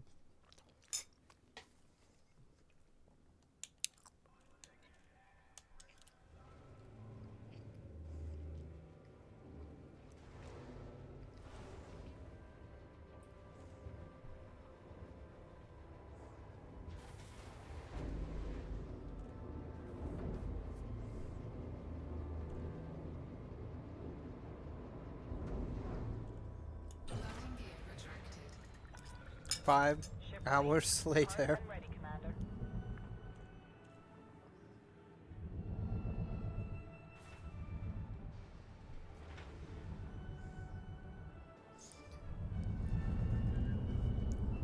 Minus, you know, the DBS and the DBX, right? Like the only ship Lakon made that at least looks iconic enough.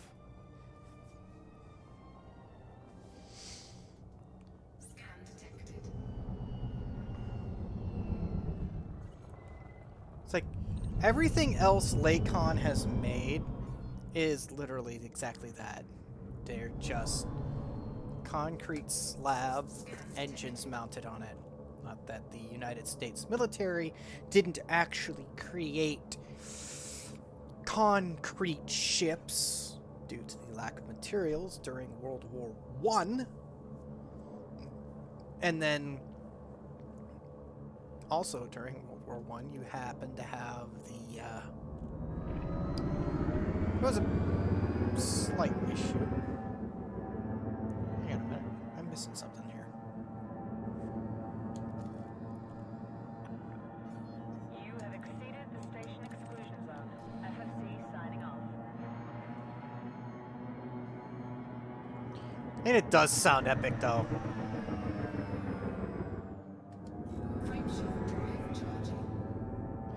Power is contested, so it might be a little dangerous.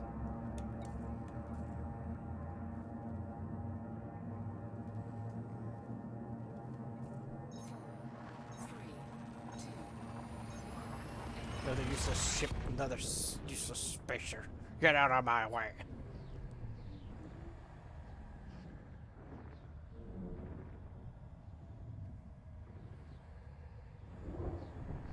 You know you're flying Imperial when you hear that engine hum. Yeah. I'm looking for Magnus.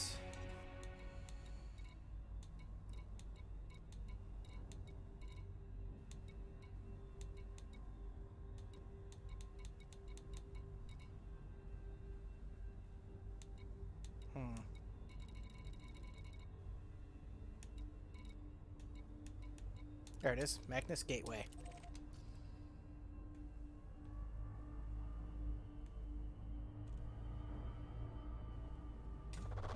Fuel scooping.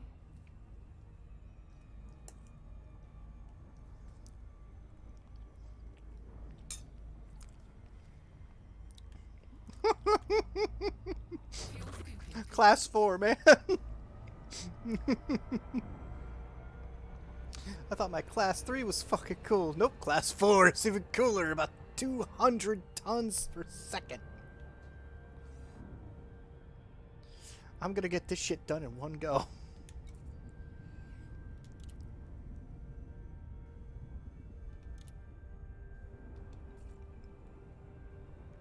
Has anyone ever asked, like, what would happen if your ship never safely arrived at the place you paid to have it brought to?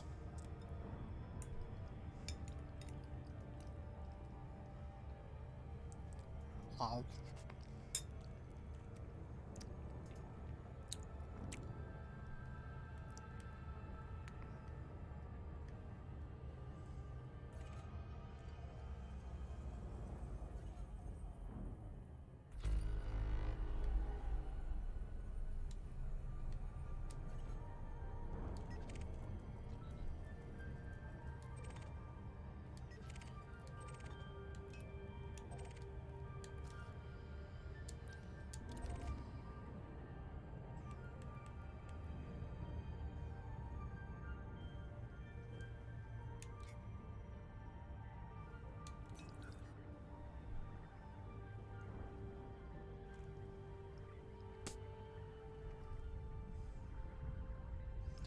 This is going to be an expensive trip, by the way.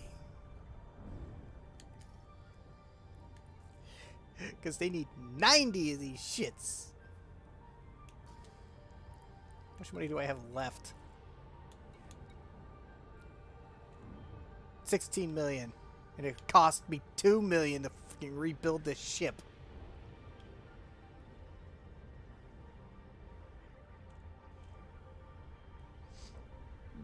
You know, for a ship that cost me 20 million, I made a decent amount.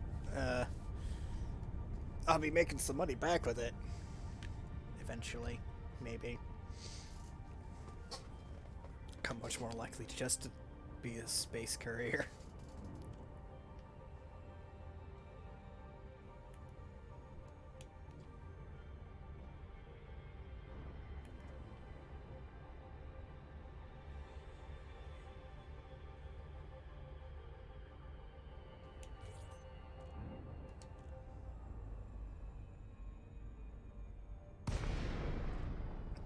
alright.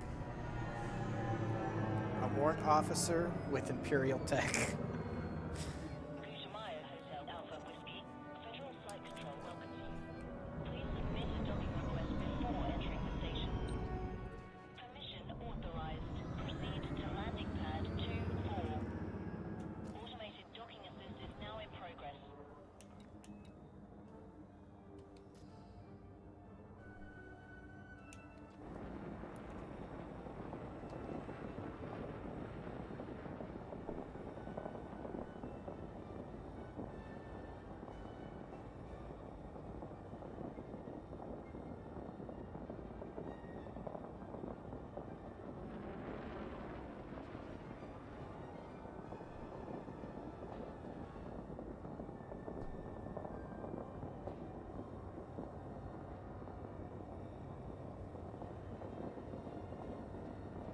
Yeah, it is. I am literally playing both sides.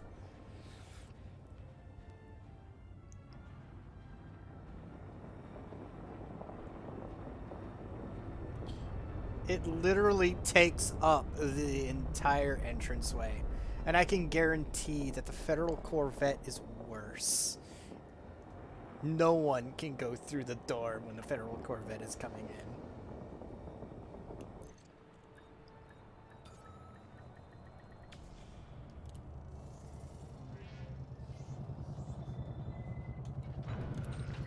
Contact. Systems offline. Fuck me, man. Oh, here we go.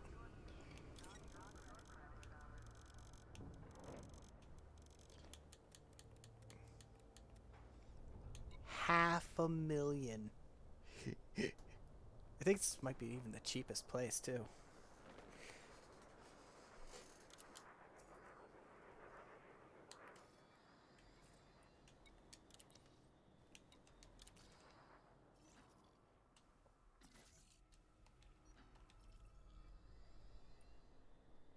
Actually, I know exactly how to get it to take me directly where I want to go.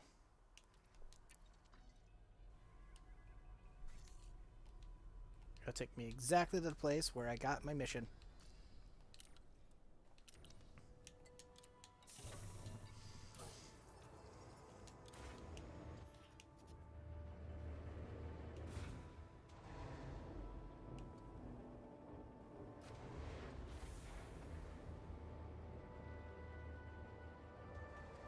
Landing gear retracted.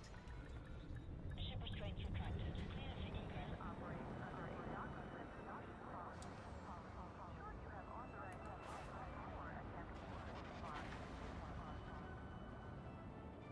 Looks like I'm waiting.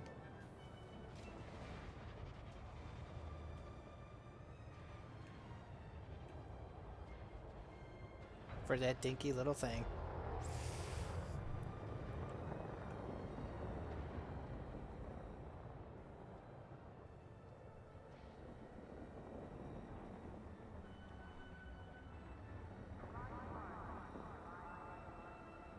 Drive smart, drive safe. Don't look at your phone.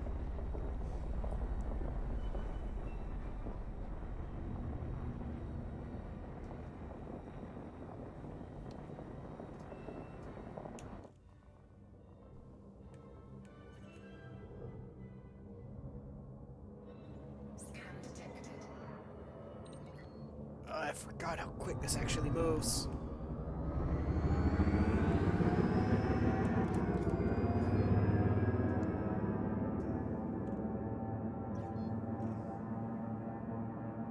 This thing already books at 300 some odd meters per second, so.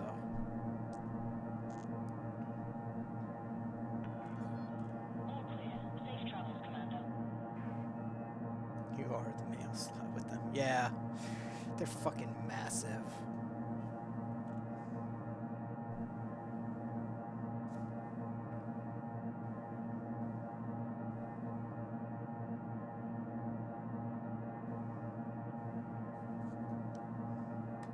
Frameshift drive charging.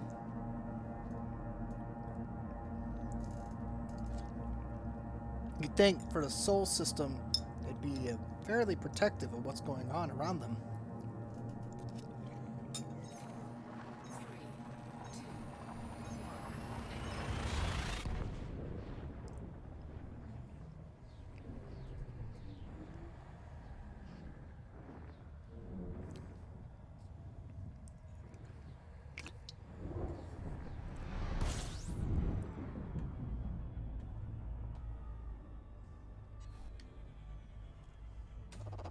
Fuel scooping.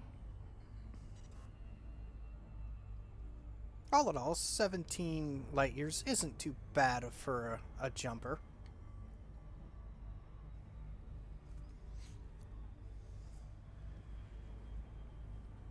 Fuel scooping complete. It's done before it even reaches 200.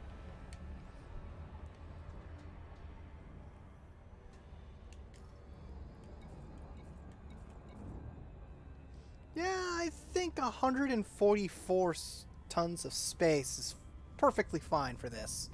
Especially since I'm trying to give it a little more survivability and stupidity.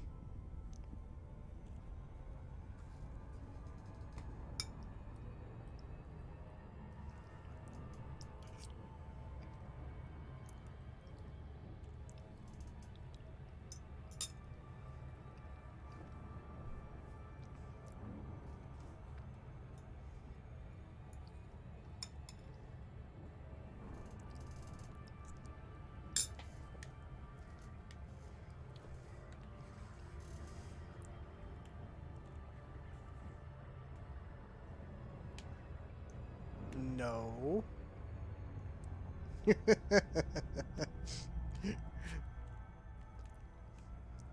Being massive does not help things.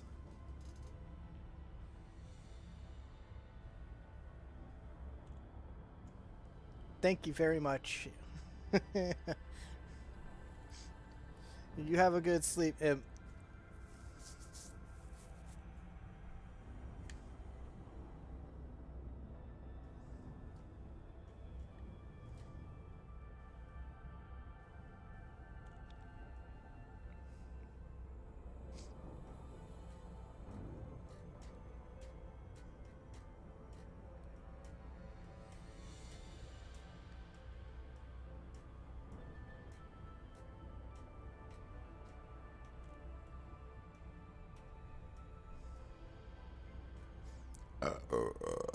Ooh, excuse him. Wow.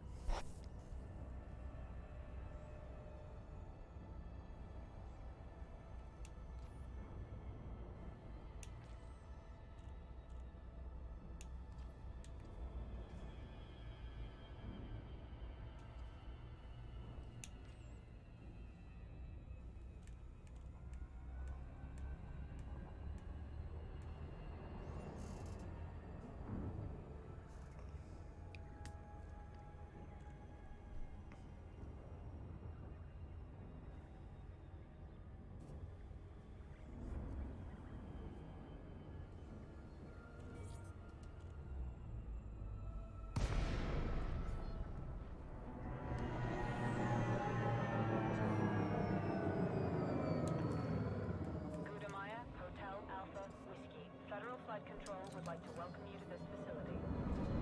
Okay, Commander, you are go for approach to pad 2-5. Automated docking confirmed.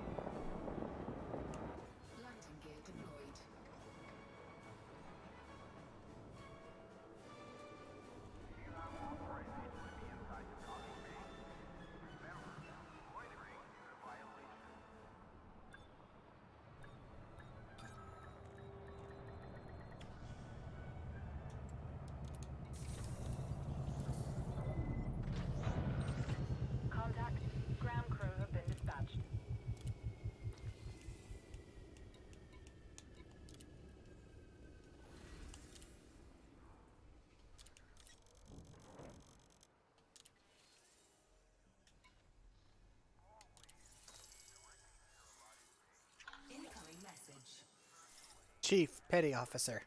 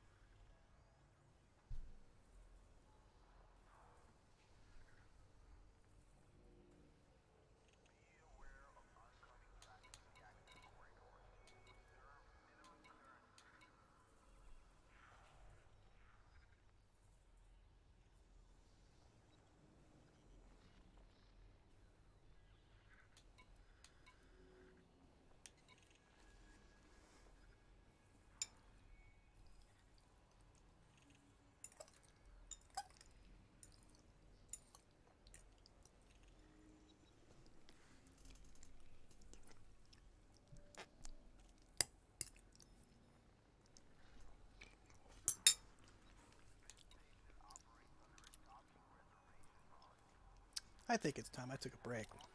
5.5 hours later.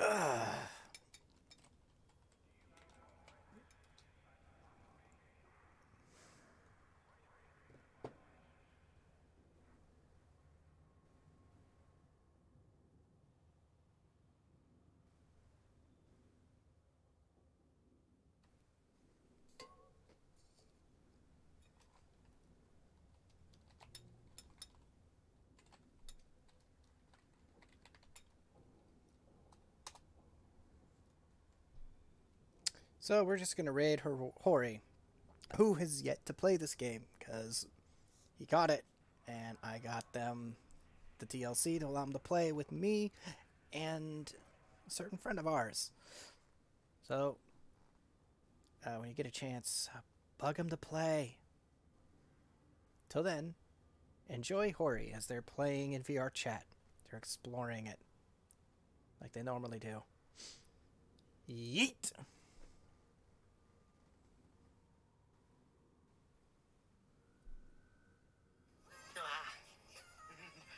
Busted open. Fuck. Thank you so much for the raid. You were streaming? But what were you playing? Oh wait, weren't you playing Elite Dangerous? I'm guessing, yeah, Elite Dangerous. Thank you for the shout-out, Ark. Yeah, I remember. But yeah, I'm totally going to get ready to play some Elite Dangerous. Didn't mean to grab the camera. Elite Dangerous tomorrow. 5.5 hours. Oof. Yeah, I've been